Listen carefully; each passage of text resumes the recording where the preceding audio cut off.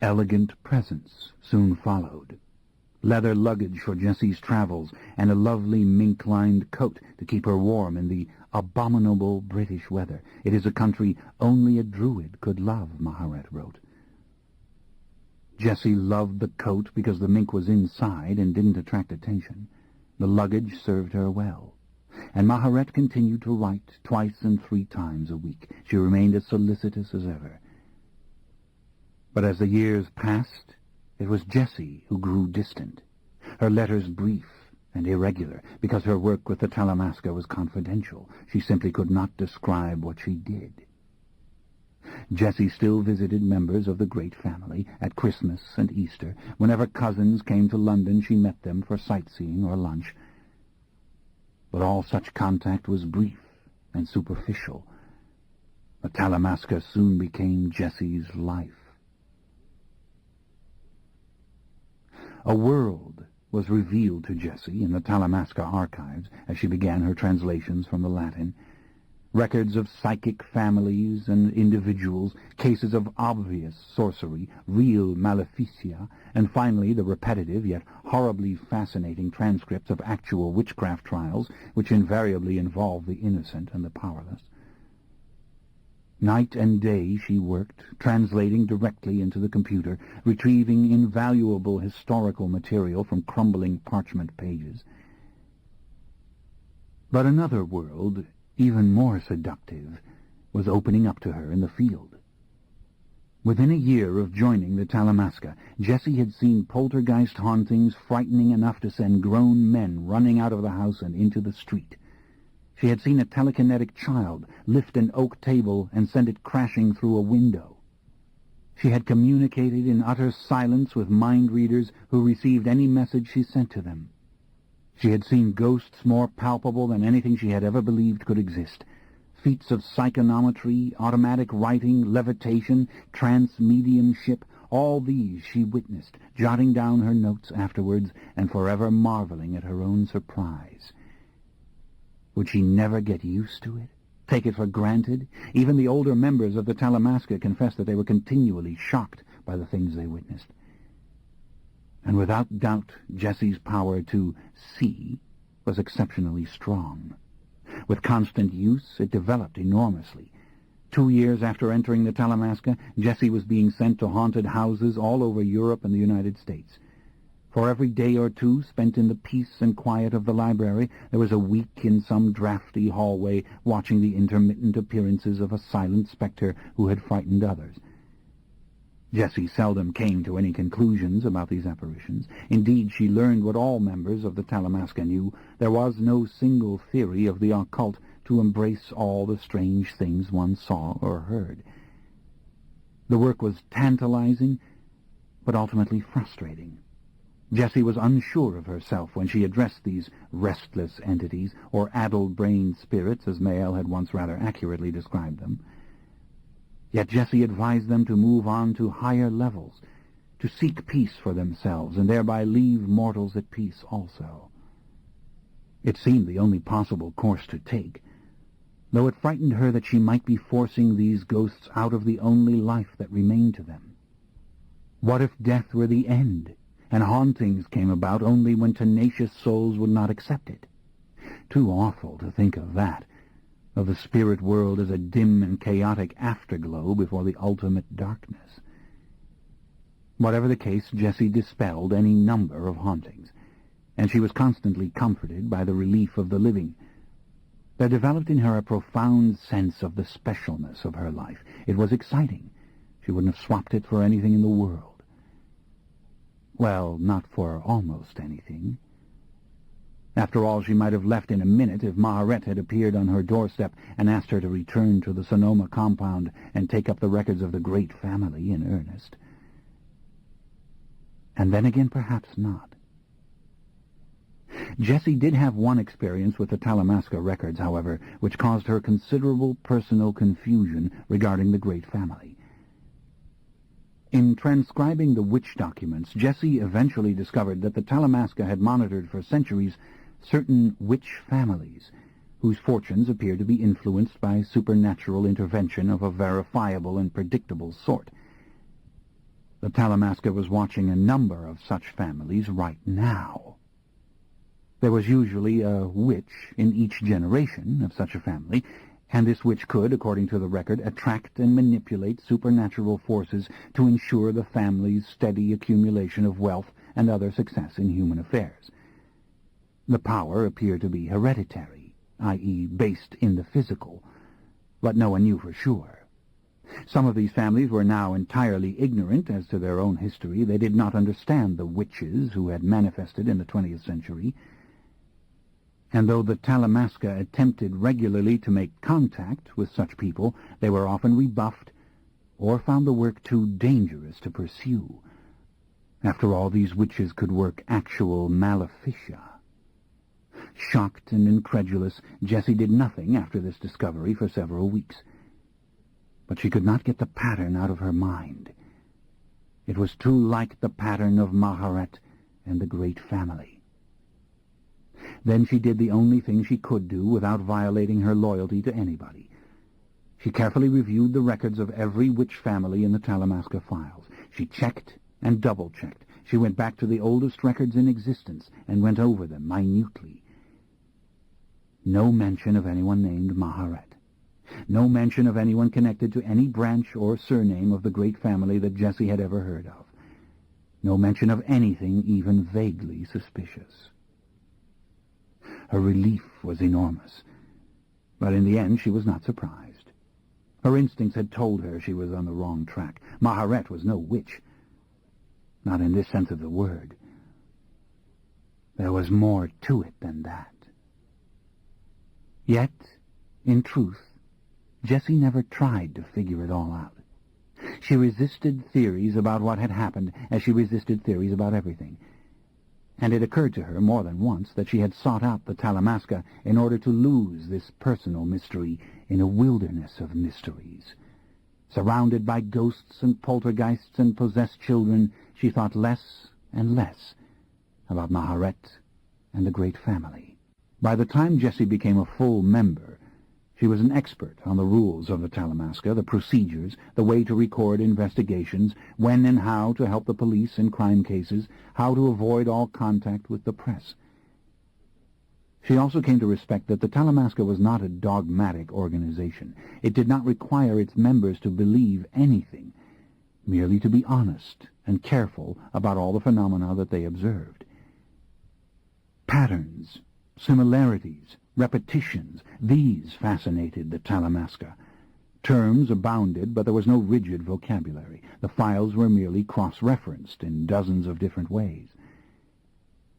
Nevertheless, members of the Talamasca studied the theoreticians.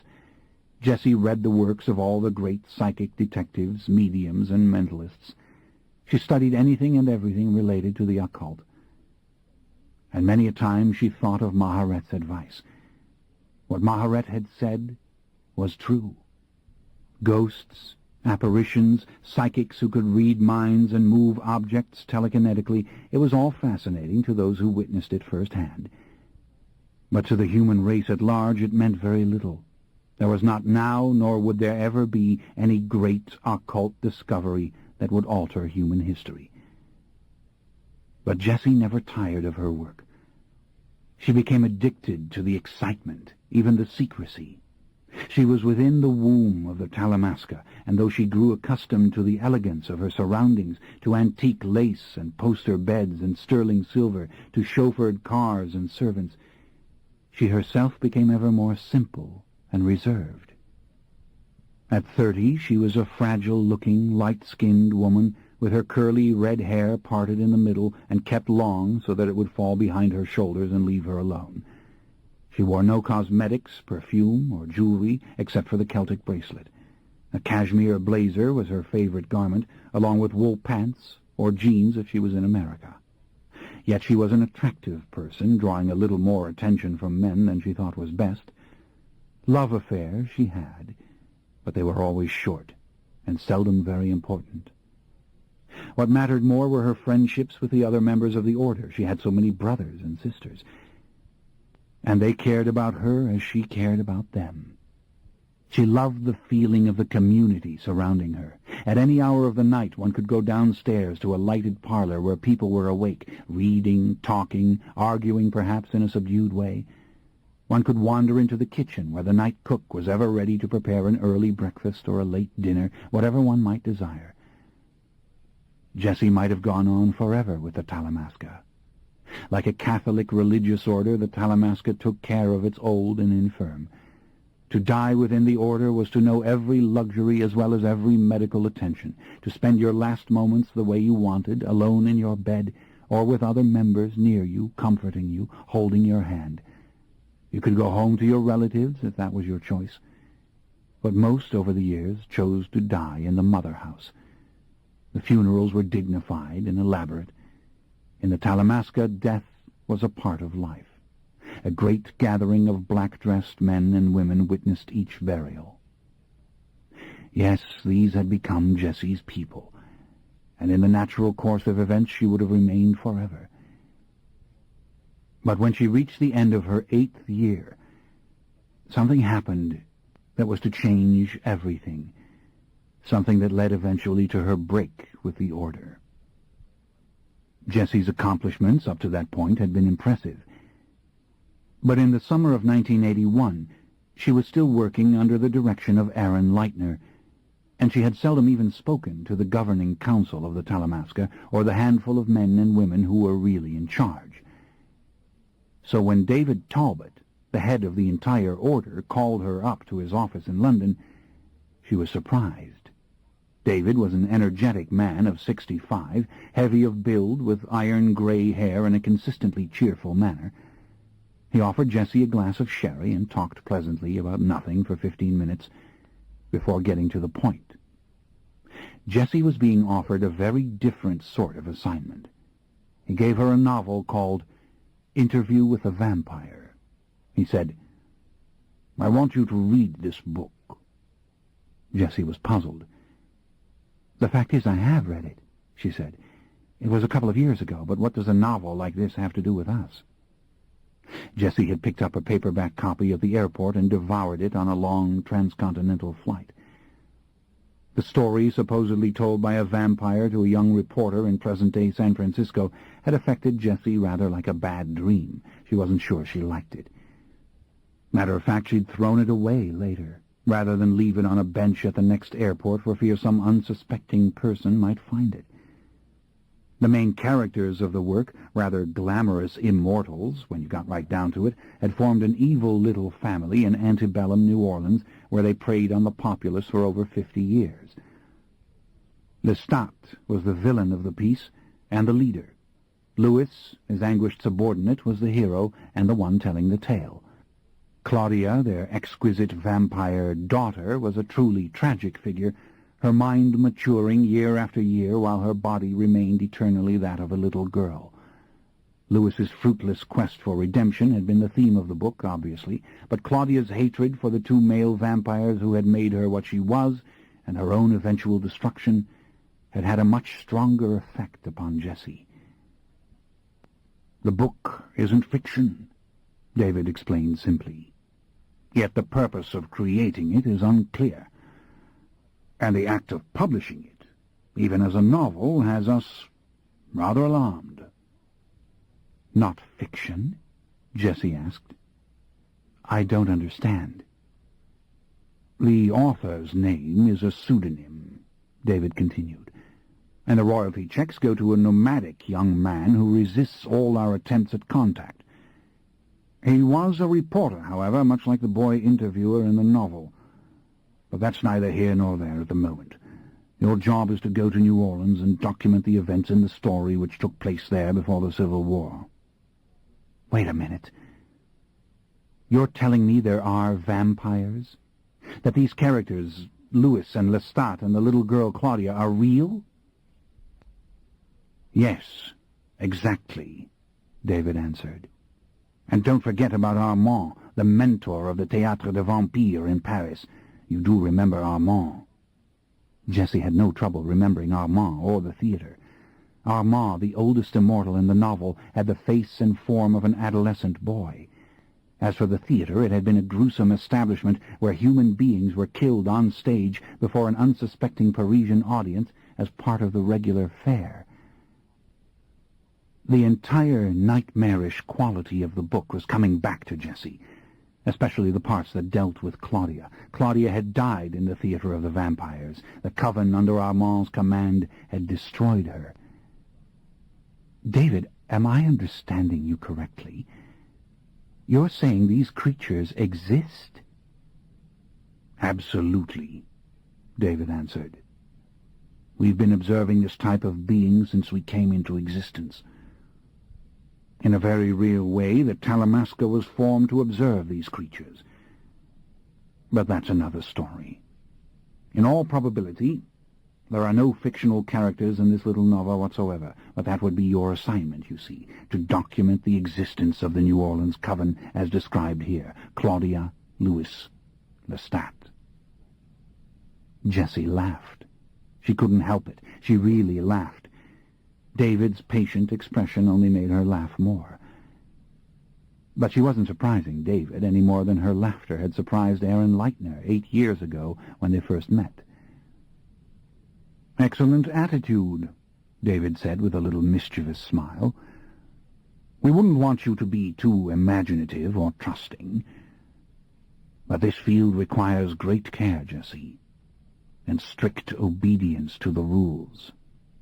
Believe me when I say that this is an area which can be extremely dangerous. You are certainly free to turn down the assignment right now." "I'm going to start laughing again," Jessie said. She had seldom, if ever, heard the word dangerous in the Talamasca. She had seen it in writing only in the witch family files. Now she could believe in a witch family without much difficulty. Witches were human beings, and spirits could be manipulated, most probably.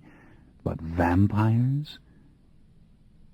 "Well, let's approach it this way," David said. "Before you make up your mind, we'll examine certain artifacts pertaining to these creatures which we have in the vaults." The idea was irresistible. There were scores of rooms beneath the mother house to which Jessie had never been admitted. She wasn't going to pass up this opportunity. As she and David went down the stairs together, the atmosphere of the Sonoma compound came back to her unexpectedly and rather vividly. Even the long corridor with its occasional dim electric bulbs reminded her of Maharet's cellar. She found herself all the more excited. She followed David silently through one locked storage room after another. She saw books, a skull on a shelf, what seemed old clothing heaped on the floor, furniture, oil paintings, trunks and strong boxes, dust. "All this paraphernalia," David said with a dismissive gesture, "is in one way or another connected to our blood-drinking immortal friends. They tend to be a rather materialistic lot, actually, and they leave behind them all sorts of refuse. It is not unknown for them to leave an entire household, complete with furnishings, clothing, and even coffins, very ornate and interesting coffins, when they tire of a particular location or identity. But there are some specific things which I must show you. It will all be rather conclusive, I should think." Conclusive? There was something conclusive in this work? This was certainly an afternoon for surprises. David led her into a final chamber, a very large room, panelled in tin and immediately illuminated by a bank of overhead lights. She saw an enormous painting against the far wall. She placed it at once as Renaissance and probably Venetian. It was done in egg tempera on wood, and it had the marvelous sheen of such paintings, a gloss that no synthetic material can create. She read the Latin title, along with the name of the artist, in small Roman-style letters painted in the lower right corner. "The Temptation of Amadeo," by Marius. She stood back to study it. A splendid choir of black-winged angels hovered around a single kneeling figure, that of a young auburn-haired boy. The cobalt sky behind them, seen through a series of arches, was splendidly done with masses of gilded clouds, and the marble floor before the figures had a photographic perfection to it. One could feel its coldness, see the veins in the stone. But the figures were the true glory of the picture. The faces of the angels were exquisitely modeled, their pastel robes and black-feathered wings extravagantly detailed. And the boy was very simply alive. His dark brown eyes veritably glistened as he stared forward out of the painting. His skin appeared moist. He was about to move or speak. In fact, it was all too realistic to be Renaissance. The figures were particular rather than ideal. The angels wore expressions of faint amusement, almost bitterness. And the fabric of the boy's tunic and leggings, it was too exactly rendered. She could even see the mends in it, a tiny tear, the dust on his sleeve. There were other such details, dried leaves here and there on the floor, and 2 paintbrushes lying to one side for no apparent reason. "Who is this Marius?" she whispered. The name meant nothing, and never had she seen an Italian painting with so many disturbing elements. Black-winged angels. David didn't answer. He pointed to the boy. "It's the boy I want you to observe," he said. "He's not the real subject of your investigation, merely a very important link." Subject? Link? She was too engrossed in the picture. And look, bones in the corner, human bones covered with dust, as if someone had merely swept them out of the way. But what on earth does it all mean? "Yes," David murmured. "When you see the word temptation, usually there are devils surrounding a saint." "Exactly," she answered. "And the craft is exceptional." The more she stared at the picture, the more disturbed she became. "Where did you get this?" "The Order acquired it centuries ago," David answered. "Our emissary in Venice retrieved it from a burnt-out villa on the Grand Canal. These vampires are endlessly associated with fires, by the way. It is the one weapon they can use effectively against one another. There are always fires. In Interview with a Vampire, there were several fires, if you recall. Lewis set fire to a townhouse in New Orleans when he was trying to destroy his maker and mentor Lestat. And later Lewis burned the Theatre of the Vampires in Paris after Claudia's death. Claudia's death. It sent a shiver through Jessie, startling her slightly. "But look at this boy carefully," David said. "It's the boy we're discussing now." Amadeo. It meant one who loves God. He was a handsome creature, all right. 16, maybe 17, with a square, strongly proportioned face and a curiously imploring expression.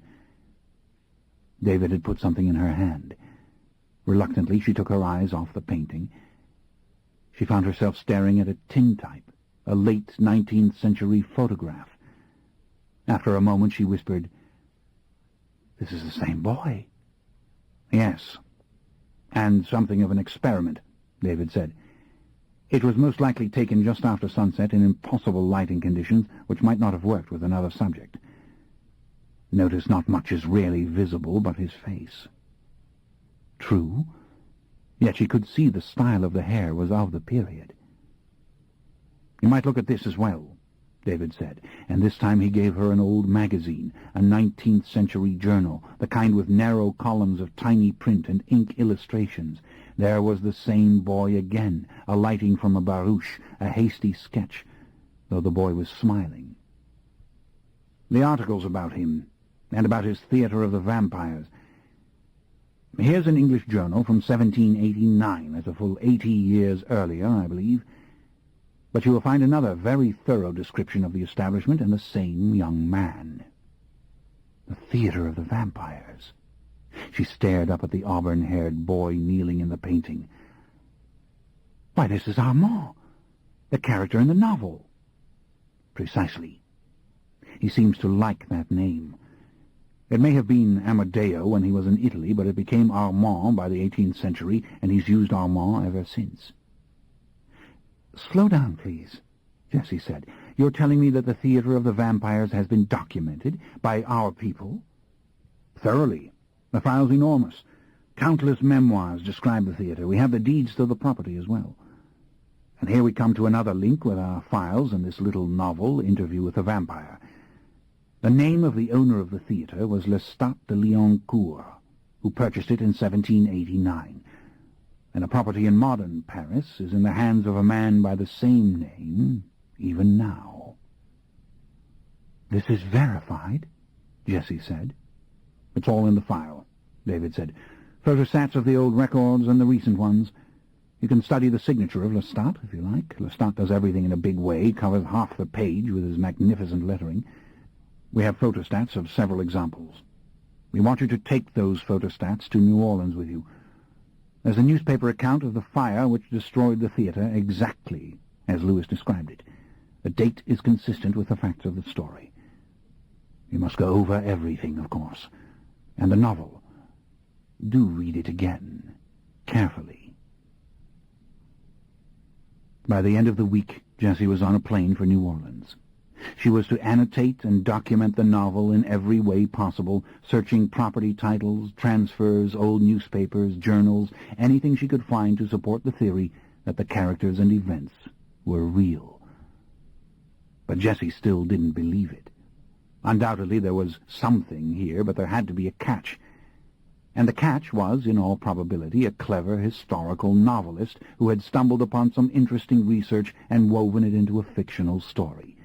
After all, theater tickets, deeds, programs, and the like do not prove the existence of blood-sucking immortals. As for the rules Jessie had to follow, she thought they were a scream. She was not allowed to remain in New Orleans except between the hours of sunrise and 4 p.m. At 4 p.m. she had to drive north to the city of Baton Rouge and spend the night safe within a 16th-story room in a modern hotel. If she should have the slightest feeling that someone was watching her or following her, she was to make for the safety of a large crowd at once. From a well-lighted and populated place, she was to call the Talamasca long distance in London immediately. Never, under any circumstances, must she attempt a sighting of one of these vampire individuals. The parameters of vampiric power were not known to the Talamasca, but one thing was certain. The beings could read minds. Also, they could create mental confusion in human beings, and there was considerable evidence that they were exceptionally strong. Most certainly, they could kill. Also, some of them, without doubt, knew of the existence of the Talamasca. Over the centuries, several members of the order had disappeared during this type of investigation. Jessie was to read the daily papers scrupulously. The Talamasca had reason to believe that there were no vampires in New Orleans at present, or Jessie would not be going there. But at any time, Lestat, Armand, or Lewis might appear. If Jessie came across an article about a suspicious death, she was to get out of the city and not return. Jessie thought all this was hilarious. Even a handful of old items about mysterious deaths did not impress her or frighten her. After all, these people could have been the victims of a satanic cult, and they were all too human. But Jessie had wanted this assignment. On the way to the airport, David had asked her why. "If you really can't accept what I'm telling you, then why do you want to investigate the book?" She'd taken her time in answering. "There is something obscene about this novel. It makes the lives of these beings seem attractive. You don't realize it at first. It's a nightmare, and you can't get out of it. Then all of a sudden you're comfortable there. You want to remain. Even the tragedy of Claudia isn't really a deterrent. And I want to prove it's fiction," Jessie said. That was good enough for the Talamasca, especially coming from a trained investigator. But on the long flight to New York, Jessie had realized there was something she couldn't tell David. She had only just faced it herself. Interview with the vampire reminded her of that long-ago summer with Maharet, though Jessie didn't know why. Again and again she stopped her reading to think about that summer. And little things were coming back to her. She was even dreaming about it again. Quite beside the point, she told herself. Yet there was some connection, something to do with the atmosphere of the book, the mood, even the attitudes of the characters, and the whole manner in which things seemed one way and were really not that way at all. But Jessie could not figure it out. Her reason, like her memory, was curiously blocked. Jessie's first few days in New Orleans were the strangest in her entire psychic career. The city had a moist Caribbean beauty and a tenacious colonial flavor that charmed her at once. Yet everywhere Jessie went, she felt things. The entire place seemed haunted. The awesome antebellum mansions were seductively silent and gloomy. Even the French Quarter streets, crowded with tourists, had a sensuous and sinister atmosphere that kept her forever walking out of her way or stopping for long periods to dream as she sat slumped on a bench in Jackson Square. She hated to leave the city at 4 o'clock. The high-rise hotel in Baton Rouge provided a divine degree of American luxury. Jessie liked that well enough. But the soft, lazy ambience of New Orleans clung to her.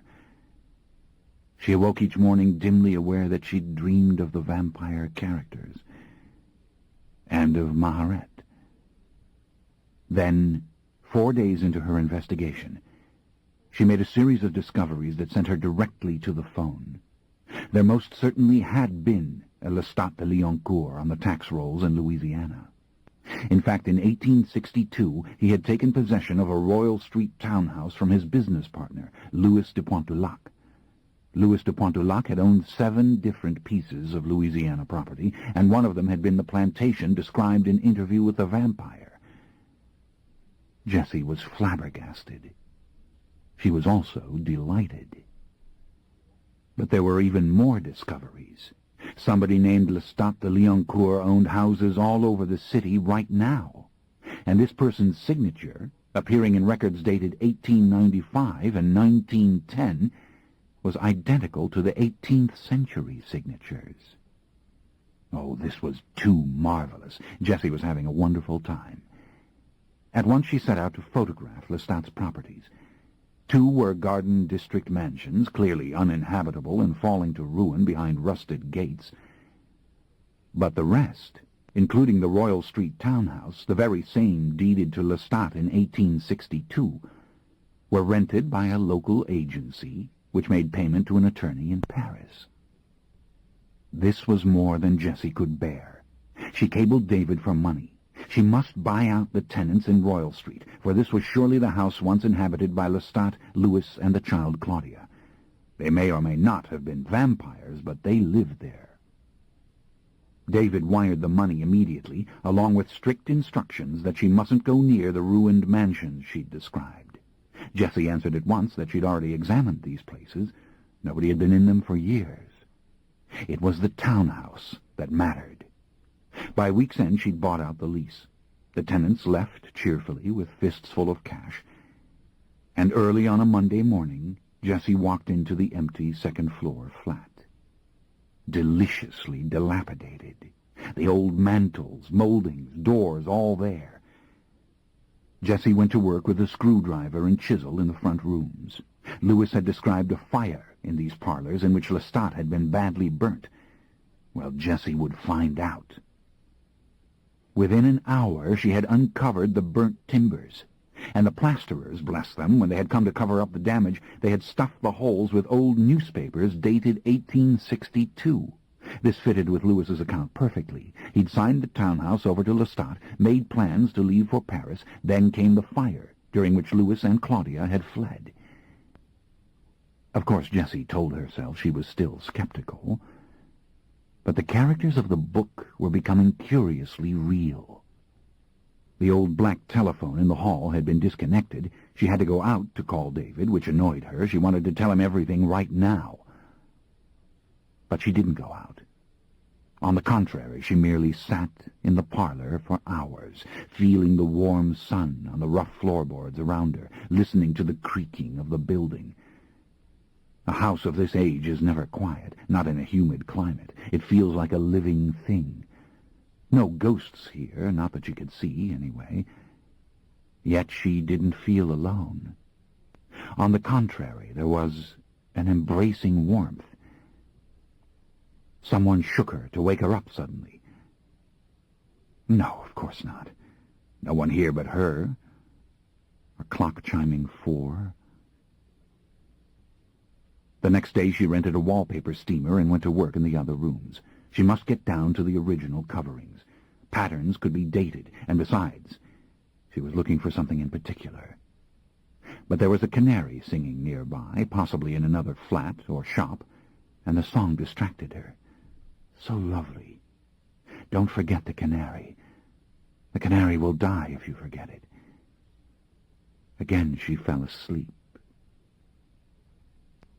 It was well after dark when she awakened. She could hear the nearby music of a harpsichord. For a long time she listened before opening her eyes. Mozart, very fast. Too fast, but what skill! A great rippling riff of notes, a stunning virtuosity. Finally she forced herself to get up and turn on the overhead lights and plug in the steamer again. The steamer was heavy. The hot water dripped down her arm. In each room she stripped a section of wall to the original plaster. Then she moved on. But the droning noise of the thing bothered her. She seemed to hear voices in it, people laughing, talking to one another, someone speaking French in a low, urgent whisper, and a child crying. Or was it a woman? She turned the damn thing off. Nothing. Just a trick of the noise itself in the empty, echoing flat. She went back to work with no consciousness of time, or that she had not eaten, or that she was getting drowsy. On and on she moved the heavy thing, until quite suddenly in the middle bedroom she found what she'd been seeking, a hand-painted mural on a bare plaster wall. For a moment she was too excited to move. Then she went to work in a frenzy. Yes, it was the mural of the magical forest that Lestat had commissioned for Claudia, and in rapid sweeps of the dripping steamer she uncovered more and more. Unicorns and golden birds and laden fruit trees over sparkling streams. It was exactly as Lewis had described it. Finally she had laid bare a great portion of the mural running around all 4 walls. Claudia's room, this, without question. Her head was spinning. She was weak from not eating. She glanced at her watch. 1 o'clock. 1 o'clock! She'd been here half the night. She should go, now, immediately. This was the first time in all these years that she'd broken a rule. Yet she could not bring herself to move. She was so tired, in spite of her excitement. She was sitting against the marble mantel, and the light from the ceiling bulb was so dreary, and her head hurt, too. Yet she kept staring at the gilded birds, the small, wonderfully wrought flowers and trees. The sky was a deep vermilion, yet there was a full moon in it, and no sun, and a great drifting spread of tiny stars, bits of hammered silver still clinging to the stars. Gradually she noticed a stone wall painted in the background in one corner. There was a castle behind it. How lovely to walk through the forest towards it, to go through the carefully painted wooden gate, pass into another realm. She heard a song in her head, something she'd all but forgotten, something Maharet used to sing. Then quite abruptly she saw that the gate was painted over an actual opening in the wall. She sat forward. She could see the seams in the plaster. Yes, a square opening, which she had not seen laboring behind the heavy steamer. She knelt down in front of it and touched it. A wooden door. Immediately she took the screwdriver and tried to pry it open. No luck. She worked on one edge and then the other, but she was only scarring the picture to no avail. She sat back on her heels and studied it. A painted gate covering a wooden door. And there was a worn spot right where the painted handle was. Yes. She reached out and gave the worn spot a little jab. The door sprang open. It was as simple as that. She lifted her flashlight. A compartment lined in cedar. And there were things there, a small white leather-bound book, a rosary it looked like, and a doll, a very old porcelain doll. For a moment she couldn't bring herself to touch these objects. It was like desecrating a tomb. And there was a faint scent there, as of perfume. She wasn't dreaming, was she? No, her head hurt too much for this to be a dream. She reached into the compartment and removed the doll first. The body was crude by modern standards, yet the wooden limbs were well-jointed and formed. The white dress and lavender sash were decaying, falling into bits and pieces. But the porcelain head was lovely, the large blue paperweight eyes perfect, the wig of flowing blonde hair still intact. "Claudia," she whispered. Her voice made her conscious of the silence. No traffic now at this hour, only the old boards creaking, and the soft, soothing flicker of an oil lamp on a nearby table. And then that harpsichord from somewhere, someone playing Chopin now, the Minute Waltz, with the same dazzling skill she'd heard before. She sat still, looking down at the doll in her lap. She wanted to brush its hair, fix its sash. The climactic events of Interview with the Vampire came back to her. Claudia destroyed in Paris. Claudia caught by the deadly light of the rising sun in a brick-lined air shaft from which she couldn't escape. Jessie felt a dull shock and the rapid, silent beat of her heart against her throat. Claudia gone, while the others continued. Lestat, Louis, Armand. Then, with a start, she realized she was looking at the other things inside the compartment. She reached for the book. A diary. The pages were fragile, spotted, but the old-fashioned sepia script was still readable, especially now that the oil lamps were all lighted, and the room had a cozy brightness to it. She could translate the French effortlessly. The first entry was September 21, 1836. "This is my birthday present from Louis. Use as I like, he tells me. But perhaps I should like to copy into it those occasional poems which strike my fancy, and read these to him now and then.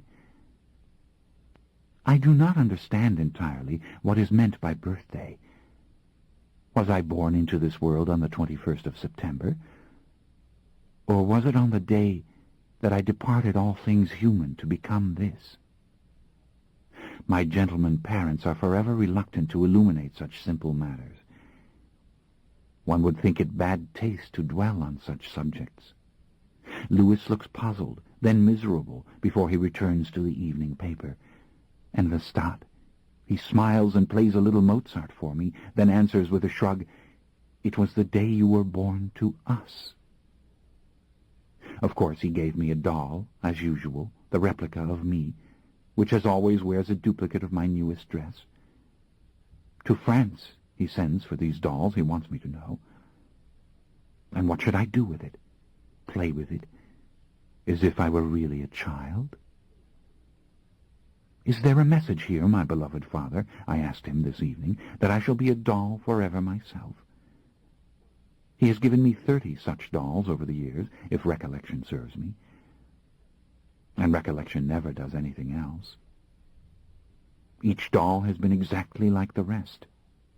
They would crowd me out of my bedroom if I kept them. But I do not keep them. I burn them, sooner or later. I smash their china faces with the poker. I watch the fire eat their hair. I can't say that I like doing this. After all, the dolls are beautiful, and they do resemble me. Yet it becomes the appropriate gesture. The doll expects it. So do I. And now he has brought me another, and he stands in my doorway, staring at me afterwards as if my question cut him. And the expression on his face is so dark suddenly. I think, this cannot be my Lestat. I wish that I could hate him. I wish that I could hate them both.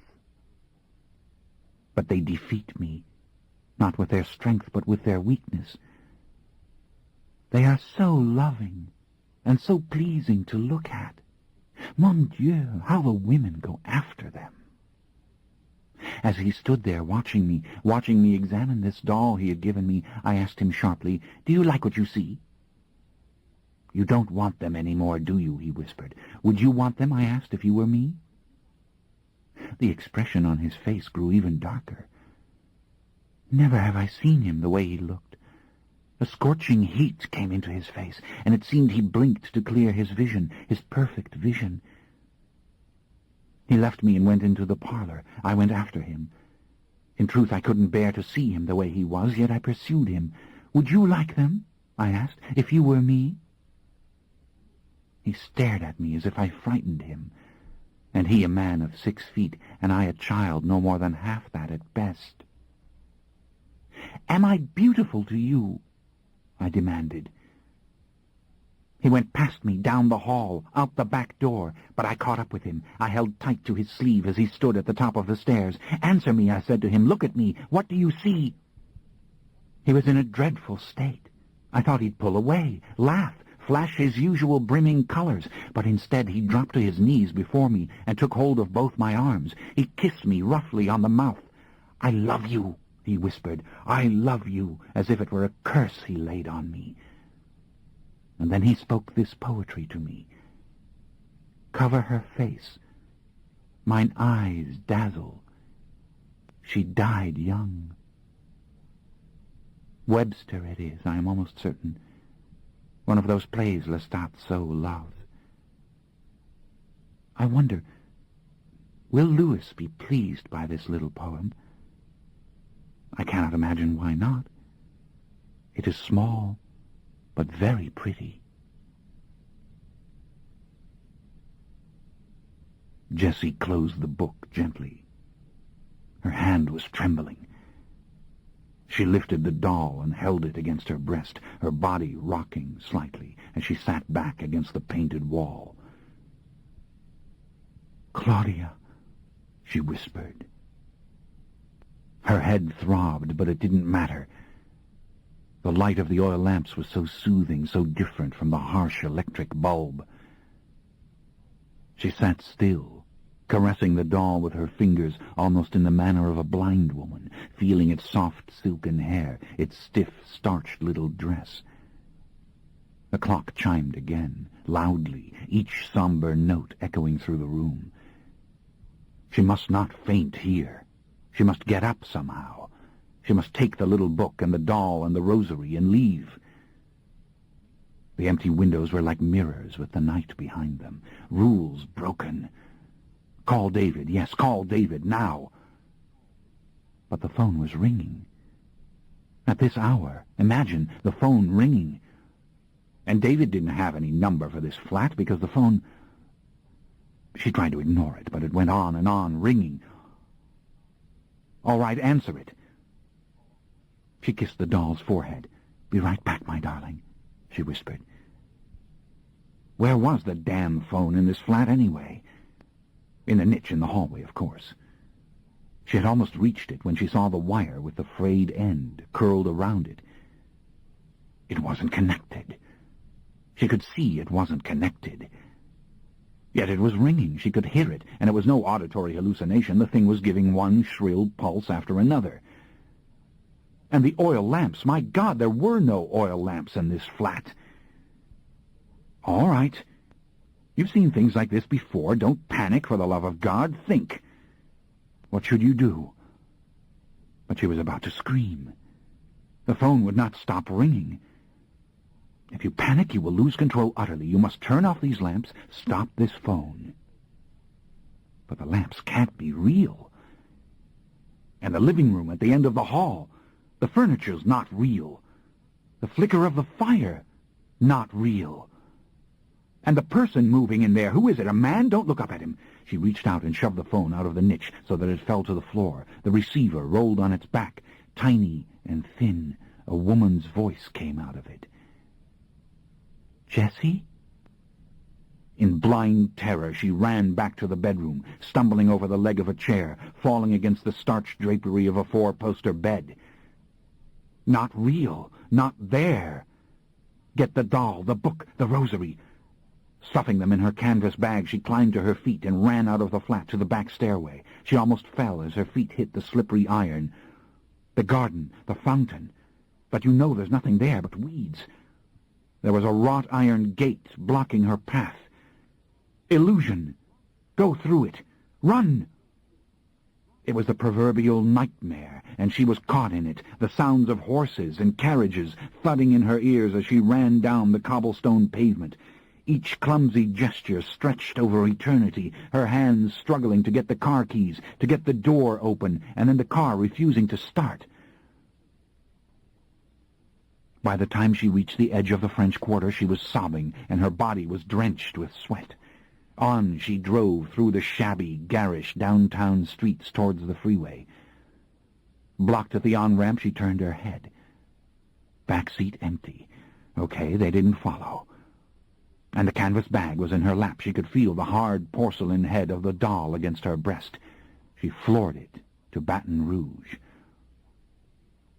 She was sick by the time she reached the hotel. She could barely walk to the desk. An aspirin, a thermometer. Please help me to the elevator. When she woke up, 8 hours later, it was noon. The canvas bag was still in her arms. The temperature was 104.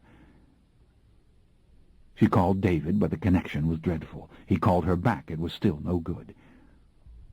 Nevertheless, she tried to make herself understood. The diary, it was Claudia's, absolutely. It confirmed everything. And the phone, it wasn't connected, yet she heard the woman's voice.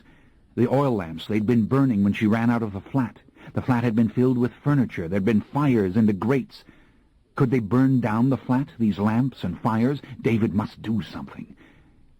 And he was answering her, but she could barely hear him. She had the bag, she told him. He must not worry. It was dark when she opened her eyes. The pain in her head had woken her up. The digital clock on the dresser said 10:30. Thirst. Terrible thirst. And the glass by the bed was empty. Someone else was in the room. She turned over on her back. Light through the thin white curtains. Yes, there, a child, a little girl. She was sitting in the chair against the wall. Jessie could just see the outline clearly. The long yellow hair, the puff-sleeved dress, the dangling legs that didn't touch the floor. She tried to focus. Child? Not possible. Apparition? No. Something occupying space. Something malevolent. Menace. And the child was looking at her. Claudia! She scrambled out of the bed, half falling, the bag in her arms still as she backed up against the wall. The little girl got up. There was the clear sound of her feet on the carpet. The sense of menace seemed to grow stronger. The child moved into the light from the window as she came towards Jessie, and the light struck her blue eyes, her rounded cheeks, her soft, naked little arms. Jessie screamed. Clutching the bag against her, she rushed blindly in the direction of the door. She clawed at the lock and chain, afraid to look over her shoulder. The screams were coming out of her uncontrollably. Someone was calling from the other side, and finally she had the door open, and she was stumbling out into the hallway. People surrounded her, but they couldn't stop her from getting away from the room. But then someone was helping her up, because apparently she'd fallen again. Someone else had gotten a chair.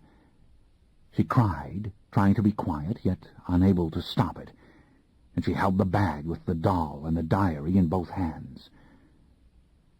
When the ambulance arrived, she refused to let them take the bag away from her. In the hospital, they gave her antibiotics, sedatives, enough dope to drive anyone to insanity. She lay curled up like a child in the bed with the bag beside her under the covers. If the nurse so much as touched it, Jessie woke at once. When Aaron Leitner arrived 2 days later, she gave it to him. She was still sick when she got on the plane for London. The bag was in his lap, and he was so good to her, calming her, caring for her, as she slept on and off on the long flight home. It was only just before they landed that she realized her bracelet was gone, her beautiful silver bracelet. She'd cried softly with her eyes closed. Mael's bracelet, gone. They pulled her off the assignment. She knew even before they told her. She was too young for this work, they said, too inexperienced. It had been their mistake sending her. It was simply too dangerous for her to continue. Of course, what she had done was of immense value, and the haunting, it had been one of unusual power, the spirit of a dead vampire entirely possible. And the ringing phone, well, there were many reports of such things. Entities used various means to communicate or frighten. Best to rest now, put it out of her mind. Others would continue the investigation. As for the diary, it included only a few more entries, nothing more significant than what she herself had read. The psychometrics who had examined the rosary and the doll learned nothing. These things would be stored with utmost care, but Jessie really must remove her mind from all this immediately. Jessie argued. She begged to go back. She threw a scene of sorts, finally. But it was like talking to the Vatican. Some day, 10 years from now, maybe 20, she could enter this particular field again. No one was ruling out such a possibility. But for the present, the answer was no. Jessie was to rest, get better, forget what had taken place. Forget what had taken place. She was sick for weeks. She wore white flannel gowns all day long and drank endless cups of hot tea. She sat in the window seat of her room. She looked out on the soft, deep greenery of the park, at the heavy old oak trees. She watched the cars come and go, tiny bits of soundless color moving on the distant gravel road. Lovely here, such stillness. They brought her delicious things to eat, to drink. David came and talked softly to her of anything but the vampires. Aaron filled her room with flowers. Others came. She talked little or not at all. She could not explain to them how deeply this hurt her, how it reminded her of the long-ago summer when she'd been pushed away from other secrets, other mysteries, other documents in vaults. It was the same old story. She'd glimpsed something of inestimable importance only to have it locked away. And now she would never understand what she'd seen or experienced. She must remain here in silence with her regrets. Why hadn't she picked up that phone, spoken into it, listened to the voice on the other end? And the child. What had the spirit of the child wanted? Was it the diary or the doll? No, Jessie had been meant to find them and remove them. And yet she had turned away from the spirit of the child, she who had addressed so many nameless entities, who had stood bravely in darkened rooms talking to weak, flickering things when others fled in panic.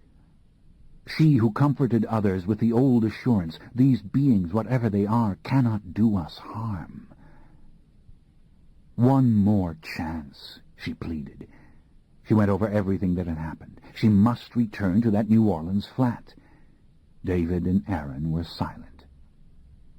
Then David came to her and put his arm around her. "Jessie, my darling," he said, "we love you. But in this area, above all others, one simply does not break the rules." At night she dreamed of Claudia. Once she woke at 4 o'clock and went to the window and looked out over the park, straining to see past the dim lights from the lower windows. There was a child out there, a tiny figure beneath the trees in a red cloak and hood, a child looking up at her.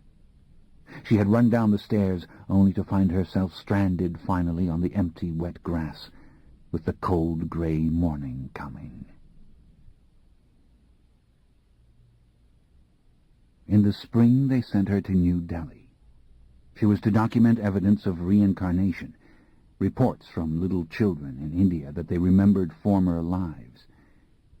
There had been much promising work done in this field by a Dr. Ian Stevenson, and Jessie was to undertake an independent study on behalf of the Talamasca, which might produce equally fruitful results. 2 elder members of the order met her in Delhi. They made her right at home in the old British mansion where they lived.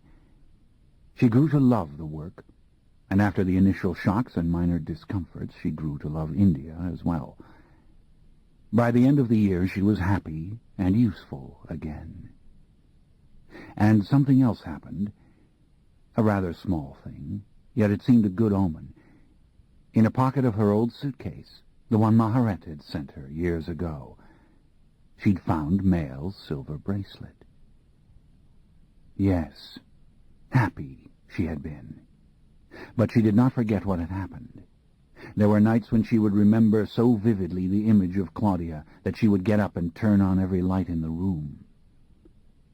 At other times she thought she saw around her in the city streets strange white-faced beings very like the characters in Interview with the Vampire.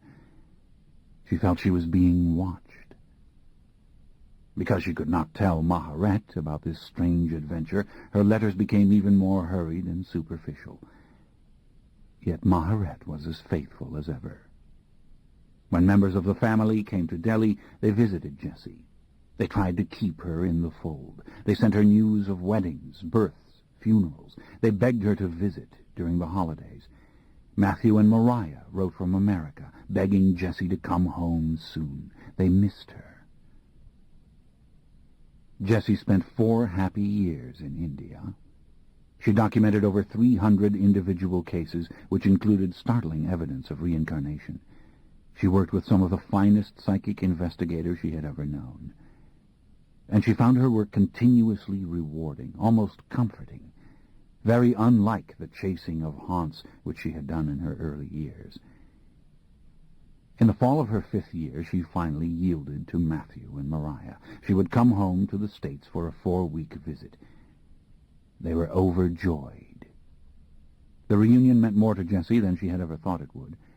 She loved being back in the old New York apartment. She loved the late-night dinners with her adopted parents. They didn't question her about her work. Left alone during the day, she called old college friends for lunch or took long, solitary walks through the bustling urban landscape of all her childhood hopes and dreams and griefs. 2 weeks after her return, Jessie saw The Vampire Lestat in the window of a bookstore. For a moment she thought she'd made a mistake. Not possible. But there it was. The bookstore clerk told her of the record album by the same name and the upcoming San Francisco concert. Jessie bought a ticket on the way home at the record store where she purchased the album. All day Jessie lay alone in her room reading the book. It was as if the nightmare of Interview with the Vampire had returned, and once again she could not get out of it. Yet she was strangely compelled by every word. Yes, real, all of you. And how the tale twisted and turned as it moved back in time to the Roman coven of Santino, to the island refuge of Marius, and to the druid grove of Mael, and finally to those who must be kept, alive, yet hard and white as marble. Ah, yes, she had touched that stone. She had looked into Mael's eyes. She had felt the clasp of Santino's hand. She had seen the painting done by Marius in the vault of the Talamasca. When she closed her eyes to sleep, she saw Maharet on the balcony of the Sonoma compound. The moon was high above the tips of the redwoods, and the warm night seemed unaccountably full of promise and danger. Eric and Mael were there. So were others whom she'd never seen except in Lestat's pages, all of the same tribe, eyes incandescent, shimmering hair, skin a poreless, shining substance. On her silver bracelet she had traced 1,000 times the old Celtic symbols of gods and goddesses to whom the druids spoke in woodland groves like that to which Marius had once been taken prisoner. How many links did she require between these esoteric fictions and the unforgettable summer? One more, without question. The vampire Lestat himself, in San Francisco, where she would see him and touch him. That would be the final link. She would know then, in that physical moment, the answer to everything. The clock ticked. Her loyalty to the Talamasca was dying in the warm quiet. She could tell them not a word of it. And such a tragedy it was, when they would have cared so much and so selflessly. They would have doubted none of it. The lost afternoon. She was there again, going down into Maharet's cellar by the spiral stairway. Could she not push back the door? Look, see what you saw then. Something not so horrible at first glance, merely those she knew and loved asleep in the dark, asleep. But Mael lies on the cold floor as if dead, and Maharet sits against the wall, upright like a statue. Her eyes are open. She awoke with a start, her face flushed, the room cold and dim around her. "Miriam," she said aloud. Gradually the panic subsided. She had drawn closer, so afraid. She had touched Maharet, cold, petrified, and Mael dead. The rest was darkness. New York. She lay on the bed with the book in her hand, and Miriam didn't come to her. Slowly she climbed to her feet and walked across the bedroom to the window. There, opposite in the dirty afternoon gloom, stood the high, narrow, phantom townhouse of Stanford White. She stared until the bulky image gradually faded. From the album cover propped on the dresser, the vampire Lestat smiled at her. She closed her eyes. She envisioned the tragic pair of those who must be kept. Indestructible king and queen on their Egyptian throne, to whom the vampire Lestat sang his hymns out of the radios and the jukeboxes and from the little tapes people carried with them. She saw Maharet's white face glowing in the shadows. Alabaster, the stone that is always full of light. Dusk falling, suddenly, as it does in the late fall, the dull afternoon fading into the sharp brightness of evening. Traffic roared through the crowded street, echoing up the sides of the buildings. Did ever traffic sound so loud as in the streets of New York? She leaned her forehead against the glass. Stanford White's house was visible in the corner of her eye. There were figures moving inside it.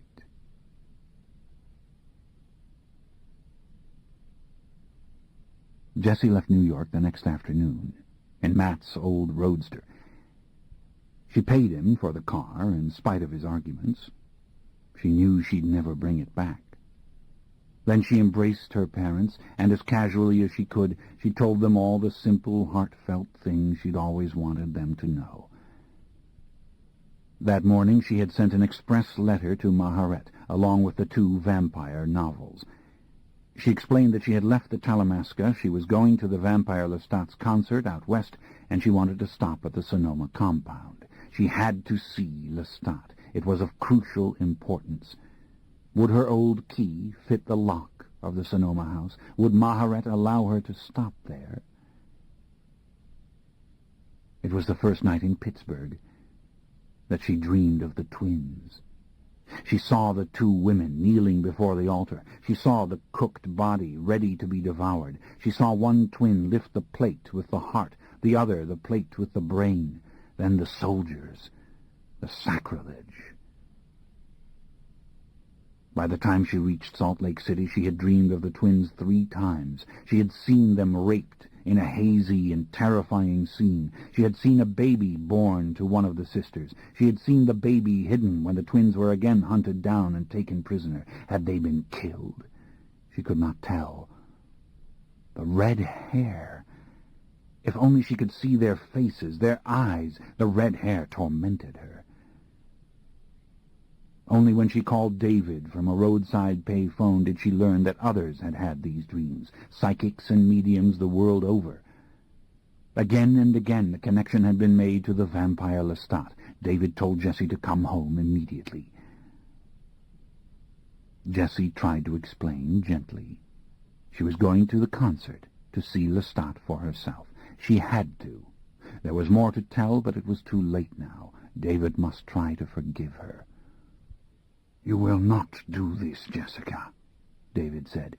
"What is happening is no simple matter for records and archives. You must come back, Jessica. The truth is you are needed here. You are needed desperately.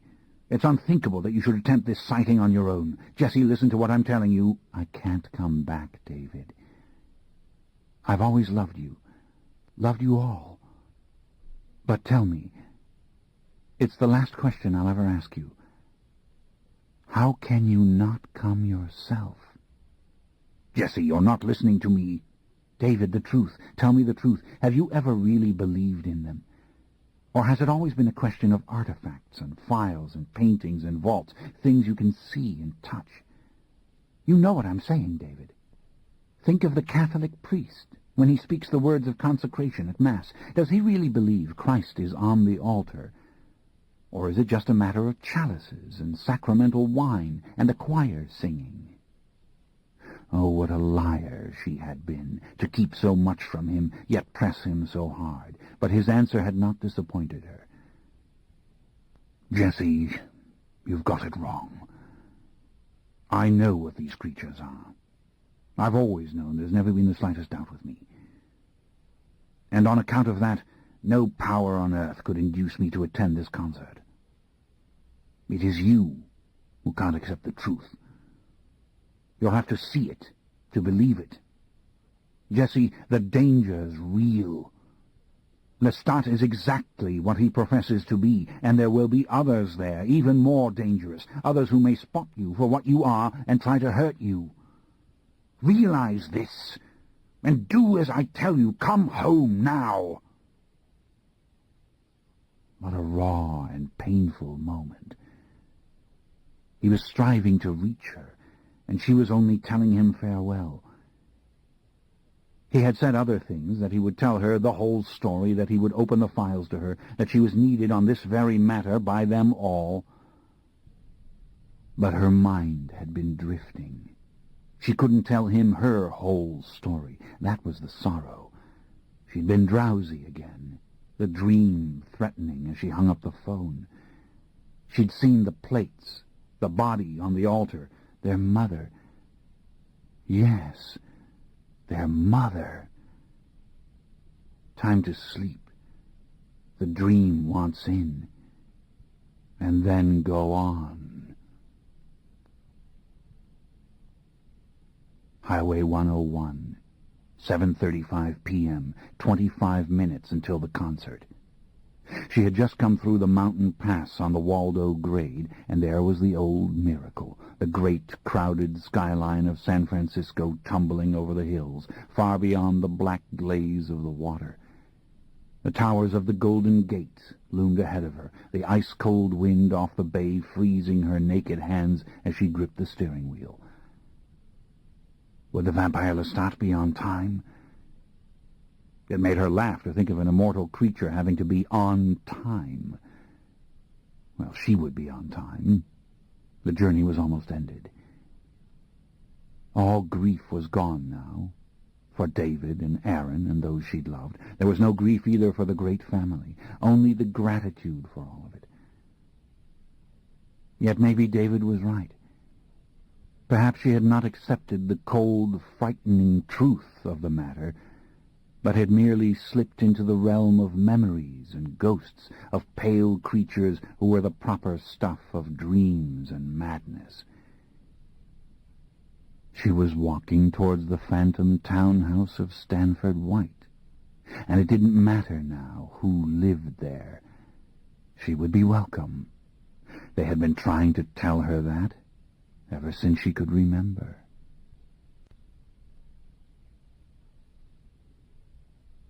Part 2.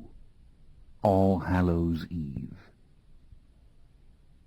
Very little is more worth our time than understanding the talent of substance.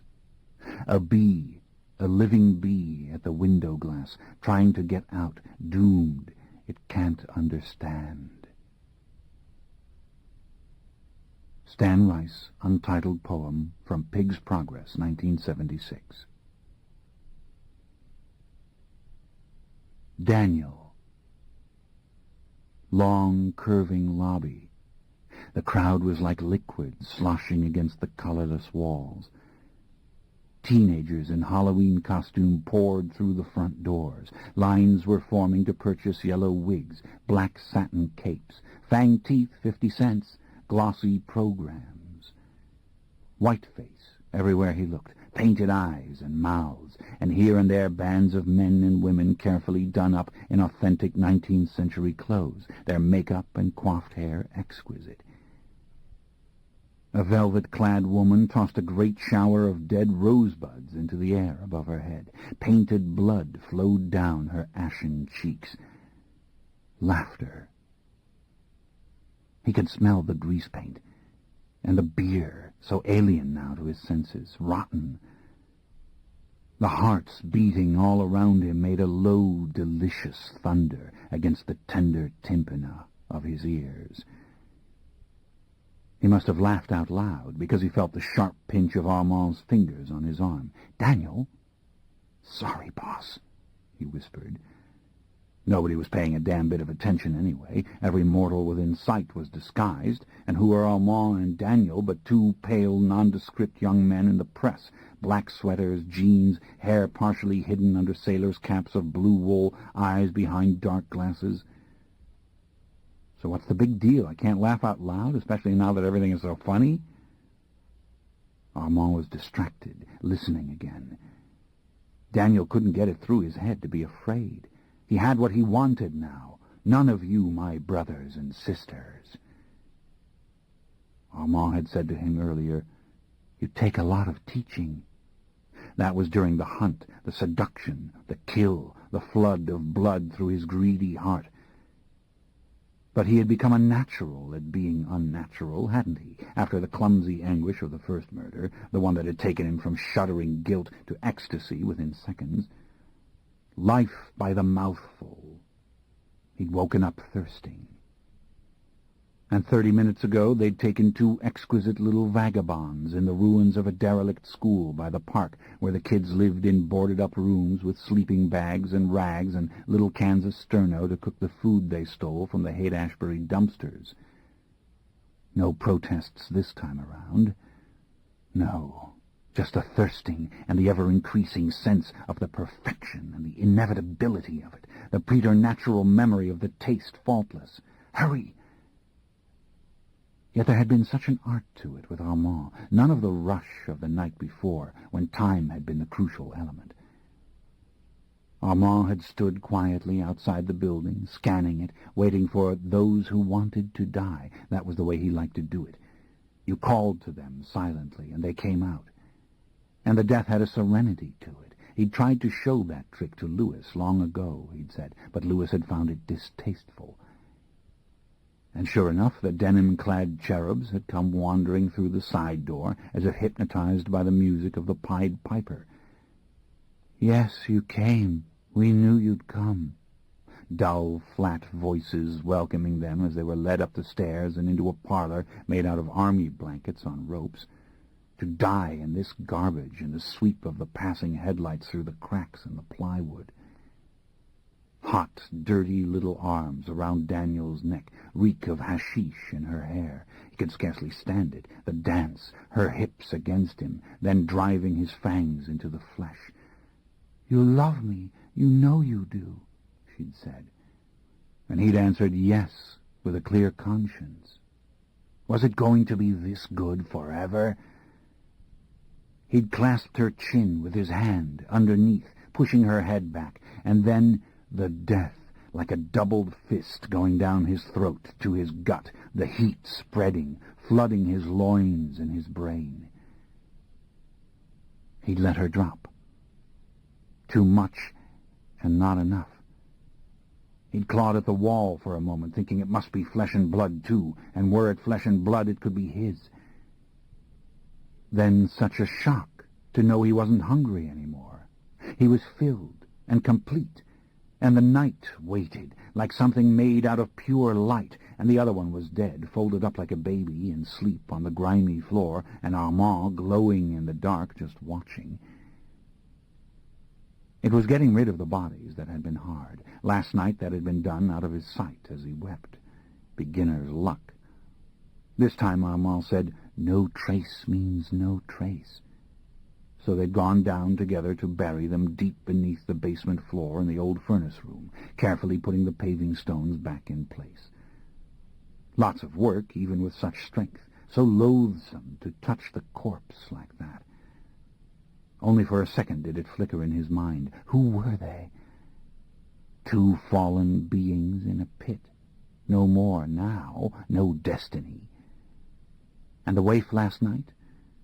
Was somebody looking for her somewhere? He'd been crying suddenly. He'd heard it, then reached up and touched the tears coming out of his eyes.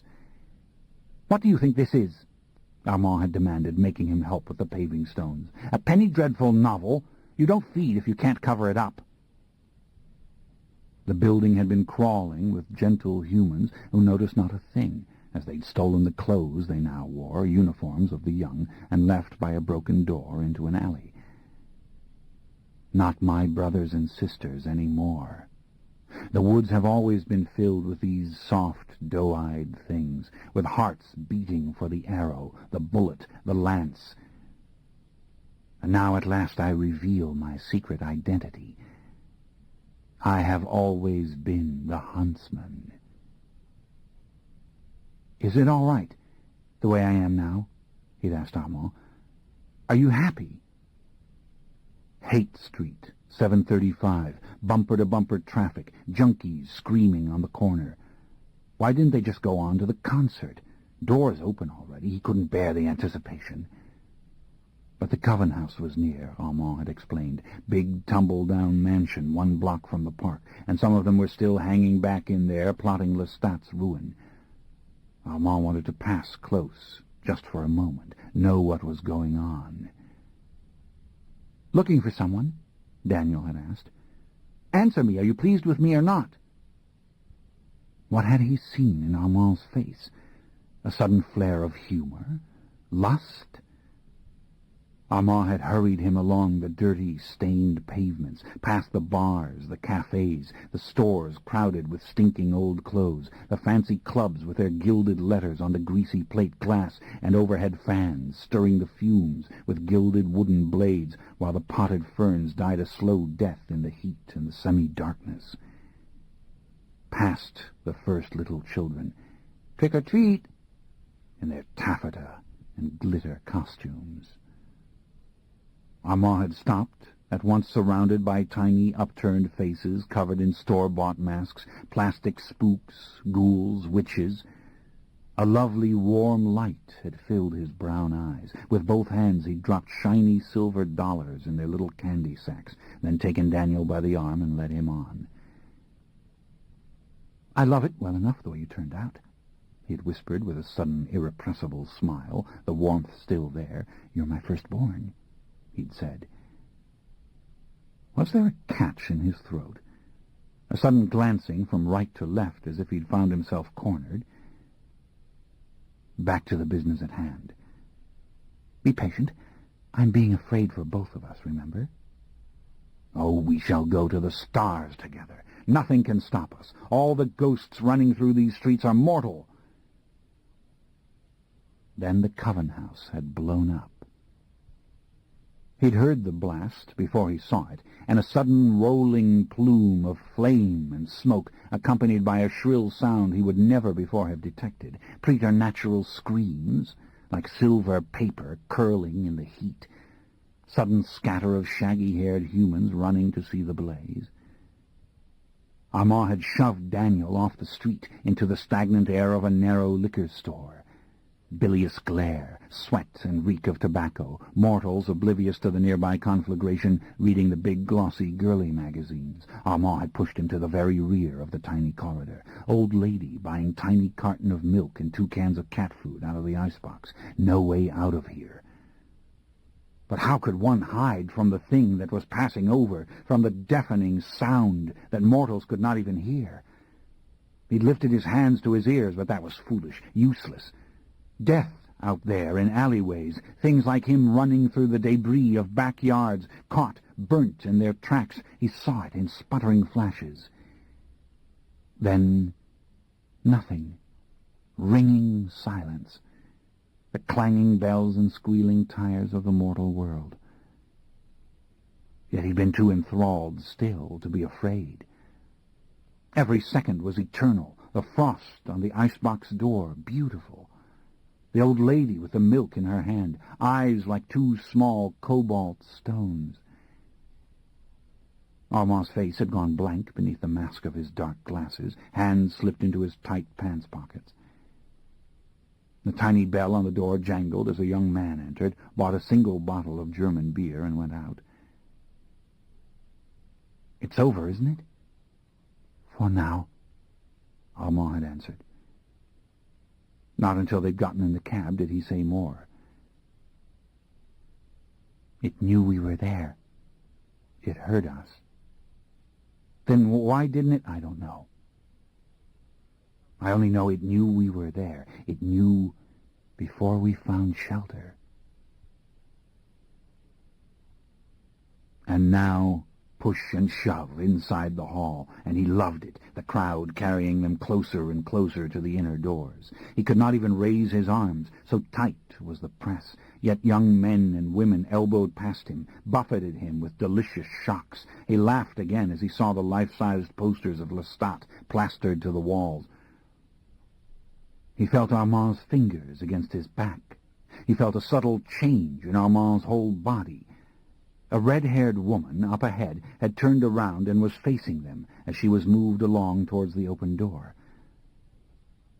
A soft, warm shock passed through Daniel. Armand, the red hair!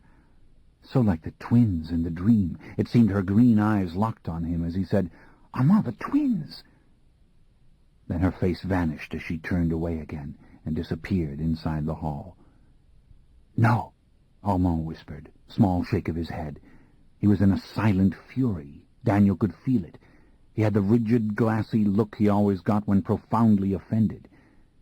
"Talamasca," he whispered with a faint, uncharacteristic sneer. Talamasca. The word struck Daniel suddenly as beautiful. Talamasca. He broke it down from the Latin, understood its parts. Somewhere out of his memory bank it came. Animal mask, old word for witch or shaman. "But what does it really mean?" he asked. "It means Lestat is a fool," Armand said. Flicker of deep pain in his eyes. "But it makes no difference now."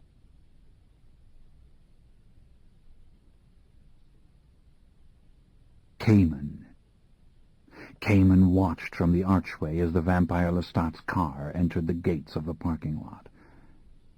Almost invisible, Cayman was, even in the stylish denim coat and pants he'd stolen earlier from a shop mannequin. He didn't need the silver glasses that covered his eyes. His glowing skin didn't matter. Not when everywhere he looked he saw masks and paint, glitter and gauze and sequined costumes.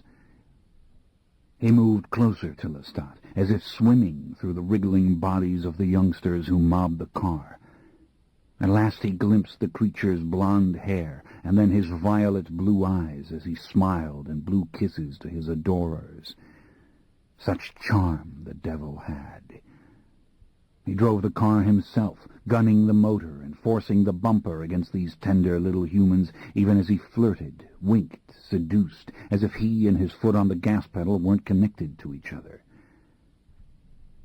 Exhilaration. Triumph. That's what Lestat felt and knew at this moment. And even his reticent companion, Louis, the dark-haired one in the car beside him, staring timidly at the screaming children as if they were birds of paradise, didn't understand what was truly happening. Neither knew that the Queen had waked. Neither knew the dreams of the twins. Their ignorance was astonishing, and their young minds were so easy to scan. Apparently the vampire Lestat, who had hidden himself quite well until this night, was now prepared to do battle with everyone. He wore his thoughts and intentions like a badge of honor. "Hunt us down." That's what he said aloud to his fans, though they didn't hear. "Kill us. We're evil. We're bad. It's perfectly fine to cheer and sing with us now, but when you catch on, well, then the serious business will begin, and you'll remember that I never lied to you." For one instant his eyes and Cayman's eyes met. "I want to be good. I would die for that." But there was no recognition of who or what received this message. Louis, the watcher, the patient one, was there on account of love, pure and simple. The two had found each other only last night, and theirs had been an extraordinary reunion. Louis would go where Lestat led him. Louis would perish if Lestat perished, but their fears and hopes for this night were heartbreakingly human. They did not even guess that the Queen's wrath was close at hand, that she'd burnt the San Francisco Coven House within the hour, or that the infamous Vampire Tavern on Castro Street was burning now as the Queen hunted down those fleeing from it. But then the many blood-drinkers scattered throughout this crowd did not know these simple facts either. They were too young to hear the warnings of the old, to hear the screams of the doomed as they perished. The dreams of the twins had only confused them. From various points they glared at Lestat, overcome with hatred or religious fervor. They would destroy him or make of him a god. They did not guess at the danger that awaited them. But what of the twins themselves? What was the meaning of the dreams? Cayman watched the car move on, forcing its way towards the back of the auditorium. He looked up at the stars overhead, the tiny pinpricks of light behind the mist that hung over the city. He thought he could feel the closeness of his old sovereign. He turned back towards the auditorium and made his way carefully through the press. To forget his strength in such a crowd as this would have been disaster. He would bruise flesh and break bones without even feeling it. He took one last look at the sky, and then he went inside, easily befuddling the ticket-taker as he went through the little turnstile and towards the nearest stairway. The auditorium was almost filled. He looked about himself thoughtfully, savoring the moment somewhat as he savored everything. The hall itself was nothing, a shell of a place to hold light and sound, utterly modern and unredeemably ugly. But the mortals, how pretty they were, glistering with health, their pockets full of gold, sound bodies everywhere, in which no organ had been eaten by the worms of disease, no bone ever broken.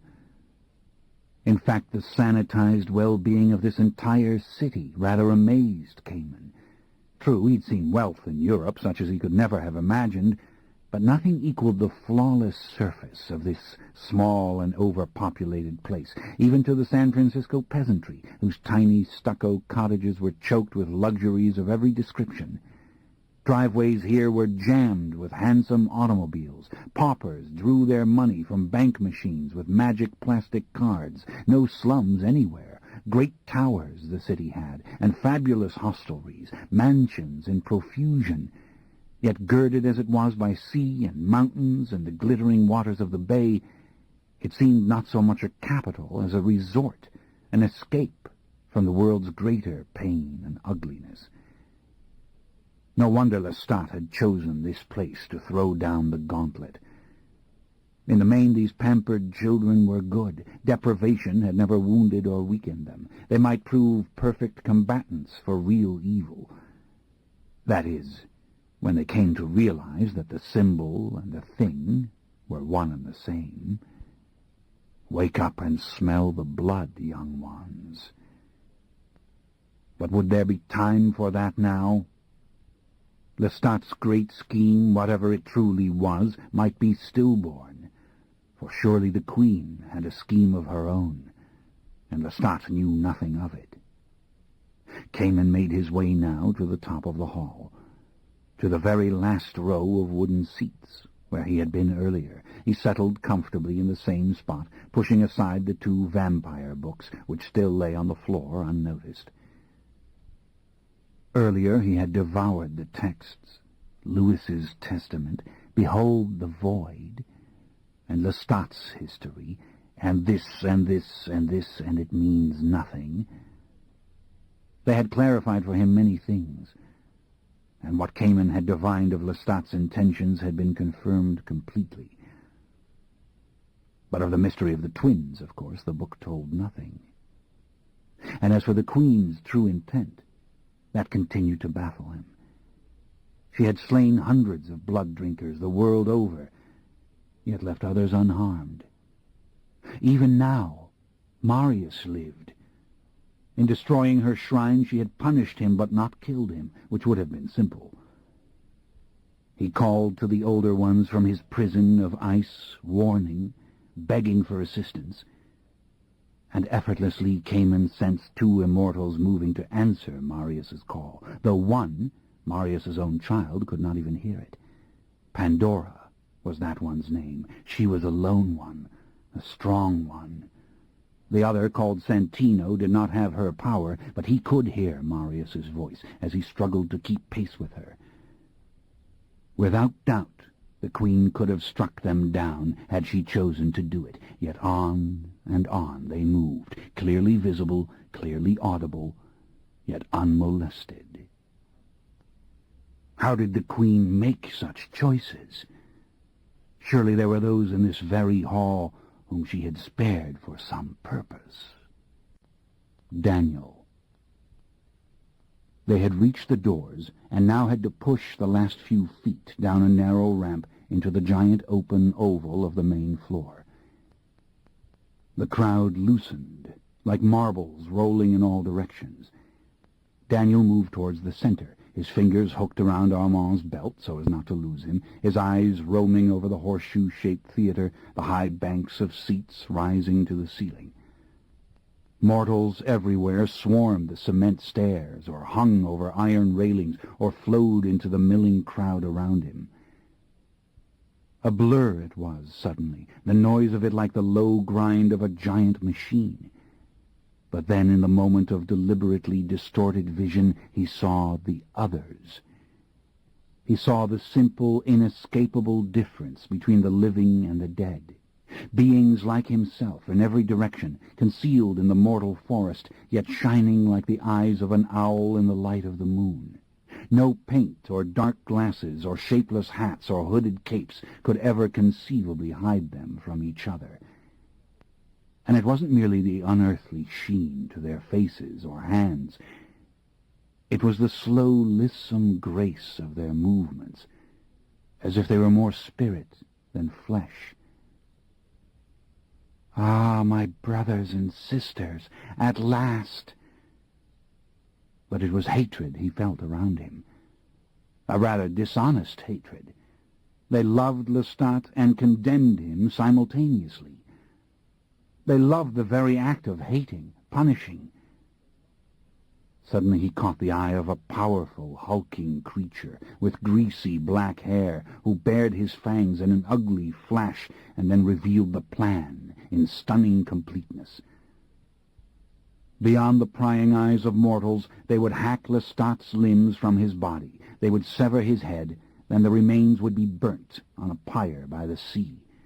The end of the monster and his legend. Are you with us or against us? Daniel laughed out loud. You'll never kill him, Daniel said. Yet he gaped as he glimpsed the sharpened scythe the creature held against his chest inside his coat. Then the beast turned and vanished. Daniel gazed upward through the smoky light. One of them now. Know all their secrets. He felt giddy, on the verge of madness. Armand's hand closed on his shoulder. They had come to the very center of the main floor. The crowd was getting denser by the second. Pretty girls in black silk gowns shoved and pushed against the crude bikers in their worn black leather. Soft feathers brushed his cheek. He saw a red devil with giant horns, a bony skeleton face topped with golden curls and pearl combs. Random cries rose in the bluish gloom. The bikers howled like wolves. Someone shouted, "Lestat!" in a deafening voice, and others took up the call instantly. Armand again had the lost expression, the expression that belonged to deep concentration, as if what he saw before him meant nothing at all. 30, perhaps, he whispered in Daniel's ear. No more than that. And 1 or 2 so old they could destroy the rest of us in an instant. Where? Tell me where. Listen, Armand said, and see for yourself. There is no hiding from them.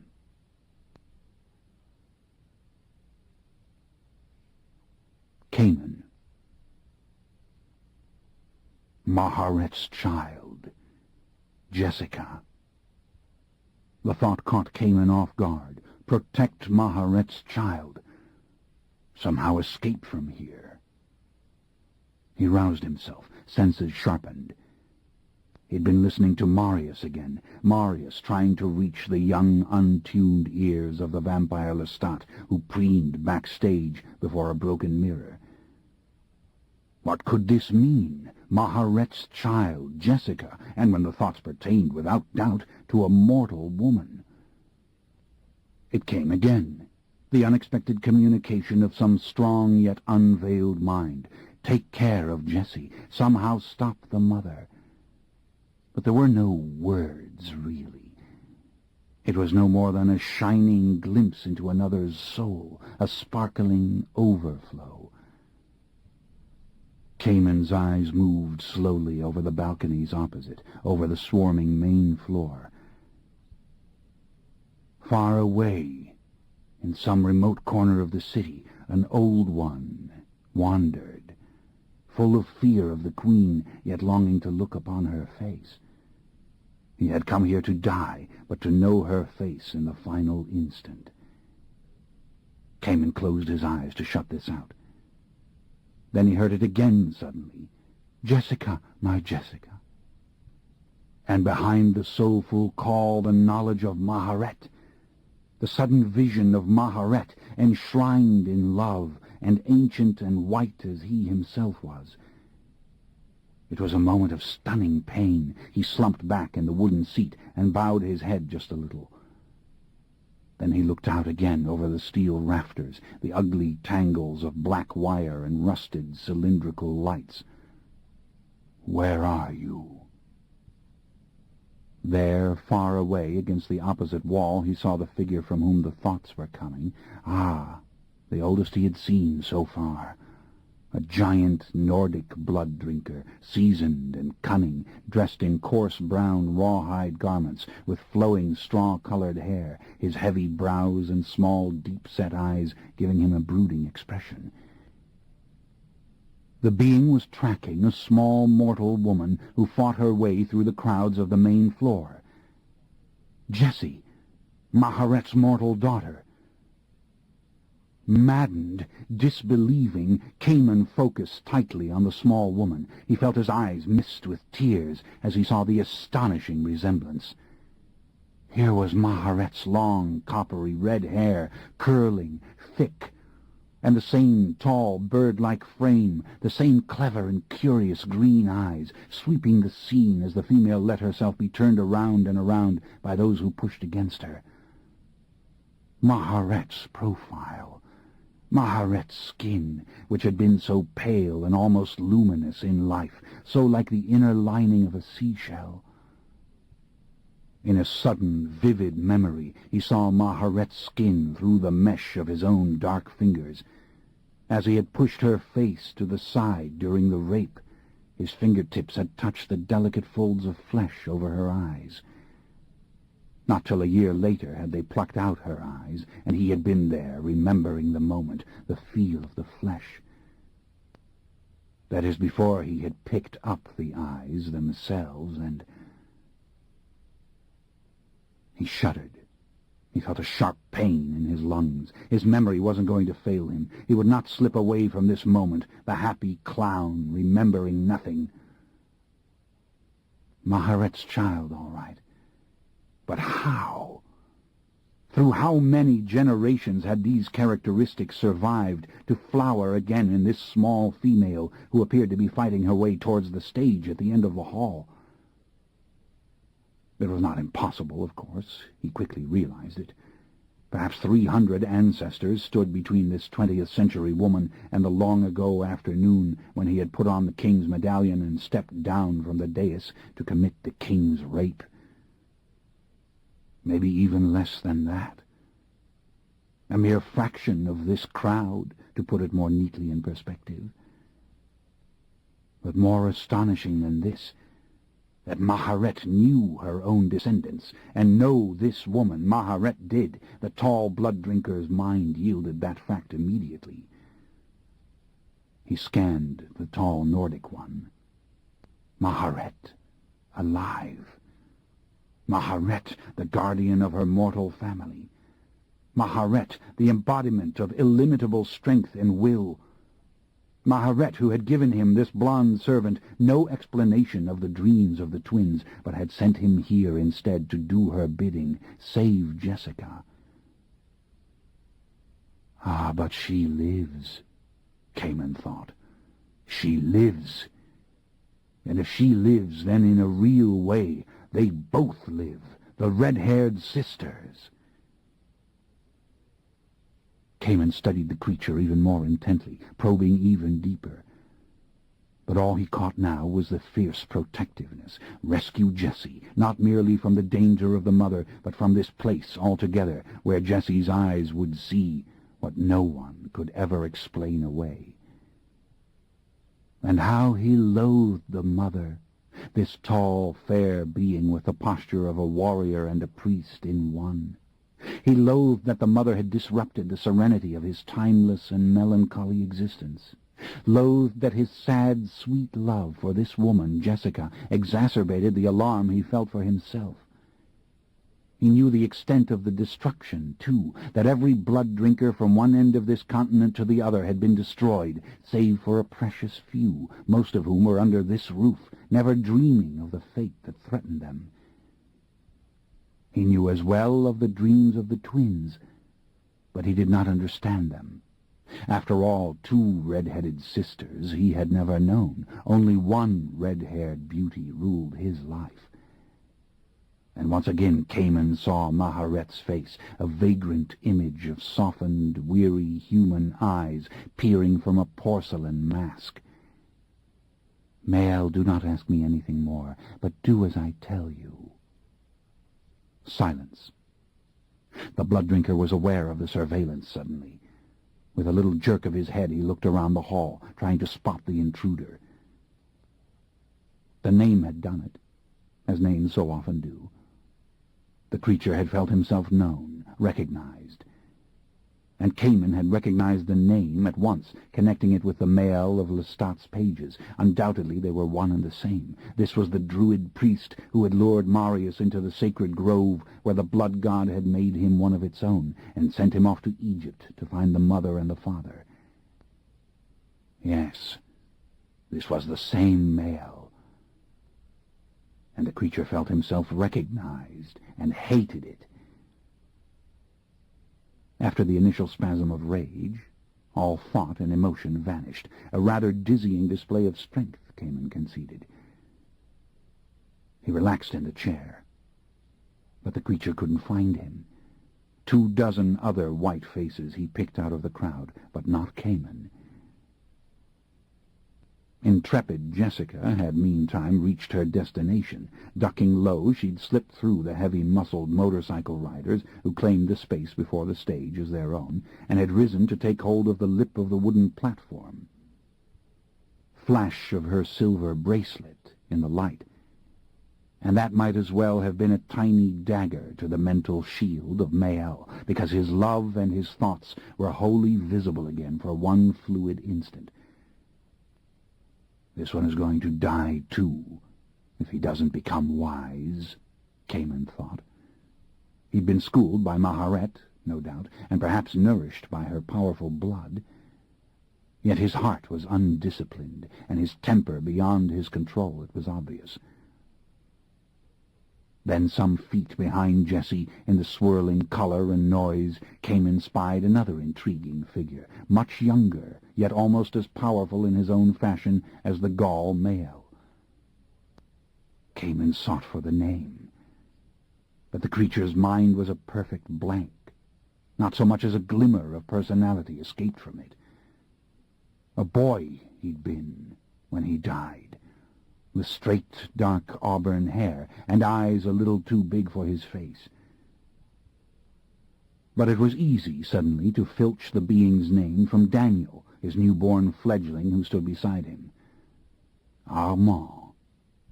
And the fledgling, Daniel, was scarcely dead. All the tiny molecules of his body were dancing with the demon's invisible chemistry. Armand immediately attracted Cayman. Surely he was the same Armand of whom Louis and Lestat had both written, the immortal with the form of a youth. And this meant that he was no more than 500 years old, yet he veiled himself completely. Shrewd, cold he seemed, yet without flair, a stance that required no room in which to display itself.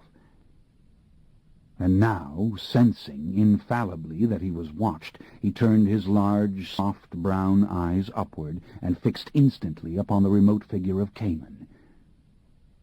"No harm meant to you or your young one," Cayman whispered, so that his lips might shape and control the thoughts. "No friend to the mother." Armand heard, but gave no answer. Whatever terror he felt at the sight of one so old, he masked completely. One would have thought he was looking at the wall behind Cayman's head, at the steady stream of laughing and shouting children who poured down the steps from the topmost doorways. And, quite inevitably, this oddly beguiling little 500-year-old being fixed his eyes upon Mael, as the gaunt one felt another irresistible surge of concern for his fragile Jessie. Cayman understood this being, Armand. He felt he understood him and liked him completely. As their eyes met again, all that had been written of this creature in the two little histories was informed and balanced by the creature's innate simplicity. The loneliness which Cayman had felt in Athens was now very strong. "Not unlike my own simple soul," Cayman whispered. "You're lost in all this because you know the terrain too well, and that no matter how far you walk, you come again to the same mountains, the same valley." No response. Of course. Cayman shrugged and smiled. To this one he'd give anything that he could, and guilelessly he let Armand know it. Now the question was how to help them, these two that might have some hope of sleeping the immortal sleep until another sunset. And most important of all, how to reach Maharet, to whom the fierce and distrusting Mael was unstintingly devoted. To Armand, Cayman said with the slightest movement of his lips, "No friend of the mother, I told you, and keep with the mortal crowd. She'll pick you out when you step apart. It's that simple." Armand's face registered no change. Beside him, the fledgling Daniel was happy, glorying in the pageant that surrounded him. He knew no fear, no plans or dreams. And why not? He had this extremely powerful creature to take care of him.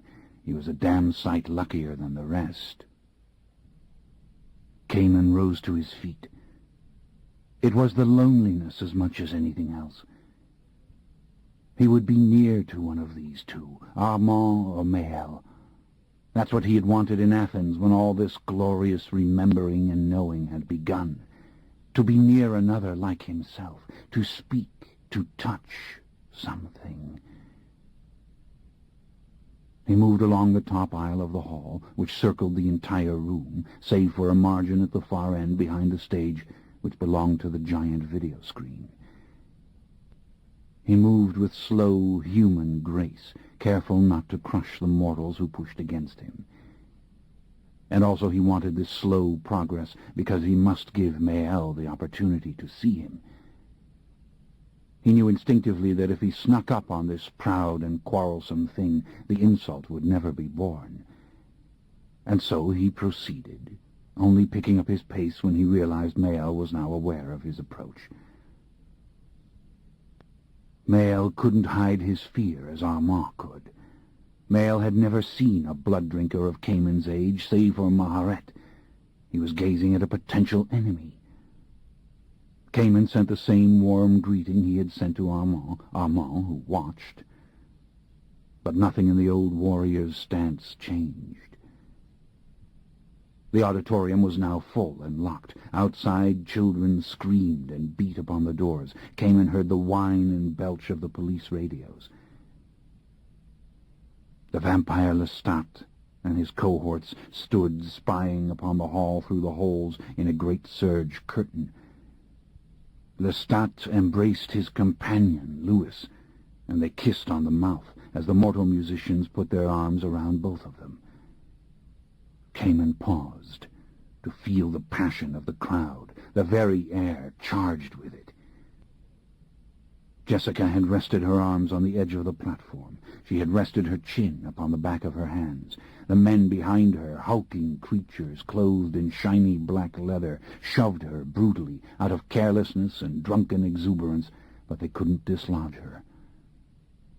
Neither could Maël, should he make the attempt. And something else came clear to Cayman suddenly as he looked down at her. It was the single word, Talamasca. This woman belonged to them. She was part of the order. Not possible, he thought again, then laughed silently at his own foolish innocence. This was a night of shocks, was it not? Yet it seemed quite incredible that the Talamasca should have survived from the time he had known it centuries before, when he had played with its members and tormented them, and then turned his back on them out of pity for their fatal combination of innocence and ignorance. Ah, memory was too ghastly a thing. Let his past lives slip into oblivion. He could see the faces of those vagabonds, those secular monks of the Talamasca, who had so clumsily pursued him across Europe, recording glimpses of him in great leather-bound books, their quill pens scratching late into the night. Benjamin had been his name in that brief respite of consciousness, and Benjamin the Devil they had labeled him in their fancy Latin script, sending off crackling parchment epistles with big sloppy wax seals to their superiors in Amsterdam. It had been a game to him to steal their letters and add his notes to them, to frighten them, to crawl out from under their beds in the night and grab them by the throats and shake them. It had been fun. And what was not? When the fun stopped, he'd always lost his memory again. But he had loved them, not exorcists they, or witch-hunting priests, or sorcerers who hoped to chain and control his power. It had even occurred to him once that when it came time to sleep, he would choose the vaults beneath their mouldy mother-house. For all their meddlesome curiosity, they would never have betrayed him. And now to think that the order had survived with the tenacity of the Church of Rome, and this pretty mortal woman with the shining bracelet on her arm, beloved of Maharet and Maël, was one of their special breed. No wonder she had fought her way to the front ranks, as if to the bottom step of the altar. Cayman drew closer to Mael, but he stopped short of him by several feet, the crowd passing ceaselessly in front of them. This he did out of respect for Mael's apprehension, and the shame the creature felt for being afraid. It was Mael who approached and stood at Cayman's side. The restless crowd passed them as if they were the wall itself. Mael leant close to Cayman, which in its own way was a greeting, an offering of trust. He looked out over the hall where no empty seat was visible, and the main floor was a mosaic of flashing colors and glistening hair and tiny upthrust fists. Then he reached out and touched Cayman, as if he couldn't prevent himself from doing it. With his fingertips he touched the back of Cayman's left hand, and Cayman remained still to allow this little exploration.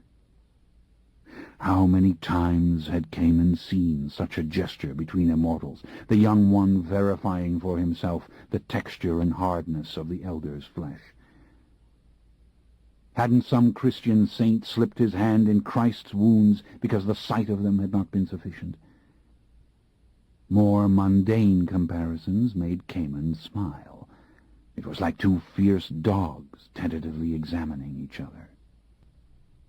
Far below, Armand remained impassive as he kept his eyes upon the two figures. Surely he saw Mael's sudden disdainful glance, but he did not acknowledge it. Cayman turned and embraced Mael and smiled at him. But this merely frightened Mael, and Cayman felt the disappointment heavily. Politely he stepped away. For a moment he was painfully confused. He stared down at Armand. Beautiful Armand, who met his gaze with utter passivity. But it was time to say now what he'd come to say. "You must make your shield stronger, my friend," he explained to Mael gently. "Don't let your love for that girl expose you. The girl will be perfectly safe from our queen if you curb your thoughts of the girl's origins and her protector. That name is anathema to the queen. It always has been." "And where is the queen?" Mael asked, his fear surging again, along with the rage that he needed to fight it. "She's close." "Yes, but where?" "I cannot say. She's burnt their tavern house. She hunts the few rogues who haven't come to the hall. She takes her time with it. And this I've learned through the minds of her victims." Cayman could see the creature shudder. He could see subtle changes in him that marked his ever-increasing anger. Well and good. The fear withered in the heat of the anger. But what a basically quarrelsome creature this one was. His mind did not make sophisticated distinctions. "And why do you give me this warning?" demanded Mael, "when she can hear every word we speak to each other?" "But I don't think that she can," Cayman replied calmly. "I am of the first brood, friend. To hear other blood-drinkers as we hear mortal men, that curse belongs only to distant cousins. I could not read her mind if she stood on this spot, and mine is closed to her as well, you can be sure of it, and so it was with all our kind through the early generations." That clearly fascinated the blond giant. So Maharet could not hear the mother. Maharet had not admitted this to him. "No," Cayman said. "And the mother can only know of her through your thoughts, so kindly guard them. Speak to me now in a human voice, for this city is a wilderness of such voices." Mael considered, brows puckered in a frown. He glared at Cayman as if he meant to hit him. "And this will defeat her?" "Remember," Cayman said, "that excess can be the very opposite of essence. He looked back at Armand as he spoke. She who hears a multitude of voices may not hear any one voice, and she who would listen closely to one must shut out the others. You are old enough to know the trick. Mael didn't answer out loud, but it was clear that he understood. The telepathic gift had always been a curse to him, too, whether he was besieged by the voices of blood-drinkers or humans. Cayman gave a little nod. The telepathic gift. Such nice words for the madness that had come on him eons ago, after years of listening, years of lying motionless, covered with dust in the deep recesses of a forgotten Egyptian tomb, listening to the weeping of the world without knowledge of himself or his condition. "Precisely my point, my friend," he said. "And for 2,000 years you have fought the voices, while our queen may well have been drowned by them. It seems the vampire Lestat has outshouted the din. He has, as it were, snapped his fingers in the corner of her eye and brought her to attention. But do not overestimate the creature who sat motionless for so long. It isn't useful to do so." These ideas startled Mael somewhat, but he saw the logic of them. Below, Armand remained attentive. "She can't do all things," Cayman said, "whether she herself knows it or not. She was always one to reach for the stars, and then draw back, as if in horror." "How so?" Mael said. Excited, he leaned closer. "What is she really like?" he whispered. "She was full of dreams and high ideals. She was like Lestat," Cayman shrugged, "the blonde one down there who would be good and do good and gather to himself the needy worshippers." Mael smiled, coldly, cynically. "But what in the name of hell does she mean to do?" he asked. "So he has waked her with his abominable songs. Why does she destroy us?" "There's a purpose. You can be sure of it. With our queen there has always been a purpose. She could not do the smallest thing without a grand purpose, and you must know we do not really change over time. We are as flowers unfolding. We merely become more nearly ourselves." He glanced again at Armand. "As for what her purpose may be, I can give you only speculations." "Yes, tell me." "This concert will take place because Lestat wants it. And when it is finished she will slaughter more of our kind, but she will leave some to serve this purpose, some perhaps to witness." Cayman gazed at Armand, marvelous how his expressionless face conveyed wisdom, while the harried, weary face of Mael did not. And who can say which one understood the most? Mael gave a little bitter laugh. "To witness?" Mael asked. "I think not. I think she is cruder than that. She spares those whom Lestat loves. It's that simple." This hadn't occurred to Cayman. "Ah, yes, think on it," Mael said in the same sharply pronounced English. "Louis, Lestat's companion, is he not alive? And Gabrielle, the mother of the fiend, she is near at hand, waiting to rendezvous with her son as soon as it is wise to do so. And Armand down there, whom you so like to look at. It seems Lestat would see him again, so he is alive. And that outcast with him, the one who published the accursed book, the one the others would tear limb from limb if only they guessed. No. There's more to it than that." "There has to be," Cayman said. "Some of us she can't kill. And those who go to Marius now, Lestat knows nothing of them but their names." Mael's face changed slightly. It underwent a deep human flush as his eyes narrowed. It was clear to Cayman that Mael would have gone to Marius if he could. He would have gone this very night if only Maharet had come to protect Jessica. He tried now to banish Maharet's name from his thoughts. He was afraid of Maharet, deeply afraid. "Ah, yes. You try to hide what you know," Cayman said. "And this is just what you must reveal to me." "But I can't," Mael said. The wall had gone up, impenetrable. "I am not given answers, only orders, my friend, and my mission is to survive this night and to take my charge safely out of here." Cayman meant to press, to demand, but he did neither. He had felt a soft, subtle change in the atmosphere around him, a change so insignificant yet pure that he couldn't call it movement or sound. She was coming. She was moving close to the hall. He felt himself slip away from his body into pure listening. Yes, it was she.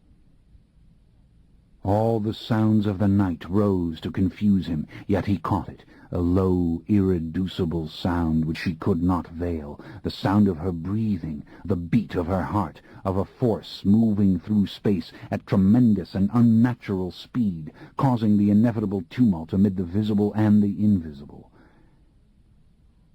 Mael sensed it. So did Armand. Even the young one beside Armand heard it, though so many other young ones did not. Even some of the more finely tuned mortals seemed to feel it and to be distracted by it. "I must go, my friend," Cayman said. "Remember my advice." Impossible to say more now. She was very close. Undoubtedly she scanned, she listened. He felt the first irresistible urge to see her, to scan for the minds of those hapless souls out there in the night whose eyes might have passed over her. "Goodbye, friend," he said. "It's no good for me to be near you." Mael looked at him in confusion. Below, Armand gathered Daniel to him and made for the edge of the crowd. The hall went dark suddenly, and for one split second Cayman thought it was her magic, that some grotesque and vengeful judgment would now be made. But the mortal children all around him knew the ritual. The concert was about to begin. The hall went mad with shrieks and cheers and stomping. Finally it became a great collective roar. He felt the floor tremble. Tiny flames appeared as mortals struck their matches, ignited their chemical lighters, and a drowsy, beautiful illumination once again revealed the thousands upon thousands of moving forms. The screams were a chorus from all sides. "I am no coward," Mael whispered suddenly, as if he could not remain silent. He took hold of Cayman's arm, then let it go as if the hardness of it repelled him. "I know," Cayman said. "Help me, help Jessica. Don't speak her name again. Stay away from her, as I've told you. You are conquered again, Druid, remember? Time to fight with cunning, not rage. Stay with the mortal herd. I will help you when and if I can." There was so much more he wanted to say. "Tell me where Maharet is." But it was too late now for that. He turned away and moved along the aisle swiftly until he came to an open place above a long, narrow flight of cement stairs. Below, on the darkened stage, the mortal musicians appeared, darting over wires and speakers to gather their instruments from the floor. The vampire Lestat came striding through the curtain, his black cloak flaring around him as he moved to the very front of the platform. Not 3 feet from Jessie he stood, with microphone in hand. The crowd had gone into ecstasies, clapping, hooting, howling. It was a noise such as Cayman had never actually heard. He laughed in spite of himself at the stupid frenzy, at the tiny, smiling figure down there who loved it utterly, who was laughing even as Cayman laughed. Then, in a great white flash, light flooded the small stage. Cayman stared not at the small figures strutting in their finery, but at the giant video screen that rose behind them to the very roof. The living image of the vampire Lestat, 30 feet in height blazed before Cayman. The creature smiled. He lifted his arms and shook his mane of yellow hair. He threw back his head and howled. The crowd was on its feet in delirium. The very structure rumbled, but it was the howl that filled all ears. The vampire Lestat's powerful voice swallowed every other sound in the auditorium. Cayman closed his eyes. In the heart of the monstrous cry of the vampire Lestat, he listened again for the sound of the mother, but he could no longer find it. "My queen," he whispered, searching, scanning, hopeless though it was. Did she stand up there on some grassy slope, listening to the music of her troubadour? He felt the soft, damp wind, and saw the grey, starless sky, as random mortals felt and saw these things. The lights of San Francisco, its spangled hills and glowing towers, these were the beacons of the urban night, as terrible suddenly as the moon or the drift of the galaxies. He closed his eyes. He envisioned her again as she'd been in the Athens street, watching the tavern burn with her children in it. Her tattered cape had hung loose over her shoulders, the hood thrown back from her plaited hair. Ah, the Queen of Heaven, she'd seemed, as she had once so loved to be known, presiding over centuries of litany. Her eyes had been shining and empty in the electric light, her mouth soft, guileless. The sheer sweetness of her face had been infinitely beautiful. The vision carried him back now over the centuries to a dim and awful moment when he'd come a mortal man, heart pounding to hear her will, his queen now cursed and consecrated to the moon, the demon in her demanding blood, his queen who would not allow even the bright lamps to be near to her. How agitated she had been, pacing the mud floor, the colored walls around her full of silent, painted sentinels. "These twins," she'd said, "these evil sisters, they have spoken such abominations." "Have mercy," he had pleaded. "They meant no harm. I swear they tell the truth. Let them go again, Your Highness. They cannot change it now." Oh, such compassion he had felt for all of them, the twins and his afflicted sovereign. "Ah, but you see, we must put it to the test, their revolting lies," she had said. "You must come closer, my devoted steward, you who have always served me with such devotion." "My queen, my beloved queen, what do you want of me?" And with the same lovely expression on her face, she had lifted her icy hands to touch his throat, to hold him fast suddenly with a strength that terrified him. In shock he'd watched her eyes go blank, her mouth open, the two tiny fanged teeth he'd seen as she rose on tiptoe with the eerie grace of nightmare. "Not me! You would not do this to me! My queen! I am Cayman!" He should have perished long before now, as so many blood-drinkers had afterwards, gone without a trace, like the nameless multitudes dissolved within the earth of all lands and nations. But he had not perished, and the twins, at least one, had lived on also. Did she know it? Did she know those terrible dreams? Had they come to her from the minds of all the others who had received them, or had she travelled the night around the world, dreamless and without cease, and bent upon one task since her resurrection? They live, my queen. They live on in the one, if not in the two together. Remember the old prophecy. If only she could hear his voice. He opened his eyes. He was back again in the moment, with this ossified thing that was his body, and a rising music saturated him with its remorseless rhythm. It pounded against his ears. The flashing lights blinded him.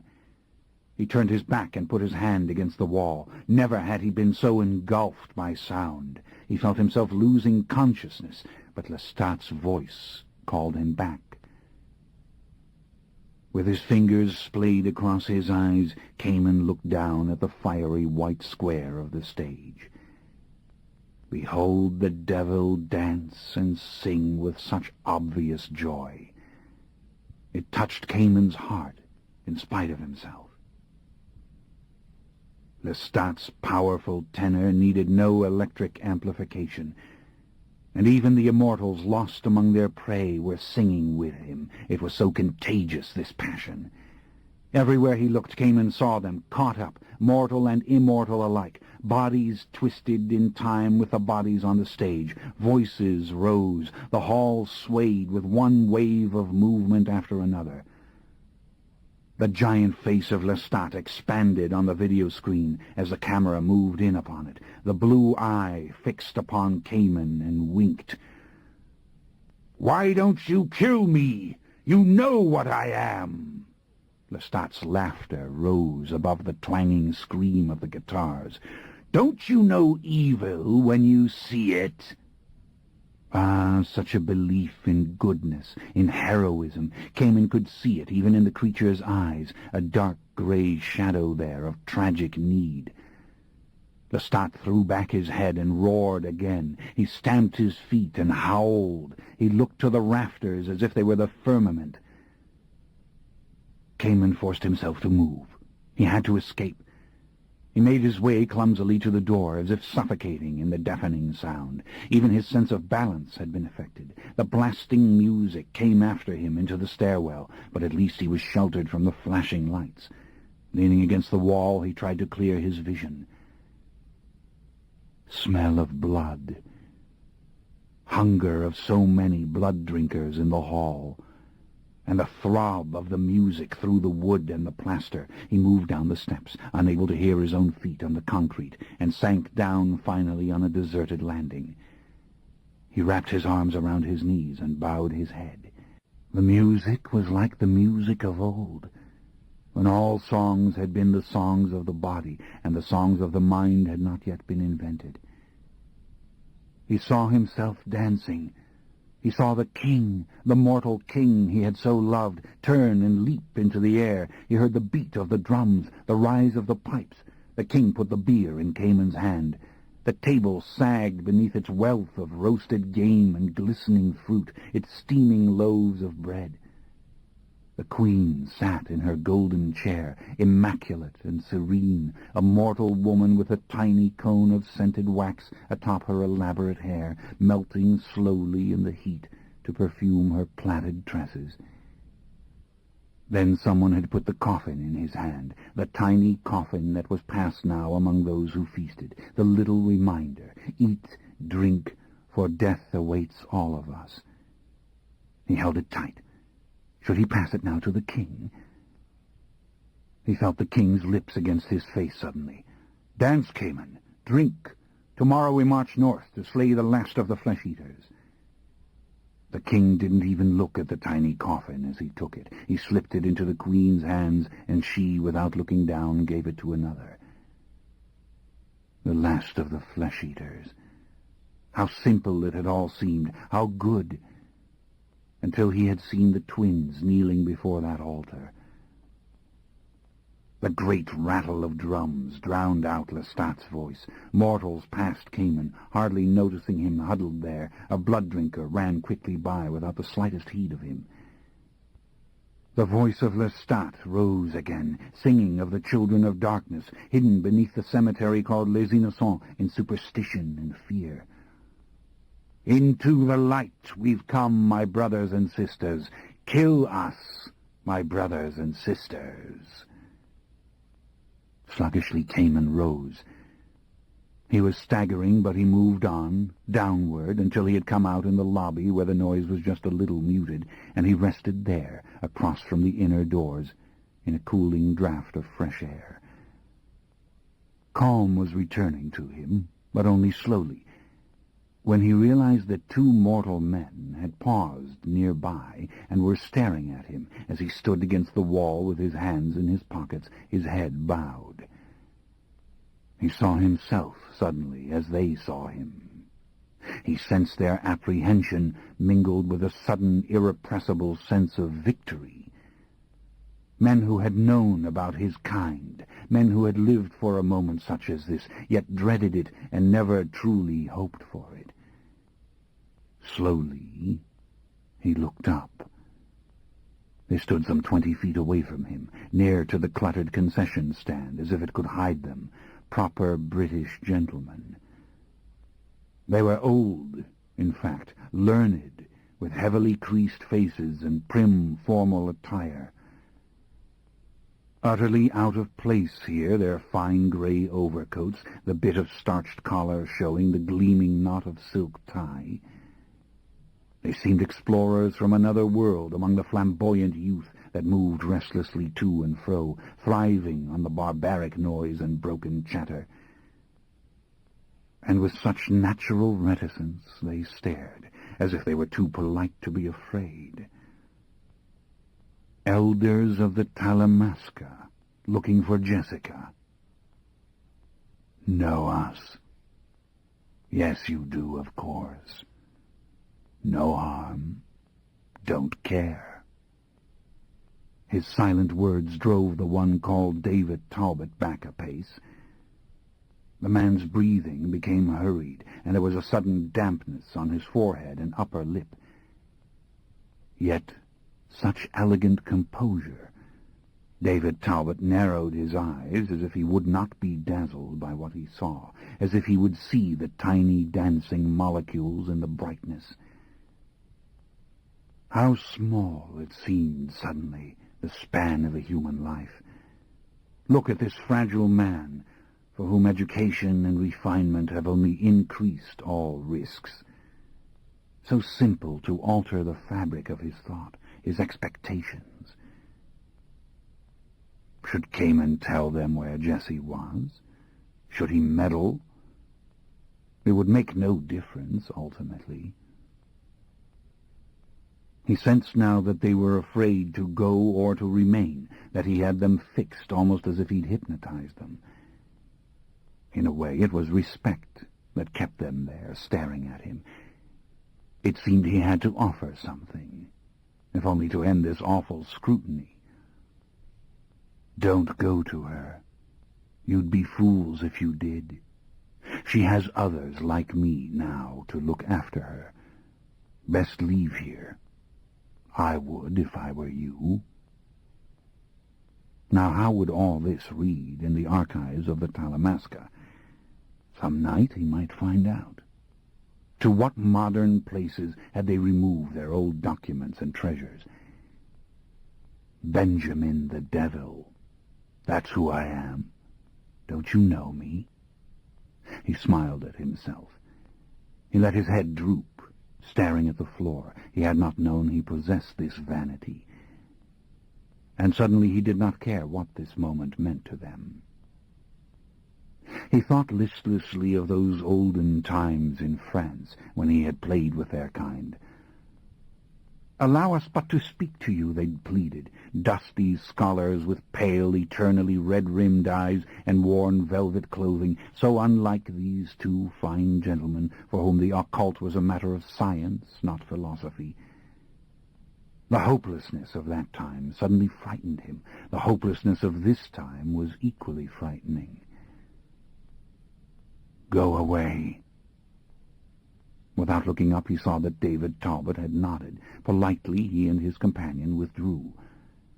Glancing back over their shoulders, they hurried down the curve of the lobby and into the concert.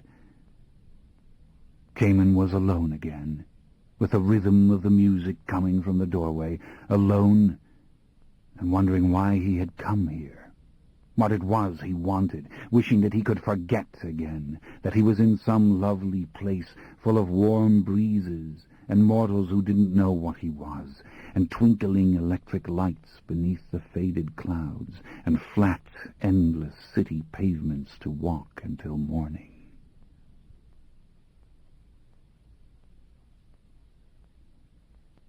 Jessie. "Let me alone, you son of a bitch!" Jessie kicked the man beside her, the one who had hooked his arm around her waist and lifted her away from the stage. "You bastard!" Doubled over with pain in his foot, he was no match for her sudden shove. He toppled and went down. 5 times she'd been swept back from the stage. She ducked and pushed through the little cluster that had taken her place, sliding against their black leather flanks as if she were a fish, and rising up again to grab the apron of unpainted wood, one hand taking hold of the strong synthetic cloth that decorated it and twisting it into a rope.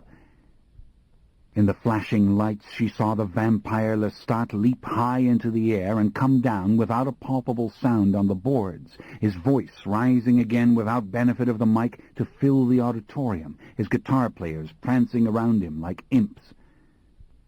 The blood ran in tiny rivulets down his white face, as if from Christ's crown of thorns, his long blonde hair flying out as he turned full circle, his hand ripping at his shirt, tearing it open down his chest, the black tie loose and falling. His pale, crystalline blue eyes were glazed and shot with blood as he screamed the unimportant lyrics.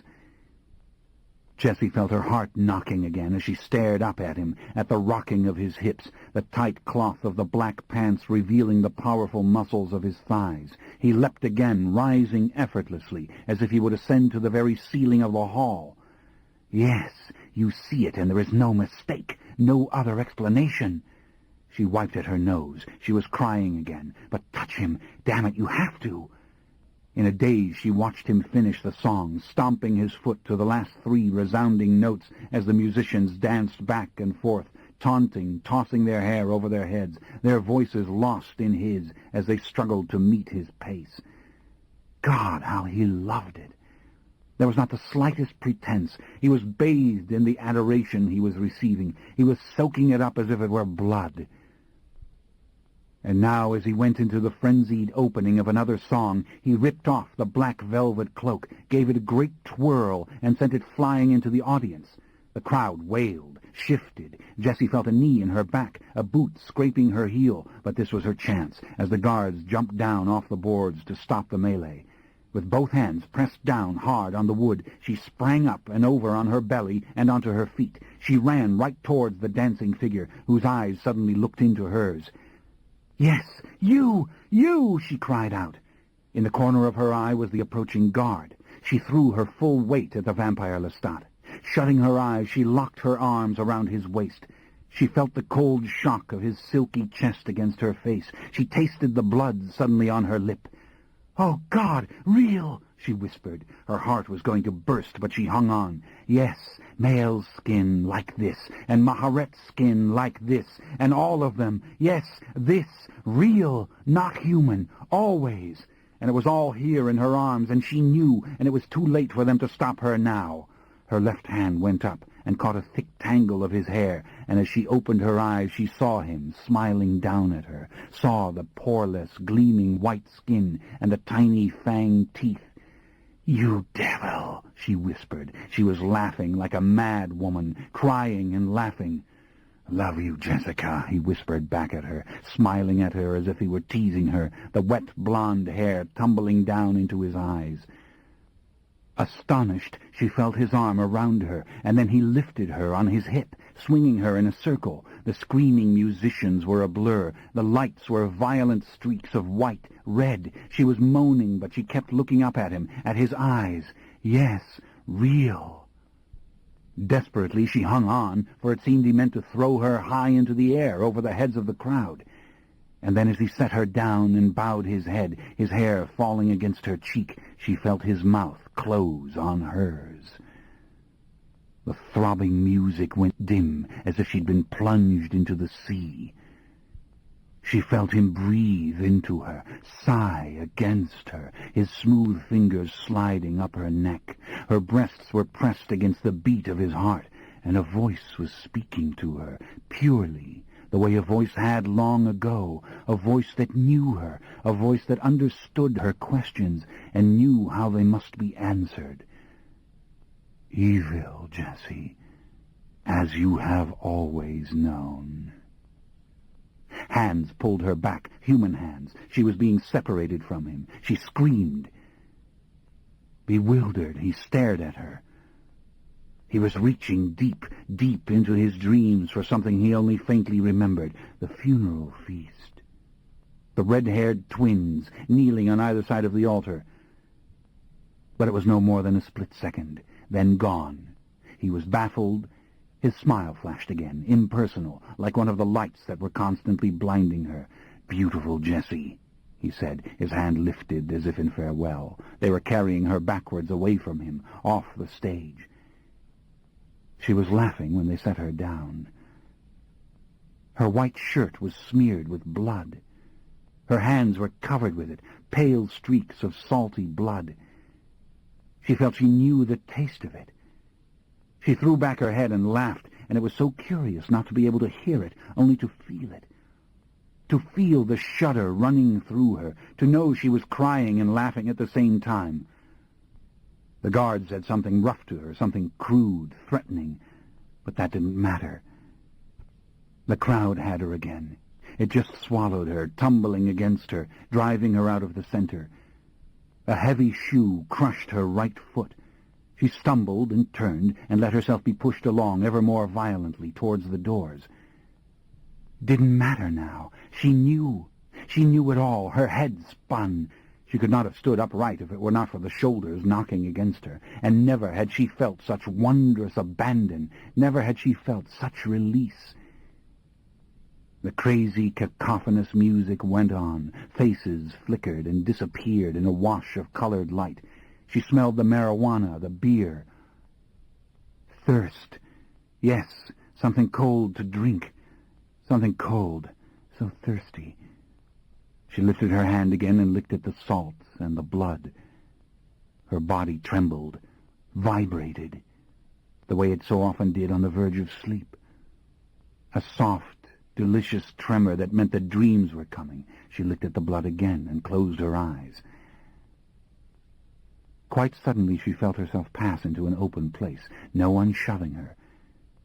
She looked up and saw that she had come to the doorway, to the slick ramp that led some 10 feet into the lobby below. The crowd was behind her, above her, and she could rest here. She was all right. She ran her hand along the greasy wall, stepping over the crush of paper cups, a fallen wig with cheap yellow curls.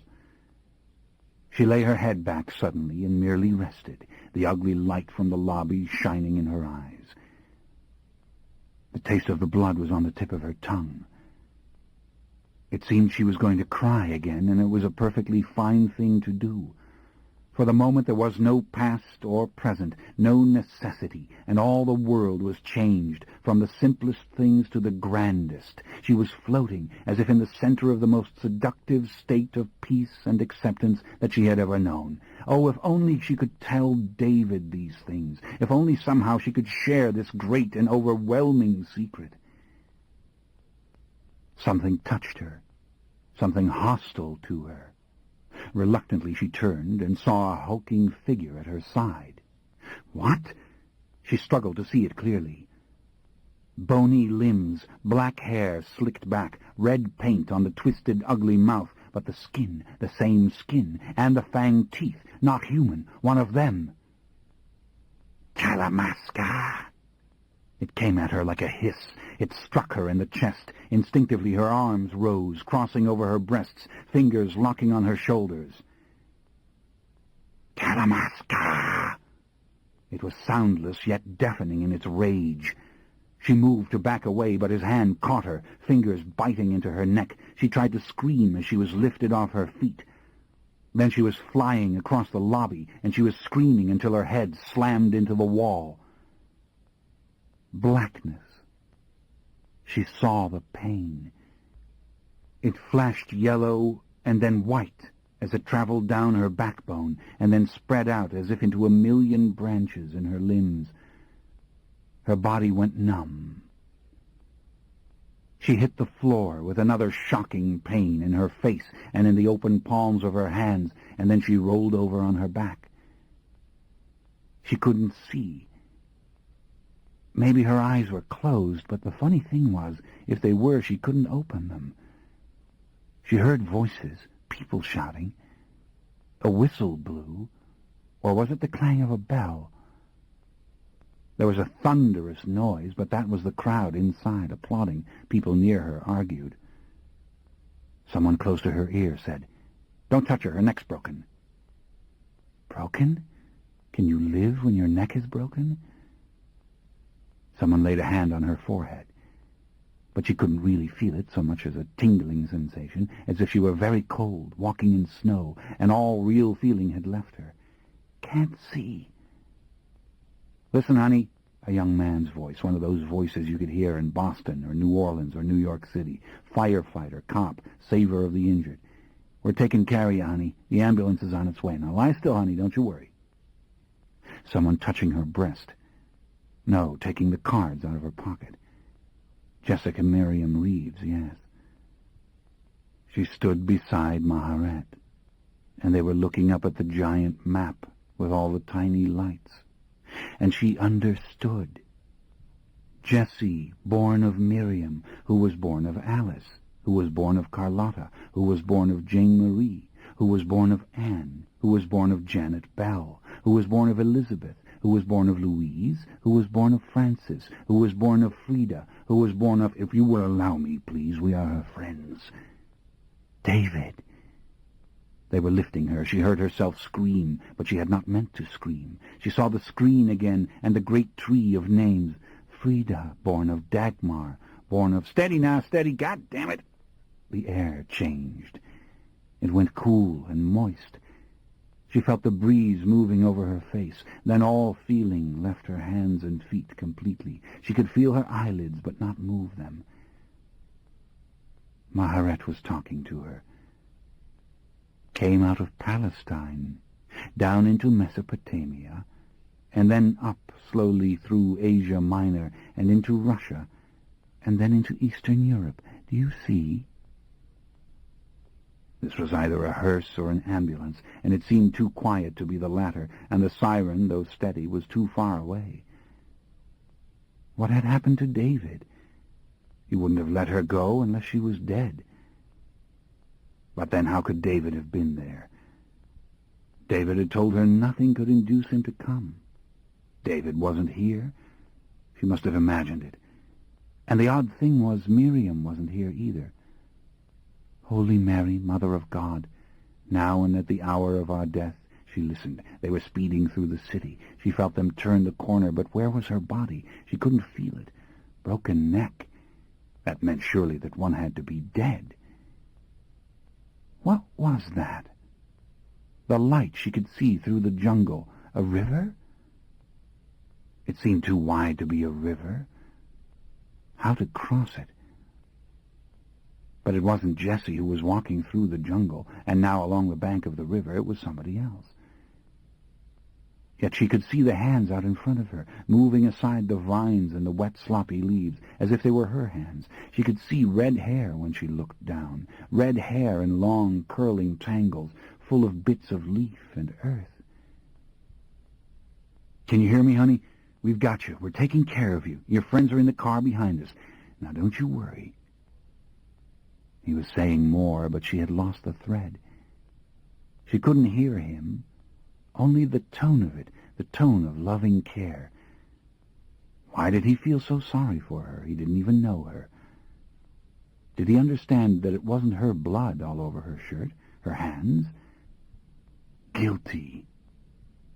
Lestat had tried to tell her it was evil, but that had been so unimportant to her, so impossible to relate to the whole.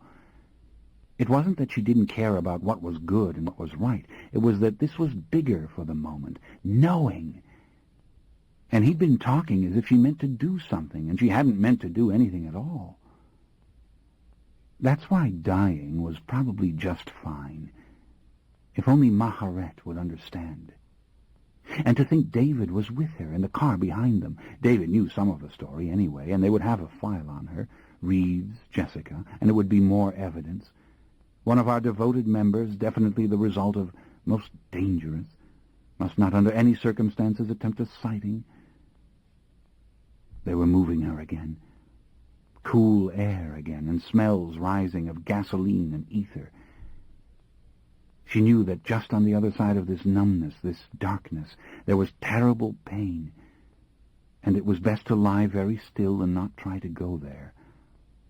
Let them carry you along. Let them move the gurney down the hallway. Someone crying. A little girl. Can you hear me, Jessica? I want you to know that you're in the hospital and that we are doing everything we can for you.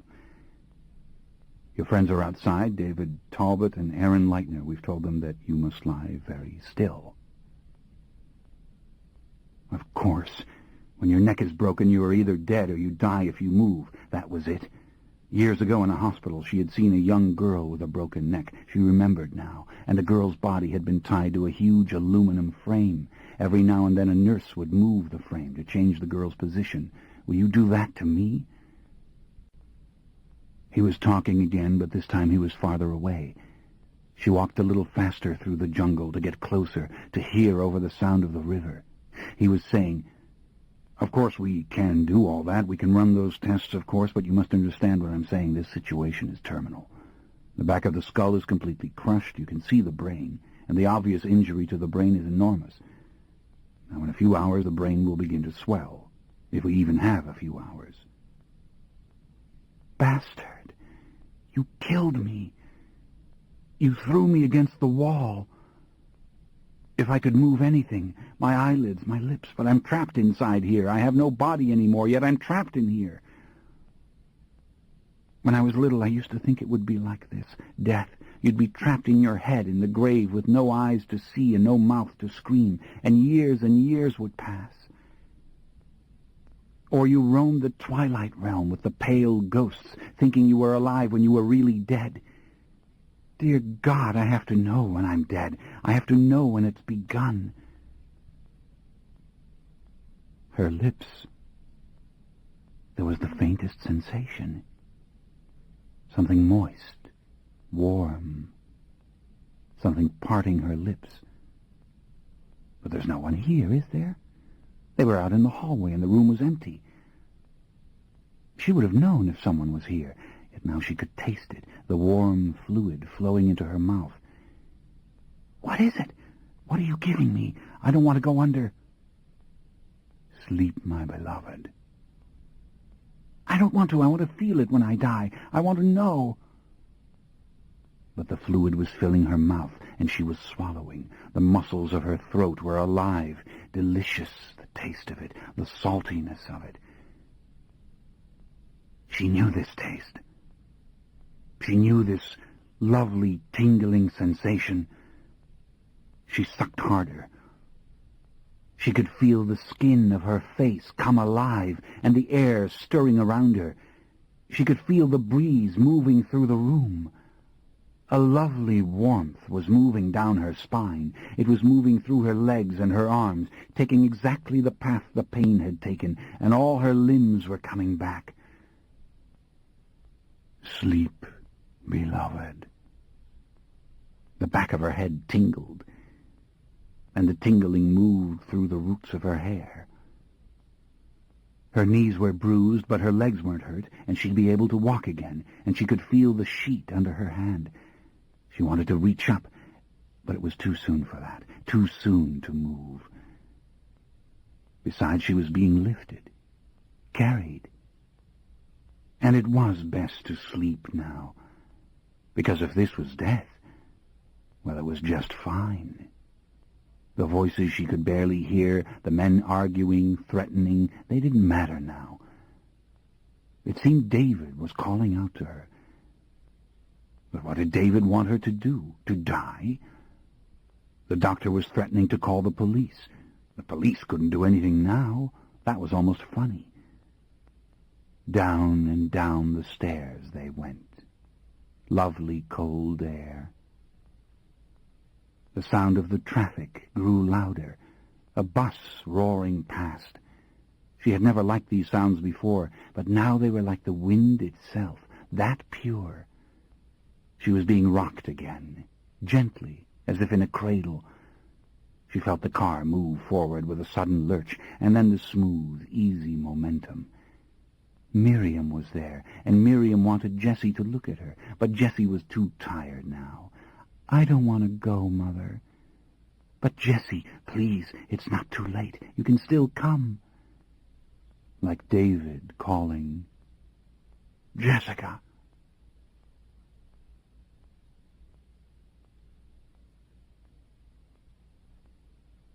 Daniel. About halfway through, Daniel understood. The white-faced brothers and sisters would circle each other, eye each other, even threaten each other, all during the concert, but nobody would do anything. The rule was too hard and fast. Leave no evidence of what we are, not victims, not a single cell of our vampiric tissue. Lestat was to be the only kill, and that was to be done most carefully. Mortals were not to see the scythes unless it was unavoidable. Snatch the bastard when he tried to take his leave. That was the scheme. Dismember him before the cognoscenti only. That is, unless he resisted, in which case he must die before his fans, and the body would have to be destroyed completely. Daniel laughed and laughed. Imagine Lestat allowing such a thing to happen. Daniel laughed in their spiteful faces. Pallid as orchids, these vicious souls who filled the hall with their simmering outrage, their envy, their greed. You would have thought they hated Lestat if for no other reason than his flamboyant beauty. Daniel had broken away from Armand, finally. Why not? Nobody could hurt him, not even the glowing stone figure he'd seen in the shadows, the one so hard and so old he looked like the golem of legend. What an eerie thing that was, that stone one, staring down at the wounded mortal woman who lay with her neck broken, the one with the red hair who looked like the twins in the dream. And probably some stupid human being had done that to her, broken her neck like that. And the blonde vampire in the buckskin pushing past them to reach the scene. He had been an awe-inspiring sight as well, with the hardened veins bulging on his neck and on the backs of his hands when he reached the poor broken victim. Armand had watched the men take the red-haired woman away with the most unusual expression on his face, as if he should somehow intervene. Or maybe it was only that the golem thing standing idly by made him wary. Finally, he'd shoved Daniel back into the singing crowd. But there was no need to fear. It was sanctuary for them in this place, this cathedral of sound and light. And Lestat was Christ on the cathedral cross. How describe his overwhelming and irrational authority? His face would have been cruel if it hadn't been for the childlike rapture and exuberance. Pumping his fist into the air, he bawled, pleaded, roared at the powers that be as he sang of his downfall. Lelio, the boulevard actor, turned into a creature of night against his will. His soaring tenor seemed to leave his body utterly as he recounted his defeats, his resurrections, the thirst inside him which no measure of blood could ever quench.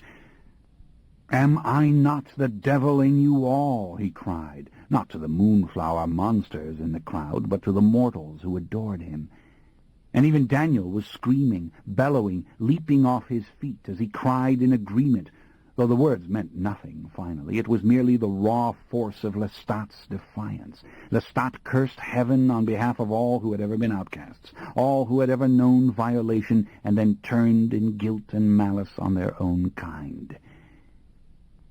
It seemed to Daniel at the highest moments as though it were an omen that he should find immortality on the eve of this great mass.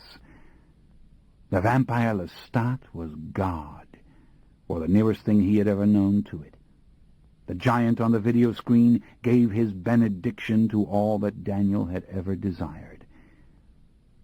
How could the others resist? Surely the fierceness of their intended victim made him all the more inviting. The final message behind all Lestat's lyrics was simple. Lestat had the gift that had been promised to each of them. Lestat was unkillable. He devoured the suffering forced upon him and emerged all the stronger. To join with him was to live forever. This is my body. This is my blood. Yet the hates boiled among the vampire brothers and sisters. As the concert came to a close, Daniel felt it keenly, an odor rising from the crowd, an expanding hiss beneath the strum of the music. Kill the god, tear him limb from limb. Let the mortal worshippers do as they have always done, mourn for him who was meant to die.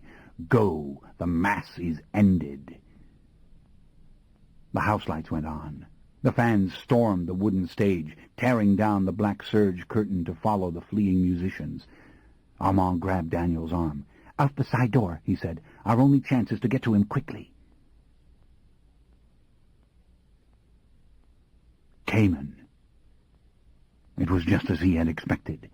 She struck out at the first of those who struck at him.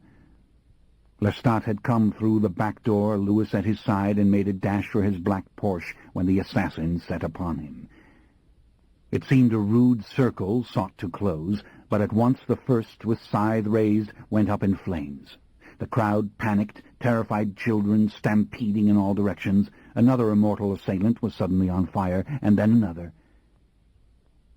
Cayman slipped back against the wall as the clumsy humans hurtled past him.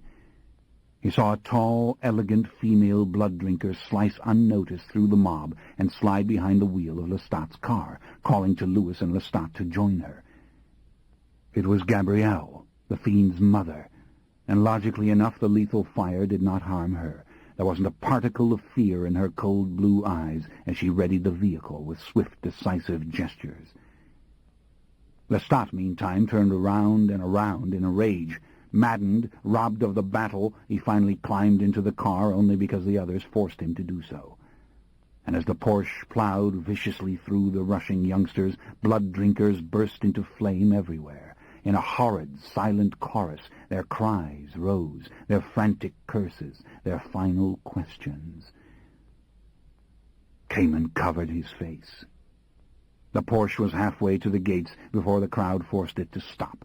Sirens screamed, voices roared commands, children had fallen with broken limbs, mortals cried in misery and confusion.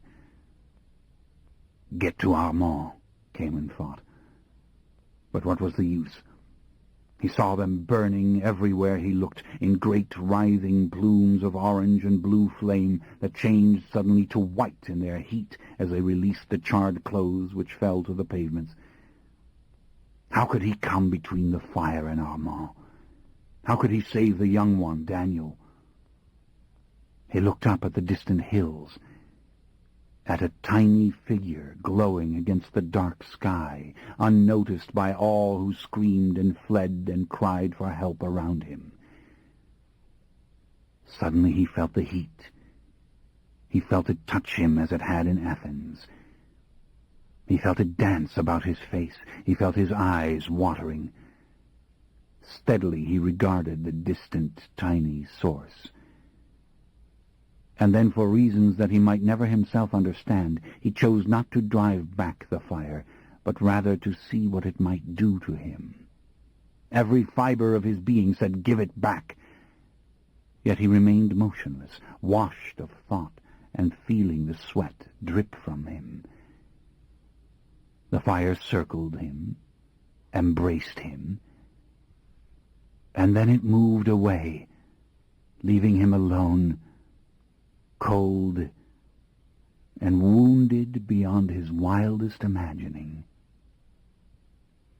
Quietly he whispered a prayer. "May the twins destroy you." Daniel. "Fire!" Daniel caught the rank, greasy stench just as he saw the flames themselves breaking out here and there all through the multitude. What protection was the crowd now?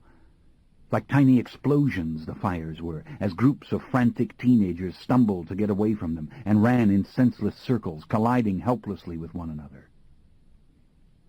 The sound. Daniel heard it again. It was moving above them. Armand pulled him back against the building. It was useless. They could not get to Lestat, and they had no cover. Dragging Daniel after him, Armand retreated into the hall again. A pair of terrified vampires ran past the entrance, then exploded into tiny conflagrations. In horror, Daniel watched the skeletons glowing as they melted within the pale yellow blaze. Behind them, in the deserted auditorium, a fleeing figure was suddenly caught in the same ghastly flames. Twisting, turning, he collapsed on the cement floor, smoke rising from his empty clothing. A pool of grease formed on the cement, then dried up even as Daniel stared at it. Out into the fleeing mortals they ran again, this time towards the distant front gates, over yards and yards of asphalt. And suddenly they were traveling so fast that Daniel's feet had left the ground. The world was nothing but a smear of color. Even the piteous cries of the frightened fans were stretched, softened. Abruptly they stopped at the gates, just as Lestat's black Porsche raced out of the parking lot, past them and into the avenue. Within seconds it was gone, like a bullet traveling south towards the freeway. Armand made no attempt to follow it. He seemed not even to see it.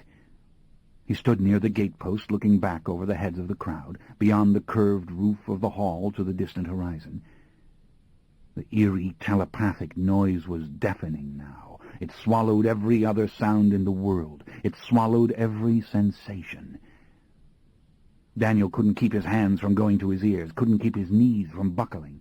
He felt Armand draw close, but he could no longer see. He knew that if it was meant to happen, it would be now. Yet still he couldn't feel the fear. Still he couldn't believe in his own death. He was paralyzed with wonder and confusion. Gradually the sound faded. Numb, he felt his vision clear. He saw the great red shape of a lumbering ladder truck approach, the firemen shouting for him to move out of the gateway. The siren came as if from another world, an invisible needle through his temples. Armand was gently pulling him out of the path. Frightened people thundered past as if driven by a wind. He felt himself fall, but Armand caught him. Into the warm crush of mortals outside the fence they passed, slipping among those who peered through the chain mesh at the melee. Hundreds still fled. Sirens, sour and discordant, drowned out their cries. One fire engine after another roared up to the gates to nudge its way through dispersing mortals. But these sounds were thin and distant, dulled still by the receding supernatural noise. Armand clung to the fence, his eyes closed, his forehead pressed against the metal. The fence shuddered, as if it alone could hear the thing as they heard it. It was gone. An icy quiet descended, the quiet of shock, emptiness. Though the pandemonium continued, it did not touch them. They were alone, the mortals loosening, milling, moving away. And the air carried those lingering preternatural cries like burning tinsel again. More dying. But where? Across the avenue he moved at Armand's side, unhurried, and down a dark side street they made their way, past faded stucco houses and shabby corner stores, past sagging neon signs and over cracked pavements. On and on they walked. The night grew cold and still around them. The sound of the sirens was remote, almost mournful. As they came to a broad, garish boulevard, a great lumbering trolley bus appeared, flooded with a greenish light. Like a ghost, it seemed, proceeding towards them through the emptiness and the silence. Only a few forlorn mortal passengers peered from its smeared and dirty windows. The driver drove as if in his sleep. Armand raised his eyes wearily, as if only to watch it pass. And to Daniel's amazement, the bus came to a halt for them. They climbed aboard together, ignoring the little coin box, and sank down side by side on the long leather bench seat. The driver never turned his head from the dark windshield before him. Armand sat back against the window. Dully he stared at the black rubber floor. His hair was tousled, his cheek smudged with soot. His lower lip protruded ever so slightly. Lost in thought, he seemed utterly unconscious of himself. Daniel looked at the lackluster mortals, the prune-faced woman with a slit for a mouth who looked at him angrily, the drunken man with no neck who snored on his chest, and the small-headed teenage woman with the stringy hair and the sores at the corners of her mouth who held a giant toddler on her lap with skin like bubble gum. Why, something was horribly wrong with each of them. And there, the dead man on the back seat, with his eyes half-masked and the dried spit on his chin. Did nobody know he was dead? The urine stank as it dried beneath him. Daniel's own hands looked dead, lurid. Like a corpse with one live arm, the driver seemed as he turned the wheel. Was this a hallucination? The bus to hell? No. Only a trolleybus, like a million he had taken in his lifetime, on which the weary and the down-and-out rode the city streets through the late hours. He smiled suddenly, foolishly. He was going to start laughing, thinking of the dead man back there, and these people just riding along, and the way the light made everyone look. But then a sense of dread returned. The silence unnerved him. The slow rocking of the bus unnerved him. The parade of dingy houses beyond the windows unnerved him. The sight of Armand's listless face and empty stare was unbearable. "Will she come back for us?" he asked. He could not endure it any longer. "She knew we were there," Armand said, eyes dull, voice low. "She passed us over." Cayman. He had retreated to the high grassy slope, with the cold Pacific beyond it. It was like a panorama now, death at a distance, lost in the lights, the vapor-thin wails of preternatural souls interwoven with the darker, richer voices of the human city. The fiends had pursued Lestat, forcing the Porsche over the edge of the freeway. Unhurt, Lestat had emerged from the wreck, spoiling for battle, but the fire had struck again, to scatter or destroy those who surrounded him. Finally left alone with Louis and Gabrielle, he had agreed to retreat, uncertain of who or what had protected him. And unbeknownst to the trio, the Queen pursued their enemies for them. Over the roofs her power moved, destroying those who had fled, those who had tried to hide, those who had lingered near fallen companions in confusion and anguish. The night stank of their burning, these wailing phantoms that left nothing on the empty pavement but their ruined clothes. Below, under the arc lamps of the abandoned parking lots, the lawmen searched in vain for bodies. The firefighters looked in vain for those to assist. The mortal youngsters cried piteously. Small wounds were treated, the crazed were narcotized and taken away gently. So efficient, the agencies of this plentiful time. Giant hoses cleaned the lots. They washed away the scorched rags of the burnt ones. Tiny beings down there argued and swore that they had witnessed these immolations, but no evidence remained. She had destroyed completely her victims. And now she moved on, far away from the hall, to search the deepest recesses of the city. Her power turned corners and entered windows and doorways. There would be a tiny burst of flame out there, like the striking of a sulphur match. Then nothing. The night grew quieter. Taverns and shops shut their doors, winking out in the thickening darkness. Traffic thinned on the highways. The ancient one she caught in the North Beach streets, the one who had wanted but to see her face, she had burned him slowly as he crawled along the sidewalk. His bones turned to ash, the brain a mass of glowing embers in its last moments. Another she struck down upon a high, flat roof, so that he fell like a shooting star out over the glimmering city. His empty clothes took flight like dark paper when it was finished. And south Lestat went, to his refuge in Carmel Valley.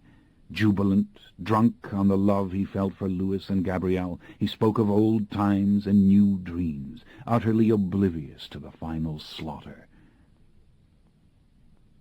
"Maharet, where are you?" Cayman whispered. The night gave no answer. If Mael was near, if Mael heard the call, he gave no sign of it.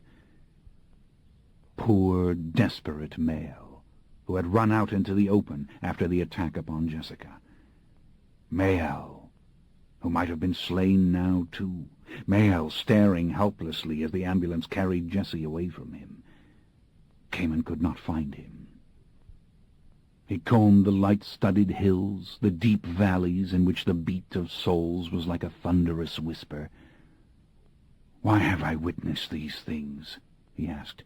"Why have the dreams brought me here?" He stood, listening to the mortal world. The radios chattered of devil worship, riots, random fires, mass hallucinations. They whined of vandalism and crazed youth. But it was a big city, for all its geographic smallness. The rational mind had already encapsulated the experience and disregarded it. Thousands took no notice. Others slowly and painstakingly revised in memory the impossible things they had seen. The vampire Lestat was a human rock star and nothing more, his concert the scene of predictable though uncontrollable hysteria. Perhaps it was part of the Queen's design to so smoothly abort Lestat's dreams, to burn his enemies off the earth before the frail blanket of human assumptions could be irreparably damaged. If this was so, would she punish the creature himself finally? No answer came to Cayman. His eyes moved over the sleepy terrain. An ocean fog had swept in, settling in deep, rosy layers beneath the tops of the hills. The whole had a fairy tale sweetness to it now, in the first hour past midnight. Collecting his strongest power, he sought to leave the confines of his body, to send his vision out of himself like the wandering Ka of the Egyptian dead, to see those whom the mother might have spared, to draw close to them. "Armand," he said aloud. And then the lights of the city went dim. He felt the warmth and illumination of another place, and Armand was there before him. He and his fledgling, Daniel, had come safely again to the mansion where they would sleep beneath the cellar floor unmolested. Groggily the young one danced through the large and sumptuous rooms, his mind full of Lestat's songs and rhythms. Armand stared out into the night, his youthful face as impassive as ever. He saw Cayman. He saw him standing motionless on the faraway hill. It felt him near enough to touch. Silently, invisibly, they studied one another. It seemed Cayman's loneliness was more than he could bear, but the eyes of Armand held no emotion, no trust, no welcome. Cayman moved on, drawing on ever greater strength, rising higher and higher in his search, so far from his body now that he could not for the moment even locate it. To the north he went, calling the names Santino, Pandora. In a blasted field of snow and ice he saw them, two black figures in the endless whiteness, Pandora's garments shredded by the wind, her eyes full of blood tears as she searched for the dim outline of Marius's compound. She was glad of Santino at her side, this unlikely explorer in his fine clothes of black velvet. The long, sleepless night through which Pandora had circled the world had left her aching in every limb and near to collapsing. All creatures must sleep, must dream. If she did not lie down soon in some dark place, her mind would be unable to fight the voices, the images, the madness. She did not want to take to the air again, and this Santino could not do such things, and so she walked beside him. Santino cleaved to her, feeling only her strength, his heart shrunken and bruised from the distant yet inescapable cries of those whom the Queen had slaughtered. Feeling the soft brush of Cayman's gaze, he pulled his black cloak tight around his face. Pandora took no notice whatsoever. Cayman veered away. Softly, it hurt him to see them touch. It hurt him to see the two of them together. In the mansion on the hill, Daniel slit the throat of a wriggling rat and let its blood flow into a crystal glass. "Lestat's trick," he said, studying it in the light. Armand sat still by the fire, watching the red jewel of blood in the glass as Daniel lifted it to his lips lovingly. Back into the night Cayman moved, wandering higher again, far from the city lights, as if in a great orbit. "Mael, answer me. Let me know where you are. Had the mother's cold, fiery beam struck him too, or did he mourn now so deeply for Jessie that he hearkened to nothing and no one? Poor Jessie, dazzled by miracles, struck down by a fledgling in the blink of an eye before anyone could prevent it. Maharet's child. My child. Cayman was afraid of what he might see, afraid of what he dared not seek to alter. But maybe the druid was simply too strong for him now. The druid concealed himself and his charge from all eyes and all minds. Either that, or the queen had had her way, and it was finished.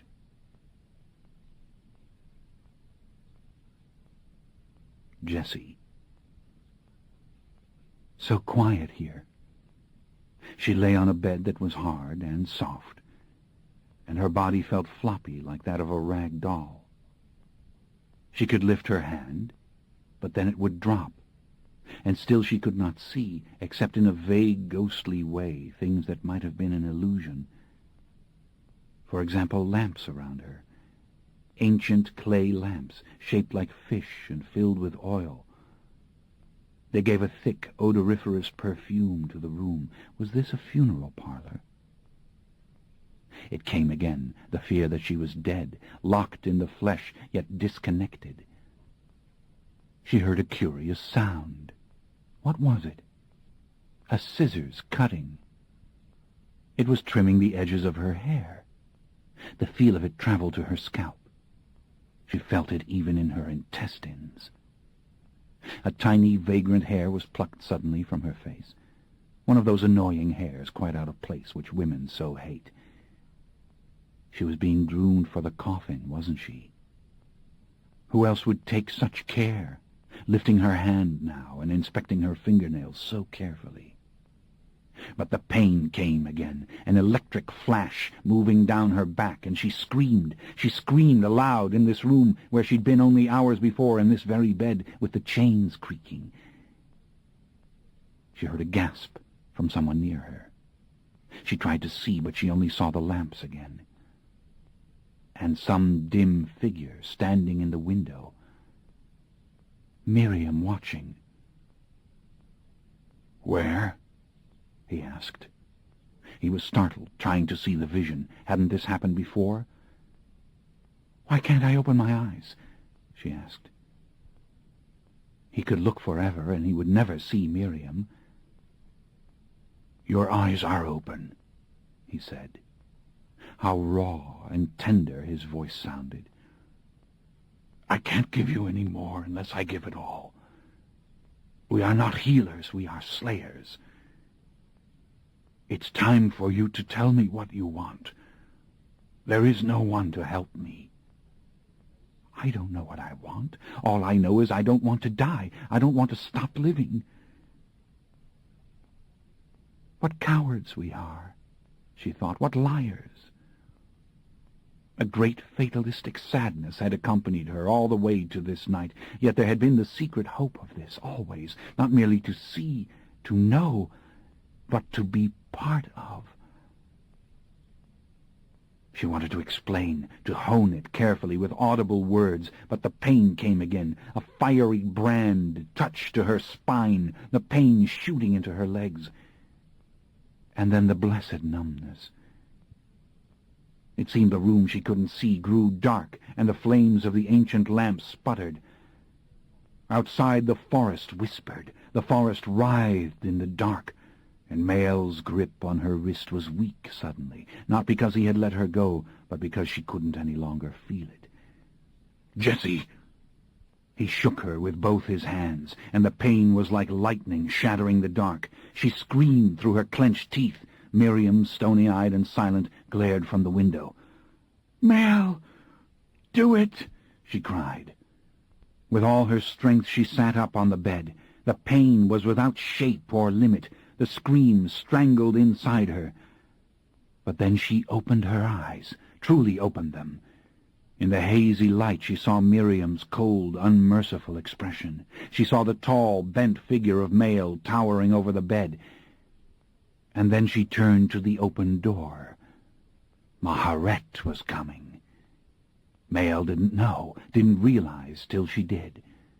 With soft, silky steps, Maharet came up the stairs, her long skirts moving with a dark, rustling sound. She came down the corridor. Oh, after all these years, these long years...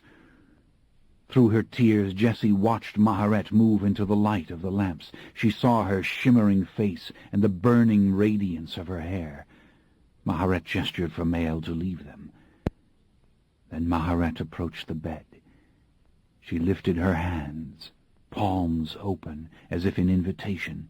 She raised her hands, as if to receive a baby. "Yes, do it." "Say farewell, then, my darling, to Miriam." In olden times there was a terrible worship in the city of Carthage. To the great bronze god Baal, the populace offered in sacrifice their little children.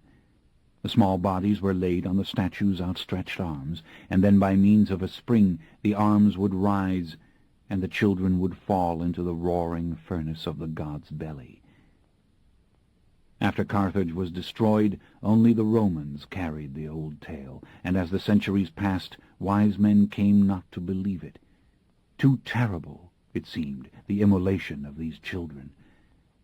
But as the archaeologists brought their shovels and began to dig, they found the bones of the small victims in profusion. Whole necropolises they unearthed of nothing but little skeletons. And the world knew the old legend was true, that the men and women of Carthage had brought their offspring to the god and stood in obeisance as their children tumbled screaming into the fire. It was religion. Now as Maharet lifted Jessie, as Maharet's lips touched her throat, Jessie thought of the old legend. Maharet's arms were like the hard metal arms of the god Baal, and in one fiery instant Jessie knew unspeakable torment. But it was not her own death that Jessie saw. It was the deaths of others, the souls of the immolated undead, rising upwards, away from terror and the physical pain of the flames that consumed their preternatural bodies. She heard their cries. She heard their warnings. She saw their faces as they left the earth, dazzling as they carried with them still the stamp of human form without its substance. She felt them passing from misery into the unknown. She heard their song just beginning. And then the vision paled and died away, like music half heard and half remembered. She was near to death, her body gone, all pain gone, all sense of permanence or anguish. She stood in the clearing, in the sunshine, looking down at the mother on the altar. "In the flesh," Maharet said, "in the flesh all wisdom begins. Beware the thing that has no flesh. Beware the gods. Beware the idea. Beware the devil." Then the blood came. It poured through every fiber of her body. She was legs and arms again, as it electrified her limbs, her skin stinging with the heat, and the hunger making her body writhe as the blood sought to anchor her soul to substance forever. They lay in each other's arms, she and Maharet's hard skin warmed and softened so that they became one wet and tangled thing, hair enmeshed, Jessie's face buried in Maharet's neck as she gnawed at the fount, as one shock of ecstasy passed through her after another. Suddenly Maharet drew away and turned Jessie's face against the pillow. Maharet's hand covered Jessie's eyes, and Jessie felt the tiny razor-sharp teeth pierce her skin. She felt it all being taken back, drawn out, like the whistling wind, the sensation of being emptied, of being devoured, of being nothing. "Drink again, my darling." Slowly she opened her eyes.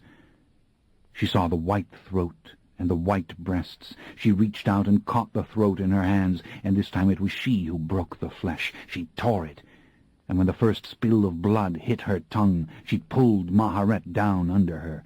Utterly compliant, Maharet was. Hers. Maharet's breasts against her breasts, Maharet's lips against her face, as she sucked the blood, sucked it harder and harder. You are mine. You are utterly and completely mine. All images, voices, visions gone now. They slept, or almost slept, folded against one another. It seemed the pleasure left its shimmer.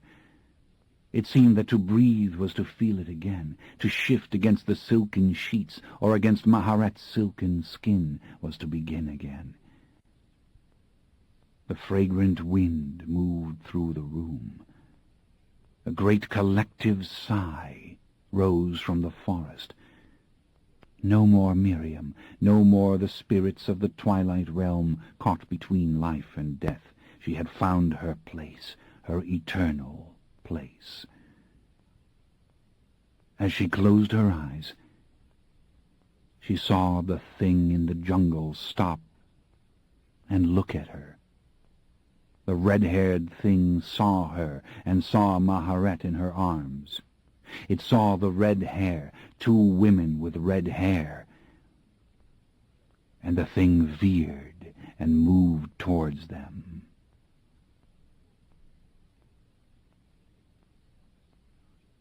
Cayman. Dead quiet, the peace of Carmel Valley. So happy were the little coven in the house, Lestat, Louis, Gabrielle, so happy to be together. Lestat had rid himself of his soiled clothes and was resplendent again in shining vampire attire, even to the black velvet cloak thrown casually over one shoulder.